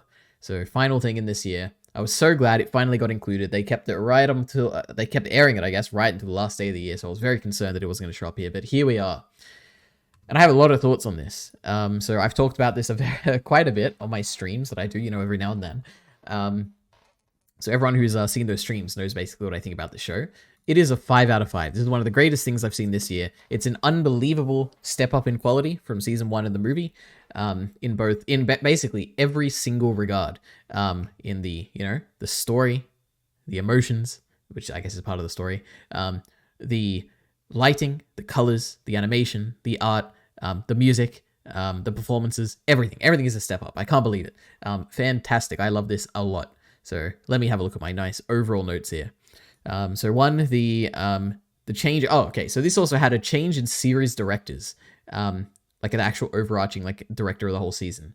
And I remember when I initially saw the screenshots from the trailer. I never actually watched the trailer for this season, but I saw screenshots of it on Twitter. And I know a lot of people. There was like a division in the fandom where some people were like, "This is terrible. Gojo's eyes don't look as detailed, and I don't like this new style."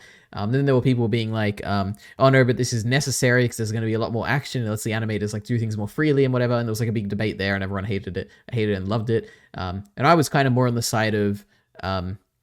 I'm like, oh, I don't know. I kind of like the style of season 1. Like it is like one of my favorite looking anime. Like if you go to my anime list, I think I even say like, oh, it's the best visually looking anime or something, or it has the best lighting or something. I don't know. I said something like that on my comments on my anime list.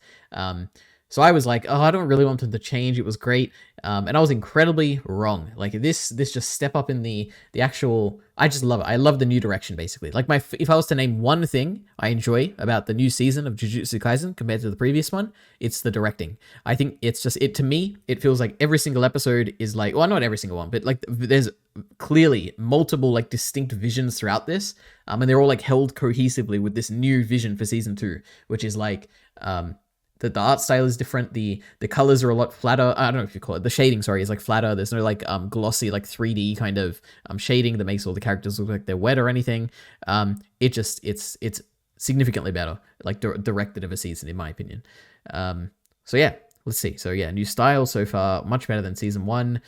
Different types of shading. The characters don't look as shiny. I just said that. Really cool use of colors and lighting. And then I have a few examples. So the bright colors in this scene, for instance, like a lot of the first hidden inventory stuff, a lot of it was really bright and colorful and really cool, like unlike stuff we'd seen before in Jujutsu Kaisen. There's another like 2 standout scenes in terms of lighting. There's the Mei graveyard scene, which is like a scene where she's fighting the smallpox what do you even call it in this series? It's not devils. It's not. Is it demons? Is it cursed spirit? I guess or whatever. The smallpox curse. That looks really cool in terms of lighting, like colors and lighting. And the Choso bathroom fight. There's a lot of really cool lighting in that one. And especially more so than like the Mei one is more like colors and stuff. But the Choso one, the lighting is really cool. So go have a look at that and see if you can see what I'm talking about. I don't know how to describe things, right? When it comes to the visuals, lighting, cool shadows and stuff, and colors look interesting, and I don't know, really great. Anyway, yeah, new vision for every episode is what it felt like. There was, and overall, there's just so much. This is probably up there with like Mob Psycho 100 in terms of like the densest like animation I've seen in anything. Like really, like Sakuga. I mean, like really like high. They clearly every episode has at least like I'd say like 4 to 5 different cuts that are like insanely animated, like so much movement going on, and really interestingly directed animation cuts as well, not just like movement for the sake of movement or anything. I mean, it's incredible how consistent they were able to like maintain that over the entire season. Like I could convincingly, I guess, be argued the second last episode of the season, no, sorry, the third last episode of the season, with Todo and Isidori fighting Mahito. I could see someone arguing that to be the best produced episode of the season in terms of just like sheer animation, like on scale, and quality of it and everything. So it's crazy how well they were able to maintain all of that quality throughout the entire season. So I commend them for that. Yeah, fantastic animation. However, there is a big issue that started off as a major issue to me, which was bothering me a lot, but kind of became less of a deal as the season went on, which is the dimming and the ghosting. So this is like when you see like the colors will go down and they'll be like less bright, and you'll see like these weird like shaded frames, which it looks like they're blending 2 frames together. And that's like for seizure protection purposes or whatever. There was some incident in Japan like many years ago and they freaked out and like fixed it this way. And I've never seen a show. I guess I've seen one show that does it this badly or this frequently, which is One Punch Man season 2. And the next one now is Jujutsu Kaisen, which I've added to the list, which has basically ruined a lot of cuts in this, especially toward the beginning, and especially in the Mechamaru fight. That ruined one amazing cut that looked really cool, but I can't even tell what's going on thanks to the dimming and the ghosting. Yeah, it was so weird how frequent it was throughout this season, and how a lot of other like high-profile shonen shows with a lot of action and movement, I never really see it like this, so I don't know what the difference was. Maybe it was like a time thing where they were very low on time and they didn't have time to adjust scenes to actually make them look natural and pass the actual test that they run for seizure stuff. I don't know. It is what it is. Next overall note, the music is really great. It's so great to me, like so much. I enjoyed so much of it, and I've listened to so much of the soundtrack that to me, I was like, oh my god, this must be like a new person doing the music this season. But then I looked it up, and apparently it's like the same guy as season 1. It was a bit hard to tell because they had like a few names associated with the score, so maybe it is like a new guy. But I'm like say 70% sure that it's like the same guy as season 1. I think. So whatever it is, they did a great job this season. So much good music. Last season, I don't think I mean, I'm sure I could recall like a sound if they played it to me. I'm like, oh yeah, it's like a Jujutsu Kaisen music or whatever. But there's nothing like the stuff this season. It's really great. Like the piano when they're doing the kayaking scene, like the clapping at the when Ghetto is like in the shower and stuff. So many tracks throughout it. Like when the Ghetto Brain Man reveal, like when that music is playing, but maybe that's also from season 1. I don't remember. There's like a bunch of music basically throughout this season. The track that's playing, it might be that these tracks were already in season 1. I've just forgotten. That's very possible, I guess. But yeah, also the Choso fight in like the second last episode, there's this like really sad music for him playing, and it really got me invested in his character. There's so much throughout the season. Maybe I'll point it out in my notes, but maybe not. Now we also meet two. I'm going to say meet here because we really spend one of them we've kind of met before, but there's two really standout characters this season. One of them is obviously Toji, all right? Fushiro's dad, Megumin, I don't know what his name is, whatever, his dad. He is fantastic. The highlight of this season, emotionally and probably just like how invested I was in the story, was the end of the episode 4, I think, of the Hidden Inventory, the second last one, where Gojo is fighting, or Toji, I guess, is fighting Gojo, trying to fight him, even though he can't. And how he has his speech about like how he wanted to reject the Jujutsu Society that rejected him, and the only reason he's there when he knows that he should be leaving is because he feels like he's been wrong the whole life and he's trying to reject like the pinnacle of society that's right in front of him now. That really got to me. It is probably the highlight of Jujutsu Kaisen as a whole, and we'll get to it when we talk about the Hidden Inventory stuff, but Toji, love him. The other character, which surprisingly came out of nowhere that I like a lot, is Sukuna. We obviously met him last season a little bit. We didn't get too much of him. This season we got a lot more of him, at least from what I remember. I don't remember too many details, I guess, of season 1, but yeah, he was great. And the one thing that really stands out to me is the way he was portrayed in the fight against, I don't know, Mahoraga or something, I think that's his name, where he gets portrayed as a prodigy, or like like he's very, very, very good, like more so than anyone we've seen. And the way they say it in the dialogue, which is that he's like painting like when he does his domain expansion without the barrier around it to encapsulate it, they say that he's like, it's like painting a portrait without a canvas or something. And I was like, man, that is really how I see him when I see him now going forward. So I like him. And he seems to enjoy fighting as well. It's cool. He's not like the stereotypical villain that I was expecting. He's more interesting than that. So yeah, Toji and Sukuna, fantastic this season.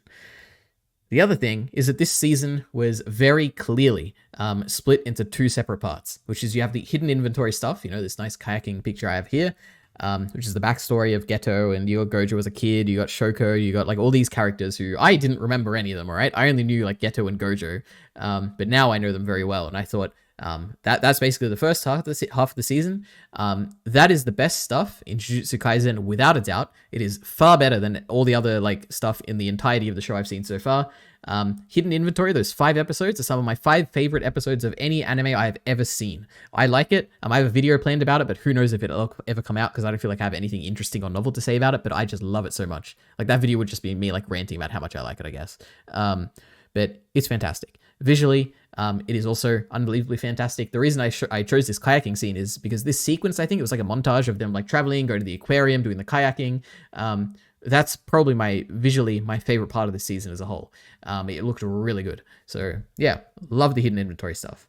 And then I also have the quote here from Toji. I said, I wanted to reject him. I wanted to bring him to his knees. I wanted to take down the pinnacle of the Jujutsu world and the Zenin clan that rejected me. And I was like, oh my god, I'm almost crying here. I can't believe it. Jujutsu Kaisen got to me emotionally, and also with her death as well. Crazy. What a season. I truly was not expecting this.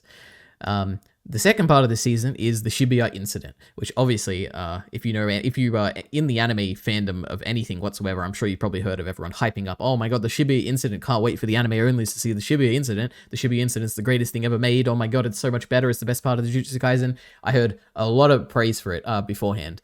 And it absolutely lived up to what I was expecting, and I think it almost certainly exceeded it. I had very high expectations, and the anime just delivered on it perfectly, so I was very glad. Like, the density of just very engaging scenes and fights and animation and everything was amazing. And there's just so many like standout moments that I couldn't even possibly list them all. So, yeah. Anyway, so that's how the season's split, and what I thought about each of those splits. Excuse me.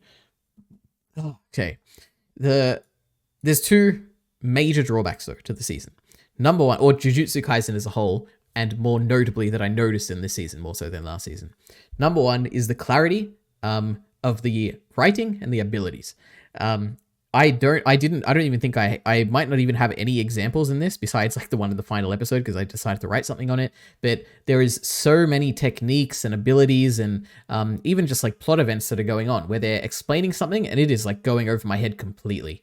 And I know I'm not alone in this. Like I've seen this a lot all over like Twitter and Reddit and even in reaction videos that I watch, people are confused. And it is, I try my hardest to understand these things. Like, I'm writing notes when I'm watching this, and I don't know. Like, maybe it is the fact that I just don't remember quite a lot of the details of season 1 when it comes to, like, I didn't even know what a curse technique was. I'm like, okay, I kind of get it from the context, but I didn't know that it was like the thing you're born with, that shape that is like unique to you, and it's like you can change over time, whatever. I didn't know the details there. And maybe that's my fault for not remembering from season 1. But the show does a very poor job of personally reminding you of those things, and also just explaining new concepts. It's terrible. And I think this is the major drawback of Jujutsu Kaisen as a whole. But yeah, that was the major thing. The other thing is that going into this season, I hated Mahito. And not hate him in a good way, like the female Titan or something, which I think I point out later in a note. But, like, I hated him because I'm like, goddamn, he's the most boring character to be in the show. I never enjoy a scene where he's in it. He's just boring. I can go into details, but that's just it. He's boring. So a lot of the final back half of this season, like the last like 5 or 6 episodes, are basically Mahito centered. And I was dreading that. But overall, it went well, all right? I enjoyed it. And the more he killed people, like when he killed Nobara and he killed Nanami and stuff, I was like, okay, you know what? He's starting to rise a little bit, you know? He's I like how much he's actually impacting Yuji. So yeah, wasn't terrible, you know? Initially, I hated him. Now I still hate him, but at least he's out of the picture. And the stuff he was in this season toward the end, it was good. So I didn't have a problem with it. Anyway, so that's my overall thoughts of Jujutsu Kaisen. So if that's all you're interested, leave. So now I'm going to go through the 3 arcs, or not the 3 arcs, whatever it is, like hidden inventory. Then I have episodes 6 to 10, episodes 11 to 15, 16 to 19, and then 20 to 23. I just have a bunch of miscellaneous notes. So I'm just going to like blast through this, reading these out. So you can leave if you want at this point. This probably won't interest a lot of people, but here we go. So hidden inventory, episodes 1 to 5. Number 1, it opens with a videotape flashback, and they do this a few times throughout the season where it's like, it's a distinct art style and animation style to the rest of the show. Like they do it here, and the other, I guess there's 2 other things I remember. One is the Human Earthworm 4 thing. That was very different. I think it was very different from memory. The other thing they do is the Choso flashback to like when Yuji like invades his mind or whatever, and he's like freaking out and he remembers Yuji as a memory in the past. That's also in like a different, like cool retro kind of style. So I really like that. Playing up the style is a very interesting directing choice. Like to me, it feels like a very deliberate directing element that I like a lot. So that was really cool.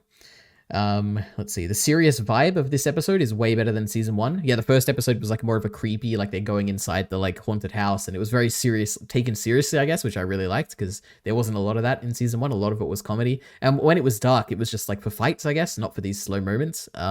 Like looking in this little creepy house. So that was really cool. The OP was really cool. The note here says it's interesting there's no Yuji and all the other characters, because I had no idea that this was going to be a flashback arc. Like I didn't see the trailer, which I have now watched. I went back and watched it, which is like basically a hidden inventory like spoiler list. I had no idea it was a flashback at the beginning of the season. So I was hoping maybe the entire season was going to be these characters or something, because at this point I had no idea. But yeah, it was interesting. The OP is basically all these like young new characters. So we meet Gojo, Geto, Shoko, Mei, Utahime. Those are the main ones that we follow. I love them all. They're all great. It's really cool to see these old characters when they were younger, and so different as well. Like so full of life in some cases. It was fantastic. I have a bit of lore here. Every 500 years, Tengen finds the plasma star vessel and assimilates them, renewing his body to avoid evolution, which is crazy. It's interesting. I guess he's associated with evolution, and from what I've like tried to figure out from the last episode, as far as I understand, the brain guy is also something to do with evolution, and they're all related. I don't know what's happening. I'll have to figure that out later. But yeah, my one thing is that I really want to see what Tengen looks like. Like, I really hope by the end of this series we actually see him, because I was like, oh my god, this crazy guy, he's like evolving or something. Like, what's happening? What does he look like? I was interested, and I remember when they were falling, when Geto and Toji were fighting, and they were falling, and they saw this like weird demonic like creature thing, which was I think part of Geto's like, not his domain, or maybe it was his domain. I don't know what it was. It was something. Maybe it was just like a cursed spirit he released. I thought that was Tengen for a second. I was like, oh my god, we saw him, but it wasn't him. It was just some weird like cursed spirit. But anyway, I want to see Tengen. That's my note here. And then I have a note here saying Zenin, who is Toji, and then in brackets I said the man with Deer's voice. So he's obviously voiced by Deer's voice actor. He married Fushiguro, which is his wife, and he took the Fushiguro name, which is interesting. These characters. Oh yeah, so I don't think I've mentioned this yet, but I was incredibly disappointed when we went from the hidden inventory. I guess when we had the final episode of Hidden Inventory, and at the end, Gojo wakes up and you see Yuji, Nobara, and I think it was Fushiguro as well, and he sees them, and I'm like, oh my god, these characters are infinitely less interesting than like all these young like teachers, basically, like Gojo and Mei Mei and all them. I love those characters, right? I love the dynamic of Gojo and I like, for instance, the fact that to me, Geto and Shoko, obviously Shoko loved Geto in a certain way. It's like a hidden, like, oh, she had a crush on him or something in high school. Like, the small details like that. I really enjoyed these characters a lot. And I did not like the more actual main characters of Jujutsu Kaisen. However, by the end of this season, I do like Itadori a lot. I do like Itadori Yuji. I also did start to like Nobara. I liked her backstory. Fushiguro, I don't really like him much at all. But yeah, you know what? I've sobered a bit since I wrote this note about hating Yuji. Yeah, anyway. Next up, the sleeping girl. Oh, this was like a minor thing about like, I hate when stories don't follow the rules they set. My prime example of this these days is Loki season 1, where there's a character, basically a certain location in Loki, without spoiling things, you can't use any magic there. Like, even Infinity Stones don't work there. Like, there's nothing you can use there. And for some reason, a particular character goes there, to that place, and they use magic. And to me, it's like, why, how, and they never address it. And like, it's like, why, how can they use magic here? And this isn't like a season 2 thing when the show went off the rails and it doesn't make any sense whatsoever. But in season 1, they did that, and I was like, weird. Anyway, I bring that up to be that to say that I made a note here about how this girl, whatever her name is, I don't remember her name, the vessel, she slapped Gojo at one point, and his cheek went red. And I was like, oh my god, is this like a mistake? Like, doesn't he have the infinity thing? Doesn't he have the infinity thing? Like, doesn't that mean no one can touch him? But then we find out later that he can turn it on and off. I just assumed he had it on. Like, it wasn't like a choice. It's like he has a thing that's fixed around him and no one can ever touch him. And it's like not by his choice. But anyway, just to point that out, that I wrote it down, but it was resolved and it was a non-issue.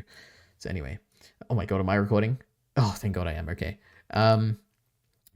Next note. It's wild having the villain, so Geto in this case, come across as such a nice guy, as opposed to Gojo, who comes across as very unlikable and arrogant. So, you know, it's the obvious thing. I imagine people have said this a million times before, but it's really, it's not what you expect. You expect when you see the backstory, you're meant to see this brooding, sad Geto and this really heroic and upstanding Gojo, but it's really the opposite, and it's really cool. I like that a lot.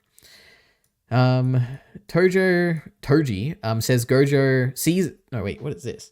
Oh yeah, I guess this is the first time we get the lore about how Gojo... I guess this season really builds up Gojo. We get a lot about him and how strong he is and how unique he is. Like, yeah, apparently what Toji said here is that someone who possesses the 6 eyes and the limitless technique, like both of those techniques, someone like that hasn't existed in several centuries. So yeah, like last season when you meet Gojo, he's like, oh yeah, I'm the strongest or whatever. Everyone can beat me. I can even beat Sukuna or whatever. It'd be tough, but I can beat him or whatever. I'd come out on top. He comes across as like really strong, but he doesn't come across as like once in like a few hundred years generational strong that everyone is afraid of, and all these families, and the day Satoru Gojo was born, the whole power dynamic shifted in the world. Like, you get a lot of like basically glazing Gojo throughout the season, and I love it every time they did it. Anyway, and I said the music this season is so damn good. The scene of young Gojo looking at Toji is really cool. Yeah, I've rewatched so many of these scenes, but it's like Toji, I don't know if you haven't seen it, I don't know why I'm describing it. If you have seen it, I don't know why I'm describing it. But Toji basically visits Gojo when he's young. He like looks at him, and for the first time in his life, someone sees Toji when he's like hiding, and it freaks me out. And I'm like, oh my god, this is crazy. And Gojo's so strong, and Toji's so cool. And god, anyway, my next note: Toji is awesome. True. Then I said, I wonder what 6 eyes means. And I still don't know at this point, but I'm assuming the 6 eyes is just like, it's a technique that makes Gojo be able to see really well. Like, he can see everything basically. Maybe he can see like cursed energy or something, I don't know, but he can see, I just assume it gives him like perfect vision of all of his senses. He can probably see things behind him. I assume that's why he can see when he's like he's blindfolded or whatever. That's what I assume the 6 eyes means, but I don't think we get a real clarification about it. Gojo appearing on the bridge out of nowhere. Yeah, so at the end of episode 5 or 4 or whatever, the second last one, Gojo appears on the bridge out of nowhere and fights Toji. And that was exactly what I was hoping to see, and it was wild. It was really cool to see a story deliver on exactly what I was hoping for. Like, when that happened, when Toji is like walking toward the bridge, I was like, oh my god, wouldn't it be cool if Gojo showed up? And then he did. I was like, whoa, the story is like on my level. That is so cool. Geto standing in the shower. Oh yeah, so I've glazed this a lot on my stream for some reason, but Geto when he's standing in the shower at the end of the in the basically this final episode of Hidden Inventory, and it's just a static shot of him like close up with his hand up like this, and it's like you can hear the water from dripping down, and then it gets mixed with the clapping of the people that like have given him PTSD from when this girl died. Yeah, it's crazy. I also didn't make any notes on this apparently, but her death was very impactful as well. Like just seeing her get shot in the head when she's so happy and finally getting to choose what she wants to do with her life, you know? It was great. Anyway. Then we have the issue with Geto. So Geto's motivation, I was very interested to see how does he become a villain, because obviously we actually started to like him throughout this like introductory stuff in Hidden Inventory. But obviously I know he becomes a racist villain who calls everyone monkeys and he hates humans and likes Jujutsu sorcerers. And I'm like, how does that happen? And to me, it completely fell flat. I think that's the one like drawback of Hidden Inventory. Not Hidden Inventory, I guess. Jujutsu Kaisen's writing here, which is like, why did Geto become so comically evil? Like I even went back. I've reread now Jujutsu Kaisen 0. I'll make a video with Bacon discussing everything, but it's wild how much of a like he became a comical villain. Like there is no good in him anymore. Like it's wild. But yeah, I tried to write like the most charitable explanation I could think of, which is that so Geto suffered something traumatic, which is this girl dying in front of him.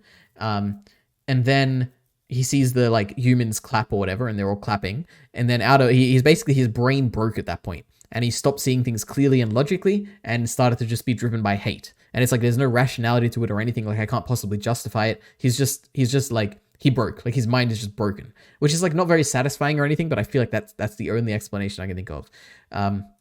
And basically the more he hates things, the more he sees hate in the world. And my example here is like, he sees the two sisters who are being imprisoned by humans, and that like drives him to be further hateful. And the more he hates, the more he like sees hate, and the more he gets driven down that path. That's kind of like my charitable explanation, but I don't really know if I believe any of that. To me, it just feels like he's took a very sudden turn. He hasn't thought things through very well, and he's a very dumb character is kind of what I took it as. Dumb in terms of like IQ, not dumb in terms of like bad writing or anything. I guess it also is bad writing in my opinion, but I meant more like the IQ thing. Like he hasn't thought things through. And then he talks about how like, I guess the blonde, whatever her name is, the special grade Toto's master person, she comes in and she talks about how, oh my god, you can actually kill humans and that'll solve the problem or whatever, which is obviously a ridiculously stupid thing, but can I even justify why? Can I explain why it's stupid? I guess we don't know. I mean, we don't know how many Jujutsu sorcerers there are. We don't know how many humans there are. Like, is it really easier to kill like the 7 billion humans or whatever compared to, I'm assuming, like at most, like a few 100,000 like sorcerers or whatever? I doubt it. It just doesn't make much sense to me. But anyway. And there's also the fact that when it comes to Geto's backstory, the clapping and the humans at that festival, not the festival, the church or whatever, that seems to be like a big part of his turn. Like it's what we see in the shower when he's like really thinking about things and being depressed. And it really adds to like why I think he's just like not really thinking things through, or like being logical at all, because those people just happen to be human. Like, there's nothing like, what if it was like what if she was captured by the other Jujutsu people, and then they were clapping as well for her death? Like, would he be the same and turn against Jujutsu sorcerers? Like, I don't think he would. It's weird. He's just dumb. That's what I think. Yeah, I said, why does he value Jujutsu sorcerers but despise humans? It's just strange. Like, he's trying to be a good person by saving, for instance, the two kids who were like being imprisoned. But at the same time, he wants to kill all the kids in the world who are human. Like, it's just crazy to me. Yeah, anyway. Geto's a crazy character. Like, I did my villain tier list, and I think I ranked him pretty low, and that's why. Anyway, so how dangerous are cursed spirits, i.e. how many people get killed by cursed spirits each year?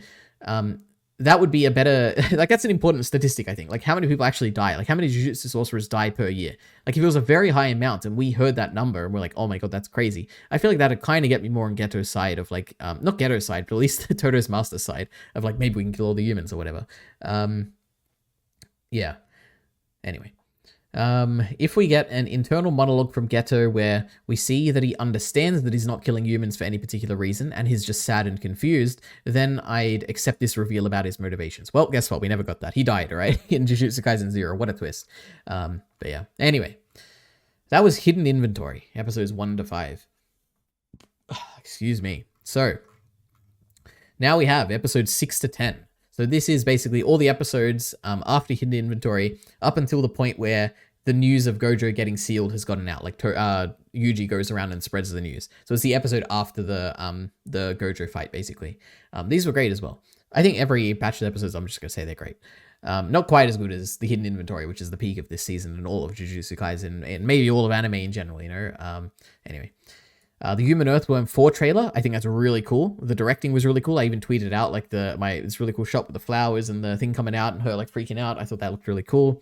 I've also heard, like my friend told me that some of the Human Earthworms they have, or I think all of them, they have like they're like hinting at the subtle plot elements that will come up in the story.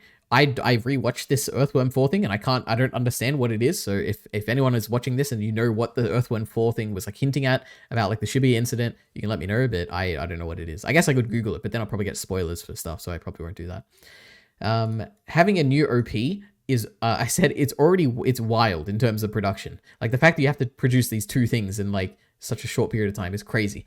And I said this show must have an absolute massive like focus attention budget from Mappa. Which I think is, yeah, I guess it seemed like all of the attention was going toward this compared to other shows, and it does show. God Gojo is cool. What a cool concept that all Mekumaru needs to do is get a single call out to Gojo and he's won, because Gojo will show up and win the day. So yeah. I have a few notes on the Mekumaru episode now. So the preface is that, I guess I should say the preface here is that I was very negative when I was watching this episode, but over time I've actually grown on it, and I've seen it now. Like I watch it through reactions and stuff, and I enjoy it quite a lot now. But yeah, so I said, what a weird introductory scene to episode 2. It has ugly art. Some scenes are obviously... Oh yeah, when I say episode 2, I mean the Mekamaru episode. So yeah, some of the art is like really ugly. Some of the scenes are obviously like trying to save time to like animate. For instance, Mekamaru spinning inside the mech. It's like weirdly, like it's just like a static shot of him and it's rotating. It feels weird. Like it feels like it has a different director is what I was thinking. And I'm sure it certainly does. This whole Mahito versus Mekamaru fight is a prime example of directing being more important than animation. So there's a lot of crazy animation in this episode as well. But the directing just is not my cup of tea, I guess. But yeah, I guess that's what I'd say about this. And this is also when I started noticing the dimming and the ghosting. I hadn't noticed it up until this point. Like I didn't really notice it at all in Hidden Inventory, even though it does happen. Like I have seen now like clips of stuff that have it, but yeah, I only really started noticing it this episode. And this is the one where Mahito was like transforming into a million animals and is running around on the floor and is like climbing a tree and stuff, going in the sky or whatever. That is imperceptible. I cannot understand what is happening in that scene because of the dimming and the ghosting. And if I was working on the show as an animator for that, I would be pissed. I'd be like, God damn, I put all this effort in and it's ruined by this dimming and ghosting. But you know, when the Blu-ray comes out, it won't have it and it'll be fixed. But a fraction of the audience will see it at that point. Anyway, the Mekamaru scene very much felt like an Ava scene. His mech design, the drums, the way he's framed. And aren't I a genius? Because I wrote this before I actually looked it up and everyone is saying the same thing as me, so I felt like a genius. Anyway. I should be liking Mahito way more, but I don't really enjoy watching him. He should be falling into the female Titan camp of Jesus Christ, she came and destroyed all the heroes, I hate her so much, but he doesn't for some reason, even though he always seems to win. Yeah, Mahito annoys me and I can't ever really articulate why. It's like his personality is like gross and annoying, and he just doesn't do anything interesting. That's the thing. I don't know. The humor in this show is one of its biggest drawbacks, but the main one is the overly complicated rules and stuff. Yeah, true. There's some humor in this, but just like doesn't drive well. The good thing, I remember I always used to compare Chainsaw Man and Jujutsu Kaisen, the animes, where Jujutsu Kaisen, the humor is in your face and it's very typical anime humor, and they clearly make jokes which are like planned out and everything. Chainsaw Man is funny at times, but it's funny because it's just the inherent, like, what's going on in a scene or something. There's no, like, artificial inserted levity for the fact, like, to brighten up scenes or anything. Chainsaw Man is, like, funny because the scenes are funny, not because we've, like, made a comedic scene on intentionally or something. I don't know. That doesn't even make sense. It's not like we have a scene of, like, the characters putting on goofy faces as we, like, as Gojo does something funny and they're all laughing or something. Like, that kind of stuff, I don't like it in Jujutsu Kaisen. We never see stuff like that in Chainsaw Man. Anyway. Then I said, what is a simple domain? I don't understand it at all. I still have absolutely no idea what a simple domain is. So there we go. So initially, I didn't want Mekamaru to come back. Oh yeah, so Mekamaru dies at the end of this fight. And I was like, oh my god, this is so cool. I like this. Like, please make him stick here and don't come back or anything, because it's really sad that like he died trying his best. Everyone will think of him as the traitor, and everyone will think that he like betrayed them. Not betrayed them, but like is gone now and he'll never come back or whatever. And they won't know the truth, which is that he was trying to help them and he was fighting on their side and everything. And he's a good guy. But you know, I was wrong anyway. And he does come back, and I liked when he came back and he had that talk with. Well, I guess firstly, I liked the fact that he was one step ahead and he like planted all these things in different locations. So, and he was very pivotal to anyone actually surviving this place, the Shibuya incident overall. But he also, I liked his scene with what's her name? Miwa. Useless Miwa Des, or whatever she says in season 1. Yeah, I like that scene as well. It's really cute. Anyway, God Gojo is so cool when he's floating around everywhere. Lamau, the volcano guy, has a cane now. I assume that's because he like fought with Gojo last season, so that was really funny. The episode with the locust guy, oh, this was terrible. I was so like, last episode, I think Gojo like I think like Gojo shows up at some point and he's like gonna fight the Jogo and Hanami and all them. And then we get this, like, we waste half an episode with Yuji fighting this weird, like, grasshopper demon, cursed spirit or whatever. And I'm like, why are we wasting time on this? That was terrible. And I'm sure it is from the manga as well. It's not like an anime issue. But damn. Yeah. Who is the female narrator? I made this note a few times throughout when I was watching the season, but not usually, but a lot of times the narrator in something is pretty important. Like maybe it'll be foreshadowing of like, it'll be a character that we see later on or something, or it's actually one of the main characters who are narrating the story, the whole story or something. It feels weird to me, the female narrator. Like it kind of feels like a character voice rather than like a narrator voice. So I wonder if we'll eventually get a reveal that it is a certain character or something within the story. So yeah. Then we get the Geto plot twist, which is that he actually died in Jujutsu Kaisen, and now he's a brain thing basically took over his body, and it's like crazy. This was a fantastic reveal. And what's even better about the reveal is the music they use when it happens. Because to me, the music is like, it feels like it comes from a different era, and it feels like it's like it's creepy and unnatural, and I like it a lot. And it perfectly matches the reveal scene, and it also perfectly matches the fact that it turns out to be a sorcerer from an ancient time that's like come back and has taken over his body. And I think the music perfectly encapsulates that. So I like that a lot. Interesting that we have 2 episodes. We have one called the Shibuya Incident, and then we have another episode called the Shibuya Incident Gate Open. And then we just like drop that like title, and we have like a name for every episode. So the one after that is called Pandemonium. And I'm like, I like the name Pandemonium, but like, why do we like have like a nice little like arc of like names here? And then we like dropped it. So I don't know. The brain guy talking to Mahito about theories of souls, bodies, etc. is really cool. And then he says this cool thing, which is each technique is its own worldview. So it's kind of like encapsulating the idea that your technique kind of reflects the way you see the world. And like, I don't know, I kind of thought that was a cool way to say things there. I wonder what the entrapment is like from Gojo's perspective. Does time pass? So I find out later that like, we kind of see his scene where he's inside there relaxing basically. But I had the great idea, the great thing I wanted to see, which is that maybe time doesn't pass in there. And from Gojo's perspective, as the thing is closing, he sees Geto, like the brain man inside Geto or whatever. And then from his perspective, Gojo's perspective, maybe in the next instant, the thing opens and it opens to an entirely new world. Like maybe the world is destroyed or something and the cursed spirits have taken over.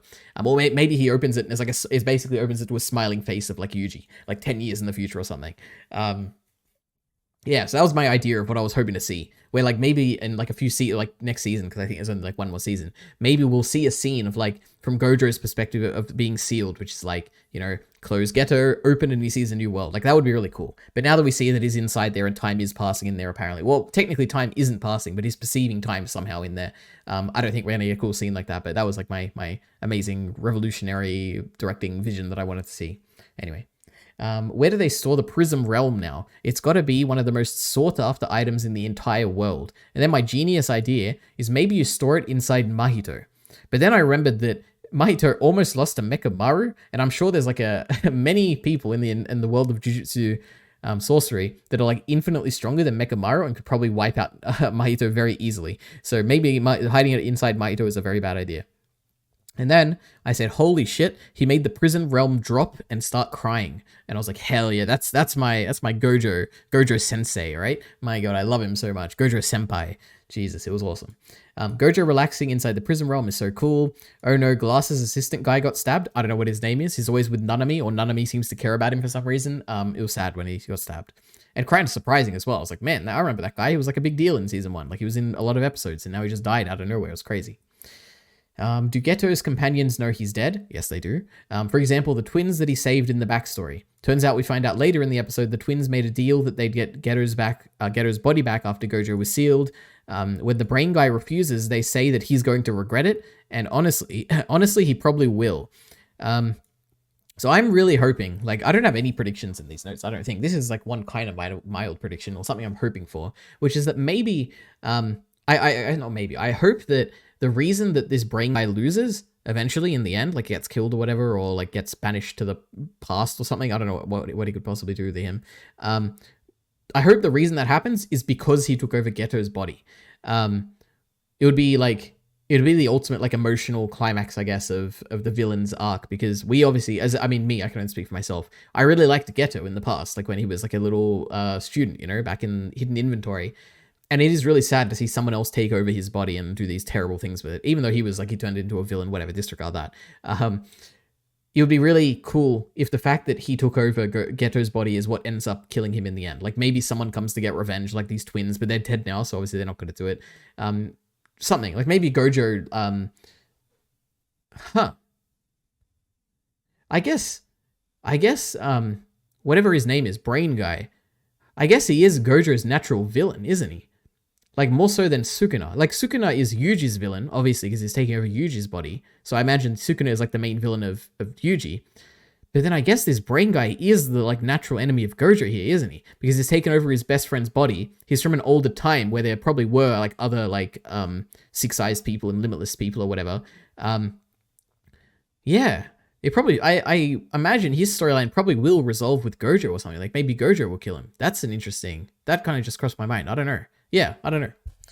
Anyway, I hope that happens, because then that would relate to what I was just saying in this note here, which is like the reason of his undoing is because he took over his Gojo's friend's body. And it's like, man, that's really sad. And I'm glad that he like Gojo kills him in the end, because I'm like, oh my God, how cute. Geto's back and Gojo avenged him. Anyway, that feels like so obvious to me of a story thing that it has to happen now, because like it ties in with like Geto of Gojo feeling sad that he had to kill Geto in Jujutsu Kaisen 0. Now we can like avenge him or whatever. It's like the perfect, it like wraps up everything in a bow. It has to happen, right? But I don't know. Anyway. The greatest thing Jujutsu Kaisen has over any show is Gojo. The fact that the old generation teacher and master / mentor guy is the strongest. True, I love him. I love Gojo. He's the best character in this show by far. Bit of a massive retconning going on here. So I don't know. I could also be wrong about this note, basically, because I'm not sure. But from what I remember, when I actually looked it up when I wrote this note, so see, in season 1, Geto says Brain Man says that there's 2 things you have to do. 1, you have to seal Gojo, and 2, you have to get Sukuna on your side. But now in this season, he says that getting Sukuna on your side is just in case that Gojo can't be sealed. Now, I don't know how to reconcile those things to make them all make sense. However, I do remember having a conversation with a friend, and I think he clarified this, but I forgot, so I don't know. Anyway. The idea that Gojo has a bunch of people who are implicitly protected by his existence, for instance, Itadori, for instance, like Yuta in the Jujutsu Kaisen movie, and now that he's gone, they're all in danger, that's a really interesting idea. I love the way they've just built up, like what I was mentioning before about how this season really builds up as Gojo was like an important figure in all of Jujutsu society, and it's like the balance of power in the world shifted when he was born. Like I like that a lot this season. Anyway. Is Gojo the most powerful person in the world or just in Japan? And I think by this point, I know it's like the world, but at this point I wasn't sure. Like, is it the world or Japan? Thinking back, it's kind of a shame that we never get to see Tengen. Oh yeah, I mentioned this already. I wish we saw Tengen. Anyway, so that was episodes 6 to 10, all right? We're almost halfway through the season, I guess. Now we have episodes 11 to 15. So this is the episode Seance until Fluctuations Part 2. So I think this is until we get to the, this is basically the Toji mini arc. So it like goes until the point where Toji is fighting Octopus Man. I think that's where it goes up to. Lamau, the ground, so I had a genius idea here, basically. I am a genius. That's what I was going to say here. But I dismissed my genius. So Toji obviously takes over this grandson guy of the grandma. But before I knew any of that was going to happen, the first thing I noticed when the grandson guy started talking, I was like, oh my God, is that Dio's voice actor? But I just like dismissed it because I'm like, oh, it's probably not or whatever. And then Toji takes over him and it is Toji. And I'm like, oh my God, it makes perfect sense. They probably have the same guy voice it. So it's like a more natural conversion or whatever. Or maybe I'm completely wrong and it wasn't actually a Dio and I was actually just mixing it up. So anyway, I said, what is the 6 eyes yet again? But I think I somewhat understand it now.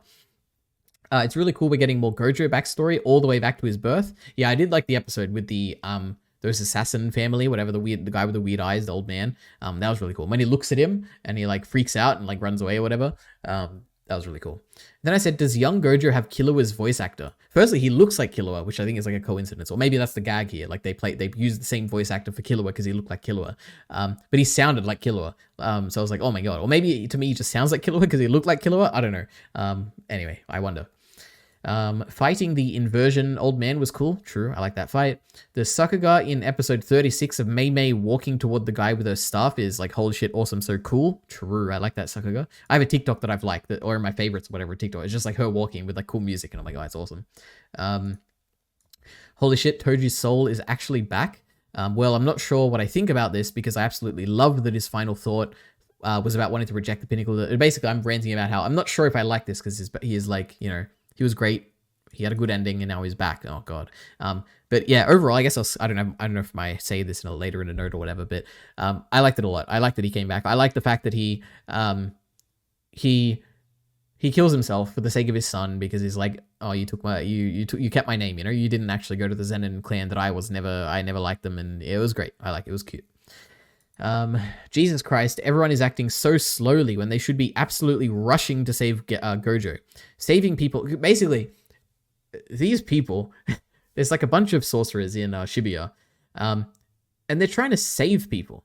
Like, there's innocent people there, and they're trying to save them. But these idiots should be going to save Gojo, because if Gojo is trapped and isn't saved, the entirety of the world is going to be destroyed, because like Gojo's not there anymore. Like, it just frustrated me so greatly, where I'm like, these idiot Jujutsu sorcerers, why are they wasting time saving the normal people when they have to be going to save Gojo, who can then save everyone? Like, I don't know, it's ridiculous. Anyway. And I said, I think this arc has a pacing issue in general. Yeah, because on one hand, we're meant to be saving Gojo. It's like the number one priority. We should all be rushing there to get him. But then we're spending times of like an entire episode fighting something else and fighting this and fighting there. And I love the episodes, but like pacing wise, I'm like, god damn, come on, let's save Gojo already. Really cool. Oh, this was really cool. This is one of my highlights of the season for directing. There were these really cool insert shots of Nobara when she gets hit by the blonde man, by his cane or something, some back of his sword or whatever. Her brain like rattles in her head. And we see that a few times. I thought that was really cool. Nanami is angry at the blonde villain guy because he killed the suit guy assistant friend. True. Mei Mei thinks that Gojo could kill every person in Japan on his own, which is wild. Oh, then we have the Choso episode, so the bathroom fight episode, which is like, I think this will stand out as like something that people will remember, I think, really well. Were the Sakuga in the blood fight with Itadori Insanity. The blood episode looks especially directed. There's a lot of close-up and cool angle shots for some reason, so much Sakuga. As far as I understand, this was directed by 2 people, and I think they were like guest directors who like are well-known in the industry, so that was really cool. I really like the blurring that happens in motion this season. Yeah, that felt very unique. The 2 instances I remember are one in the first episode of this season where Mei Mei and Utahime are in the haunted house, and you see the rats running, and then you see Utahime like panic out the door, and there's like motion blur going on there. I thought that was really cool. The second thing is in this Choso fight where Yuji is basically running to the bathroom, and it's like really like motion blurred or whatever. I thought that looked really cool. So if you're interested in what I'm talking about, go check those scenes out. Yuji deciding that he's going to kill the blood guy no matter what, even if he dies, because one of his friends or upperclassmen will have to come through the station to get to Gojo. I like that. Good character stuff. Yuji got inserted into the blood guy's memories. Is this just a funny gag, or is his domain expansion, or is it something else, or what's happening? This is a big issue with the season. I want to talk about it in the last episode, but you know what? I'll just talk about what I remember from it now. Basically, everyone, my friend included, who reads the manga, they all say that what happened with what's his name, Choso here, is that he actually did realize that that Yuji is his brother, because he killed Yuji apparently, and that he can always feel whenever his brother dies. But to me, it's just like, as an anime only or whatever, it's just not obvious to me.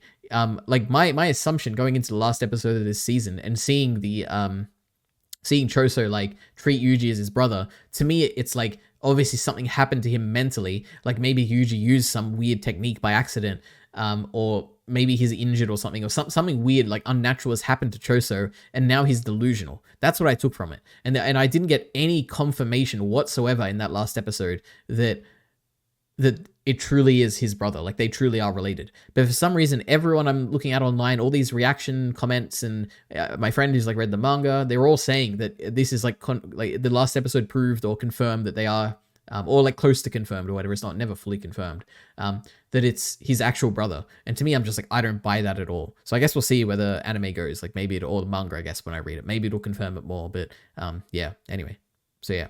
It was one of my favorite scenes in the show, I guess. When I see the Choso was like freaking out, and you get this like really close like shot of him, and you get the flashback to the really cool directed like interesting art style backstory stuff, like a VCR, an old VCR thing, and to have that kind of not get resolved, I guess, or to get resolved but not conclusively, because to me I don't feel like it was very conclusive.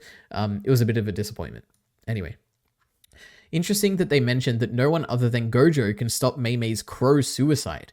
Yeah, that was interesting, because to me, it felt like, why are we bringing this up? I thought, my big grand theory here is that maybe this technique, her like unstoppable crow suicide thing, maybe this will be the like part of the final attack against the final villain in all of Jujutsu Kaisen. Like, they seeded here early where it's like no one can stop this except for Gojo because he has his limitless or whatever. Maybe like this will be the actual final thing, my final crow that'll break the camel's back or whatever, you know, in the final fight in Jujutsu Kaisen. I like this old drunk guy. He just teleports everywhere and has his rant about 60 frame 4K interpolation on by default on modern TVs. True, I like them. And then Maki has the great line of Octo bitch. I was like, hell yeah, I love it. Love Maki. I don't actually love Maki, but I like that line, right? Maki doesn't do anything. I liked her in Jujutsu Kaisen 0. That was the one time she was great. Toji's entrance in the next episode is so much better animated. Yeah, like we get one entrance of him at the end of one episode, which was fine, like it was passable or whatever. The next episode, we get this crazy sucker guy of him like appearing out of the portal and doing all these cool movements with cool lighting and stuff. It was pretty funny. My god, Toji is cool. Holy shit, this Toji octopus fight was sick. The shot of the octopus with the blurry vision when he's looking at Toji, and then he blinks and Toji is like right in front of him. That was really cool. I wonder if Sukuna will have to deal with Toji. I guess that's what everyone literally thought when they watched this, because all the reaction videos I saw all thought the same thing. But yeah, I also thought that here. Holy shit, 15 fingers inside Itadori now. He's going to be so strong. Excuse me. Attacking. Oh, and I liked how Sukuna attacked the girls based on how low they bowed. That was it's like a cool like test of like, if you don't bow low enough, you're going to die, because what's the point of having someone who won't bow low enough? Wow, Sukuna killing the girls because they went too far demanding things of him. This was another, like, actually got to me a little bit emotionally. And I feel really bad for the girls because they've wasted their lives. Like, firstly, they were prisoners to, I think that was the same girls, like they were prisoners to the humans. And then Geto comes in, and Geto's twisted revenge, like basically makes them waste their lives in like a futile fight against humanity, where it's just, Geto basically ruins these people's lives by saving them. Well, not really ruined. I guess they probably would have been worse. I was going to say, I guess they probably would be worse imprisoned by humans, but maybe they could have got out eventually on their own. So I don't know. Anyway, terrible lives. And then they just die, like accomplishing nothing basically. And Sukuna kills them. And not only does he kill them, but one of them, he like erases them from existence. He just like splits them to a million pieces and they don't even have a body anymore. It's like, it's very sad. Yeah, I really like their deaths. That was a great scene. Anyway. Now, we have the next section, so episodes 16 to 19. So this is from Thunderclap, all right? There's 2 really good episodes this season, Thunderclap and Thunderclap Part 2, all the way until Nobara's death. Or I guess she's not really dead. I don't know. They said she might be alive. You usually keep fighting or whatever, so I don't know. Maybe she's alive. Holy shit, I love the Toji and Fushiguro rabbits fight. Absolutely, I love it. Who voices the principal? Is it Gendo from Ava? I have no idea. For some reason, I just thought maybe it's Gendo, because he kind of looks like him with the glasses, and I don't know, he sounded like him at some point, so maybe. Toji might be the best thing introduced this season. He definitely is. Toji kills himself when he asks if Fushiguro asks Fushiguro what his name is. It's not Zenin, I'm glad. And I said it's a real cute ending. Sure, I talked about this before. The small shot of Gojo hitting the building, and it's like a blurry shot as well, and the temperature sensor going, like shooting up into the sky, I thought that was really cool. Sukuna versus Jogo is insanely cool directing. The entire episode is peak. I think I stopped making notes like this because like literally every episode from this episode onwards are like peak. So I think there was no point in making notes like this.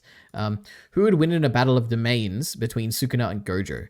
I wonder. Like if the two were to like battle against whose domain is the most refined, like I wonder who would win. I feel like it'd probably be Sukuna, but I don't know. Ura Ame. Who is this person? Oh, it's the person with the white hair and the red streaks, the ice person. Who the hell are they? They just come out of nowhere. I assume they're like an old friend of Sukuna because of the way Sukuna treats them. But I don't know. Have I missed something? Like were they in season 1 and I just forgot? I don't know. They come out of nowhere. The directing for Thunderclap Part 2 already feels very special. Like right in the first scene, you can tell. Like it's widescreen, it's got dark color grading, like it's very special. And obviously this one is the famous episode of this season. Like 24/7 Sakuga, the entire episode basically. This was directed by, I think, what's his name? Hakuyu Go or something, like the guy who did Mob Psycho 2x5. You also had the guy who did Mob Psycho 2x11 or 12, the one with the teleport fight. What do they call it? They call him Mizo or something for some reason. I don't know if that's his name, but what do they call it? There's some really cool director. I follow him on Twitter now. And there's like a new, I think they were like a assistant director who's like now a director or something. They were also in this. It was great. The directing of this episode is fantastic. Potentially the best episode of the season for me. I don't know. It's a lot. But you know, if you don't count hidden inventory, I guess. We get a Gojo flashback. The 10 shadows technique that the Zenin... a guy with the 10 shadow technique in the Zenin clan fought the 6 eyes limitless Gojo guy back in the day, and they died. And it's crazy to think about how there was someone just as strong as Gojo is right now in the present back in the day. Like that's crazy to think about. Rip Shibuya, bro. This city won't exist anymore after the incident. Malevolent Kitchen, what a funny domain name. And I know they like changed the subtitle since then to like Malevolent Shrine, I think. But Kitchen was like, I was like, wow, this is really interesting. Sukuna is a bit of a quirky character, isn't he, with his Malevolent Kitchen? But I think that was like a mistranslation. I don't know. Or maybe there's like multiple ways to translate the same thing. I love how quiet the opening of episode 19 is, with Nanami and Itadori walking down hallways. True, I like that a lot. Man, the music with Nanami dancing. Oh yeah, this is a highlight of the season as well. Nanami is basically dancing on the beach, like not dancing, whatever. He's like taking the beach in, and it looks like he's dancing, whatever. And there's music, and this is another one of the soundtrack of this season where I've listened to it a lot. It's just it's so perfect for the scene of this guy who like wished that he could be somewhere else, but here he is dying, fighting all these like disgusting transfigured humans with a half destroyed body from Jogo. Like the juxtaposition of the bright sunny beach and the bloody transfigured humans, it's fantastic. That was a really great scene. And then here's just me yelling in my notes, you know, please, Itadori, please show up in time and save Nanami, please. And then I said, Nanami's death is one of the actual sad things in this show. Itadori-kun, you take it from here.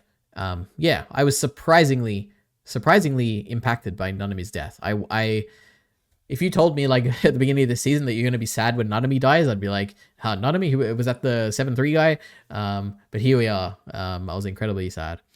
Wow, the shot of Nobara outside the veil. Oh yeah, so yeah, after this episode, you get a really cool shot of Nobara. She's basically she's outside the veil, where Sukuna's like the domain expansion happened. She steps in the veil, and all you see is like a destroyed environment. It's crazy. I thought that was really cool. Let's see.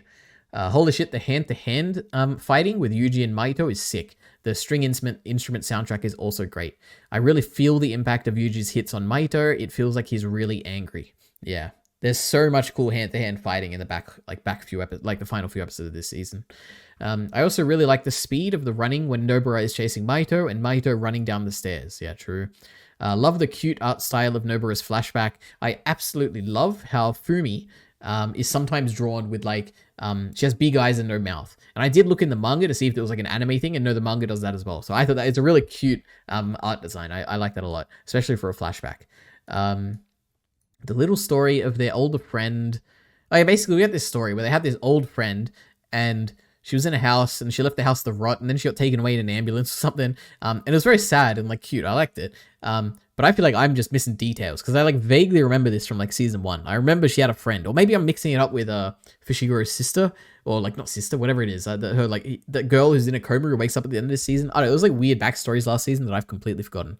So I don't know. I'm sure there's like I don't understand. Like why was she taken away? Like why'd she abandon her home? Why was it like decrepit or whatever? How does this tie with the present day? Like why is she in a cubicle? Like I didn't understand basically. And then I said, if Mahito keeps killing important characters, I might have to start liking him.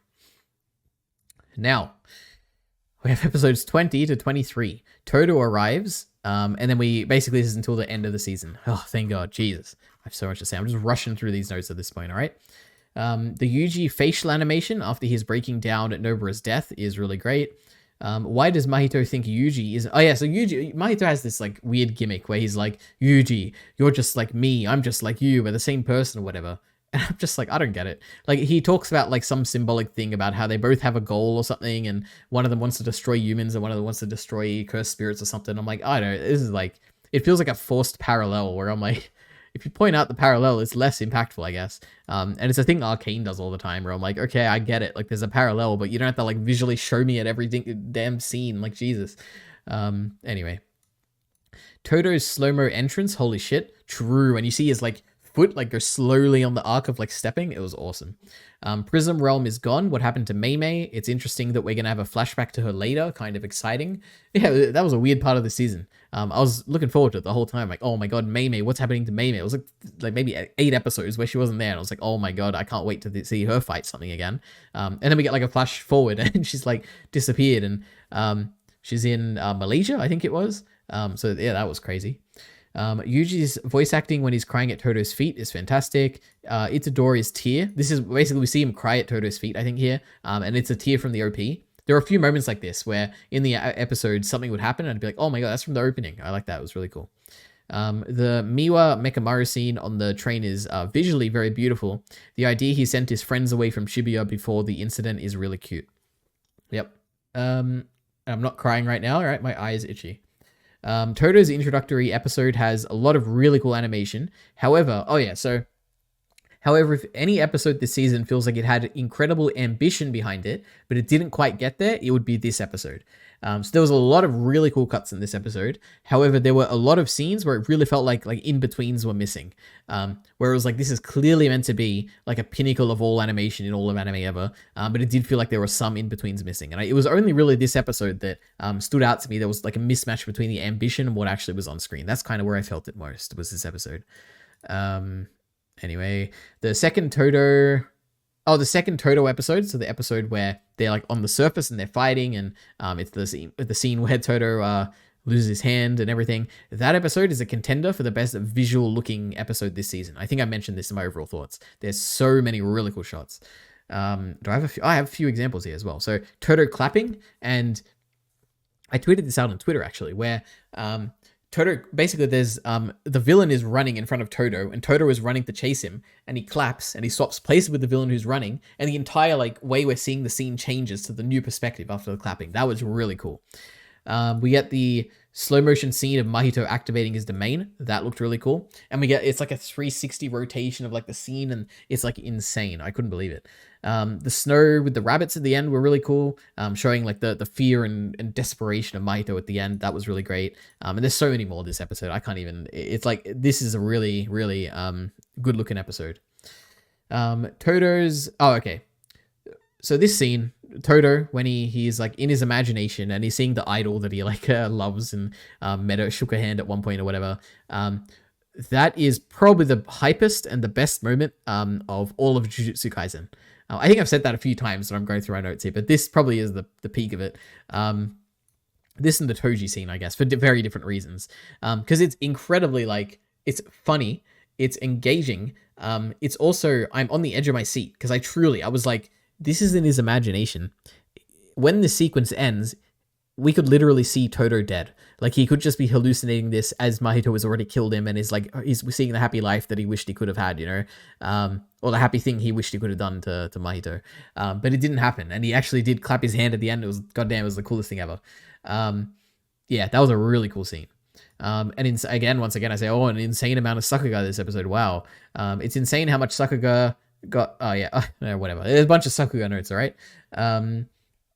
Holy shit, the Hunter x Hunter Netero reference. Yeah, when his like applause truly comes from the heart or whatever. And I was like, oh my God. And it's how it's a fake out as well, because he doesn't clap, and because he can't clap because his Boogie Woogie is dead. God, this was a great episode.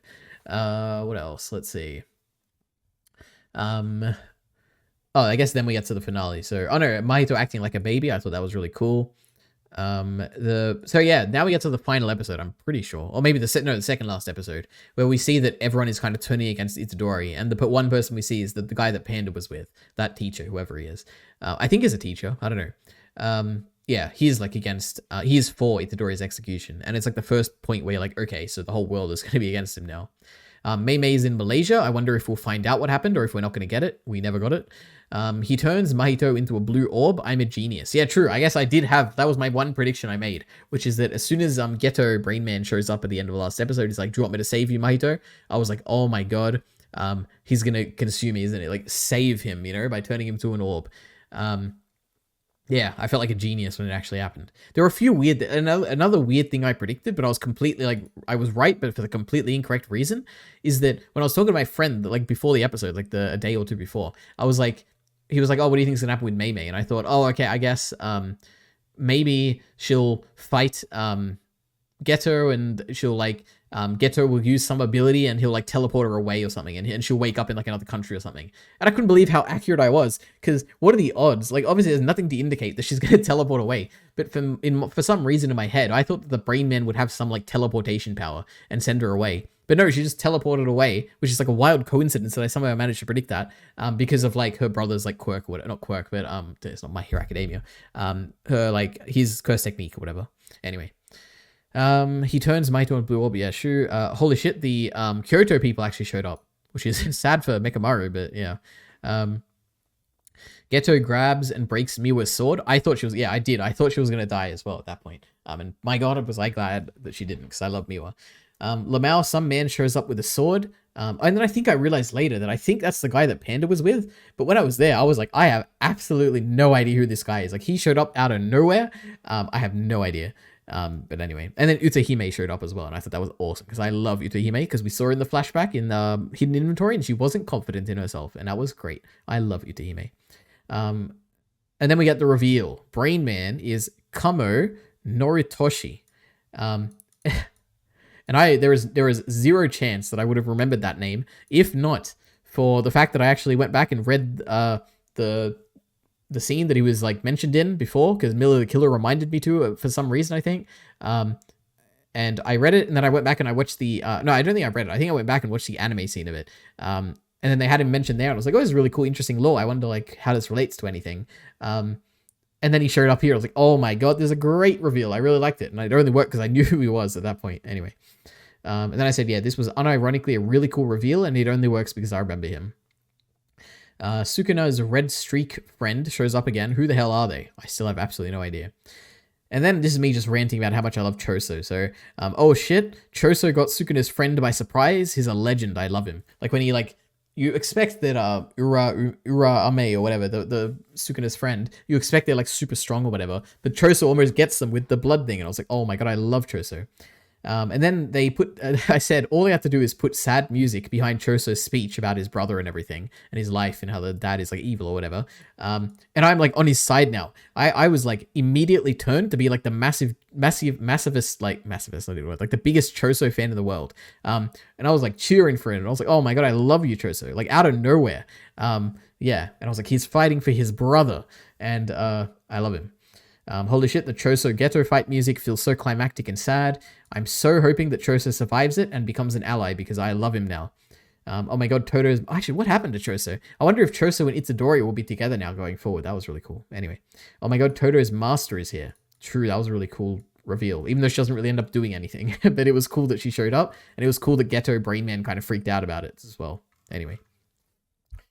Okay. Now we have the finale. So overall, I have a few thoughts here.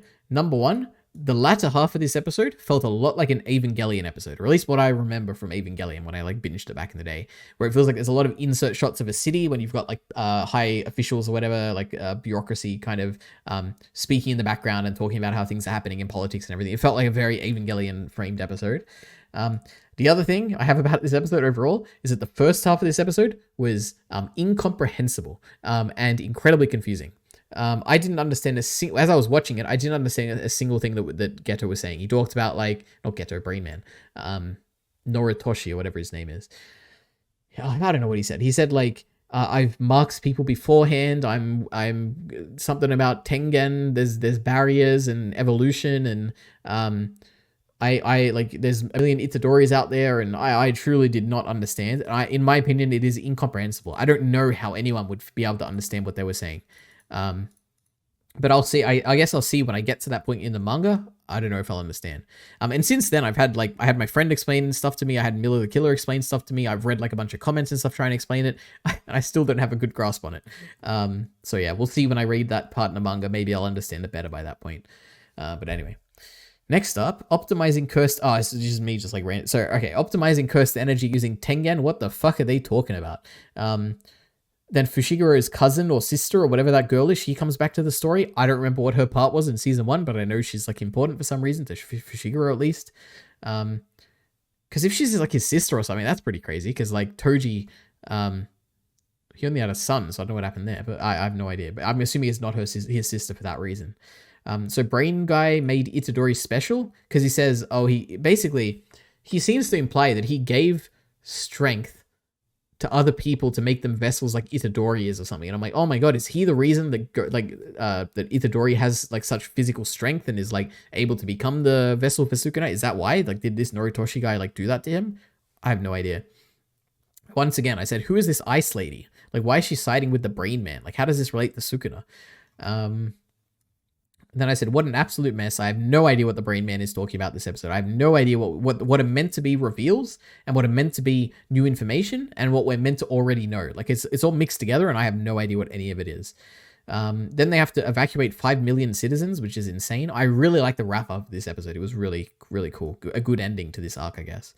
I only have a few notes here left. So I really like the sequence where it's a bunch of news broadcasts witnessed from the homes of regular non-sorcerers. For instance, they're watching on their phone, their laptop, their TV, all that. They got like different ways of doing it.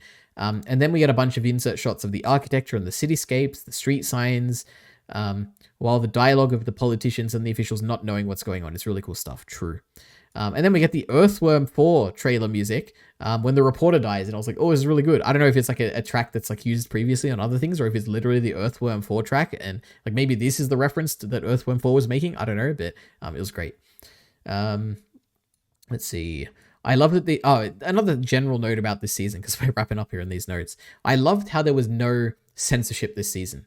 It truly embraced the graphic gore and like destruction of the Shibuya incident. They did a really good job of not censoring anything. Now, I don't know if it's like by design, like they are able to do that because they chose to do it, or if it's like they literally are lucky because they're in like a late hour of the broadcasting night or whatever, and there's like less restrictions or something. I don't know. Whatever it is, I'm glad there was no censorship.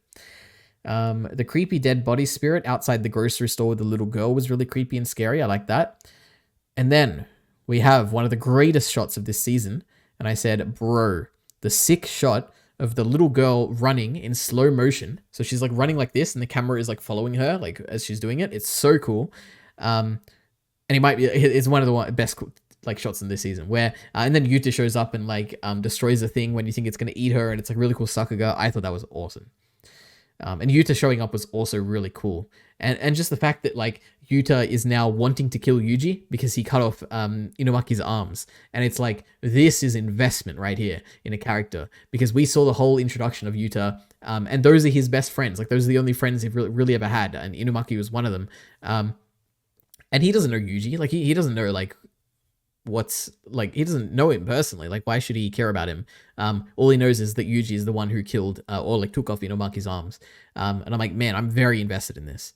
Now obviously Yuta's a good guy or whatever. Like we saw him in the Jujutsu Kaisen 0. So obviously he's gonna like find out Yuji's not a bad person and Sukuna takes control or whatever and is not gonna kill him. But at this point, at least in the story, I'm very invested and I love how the two main characters here, the main character of Jujutsu Kaisen 0 and the main character of Jujutsu Kaisen are at odds with each other. It's a really cool thing.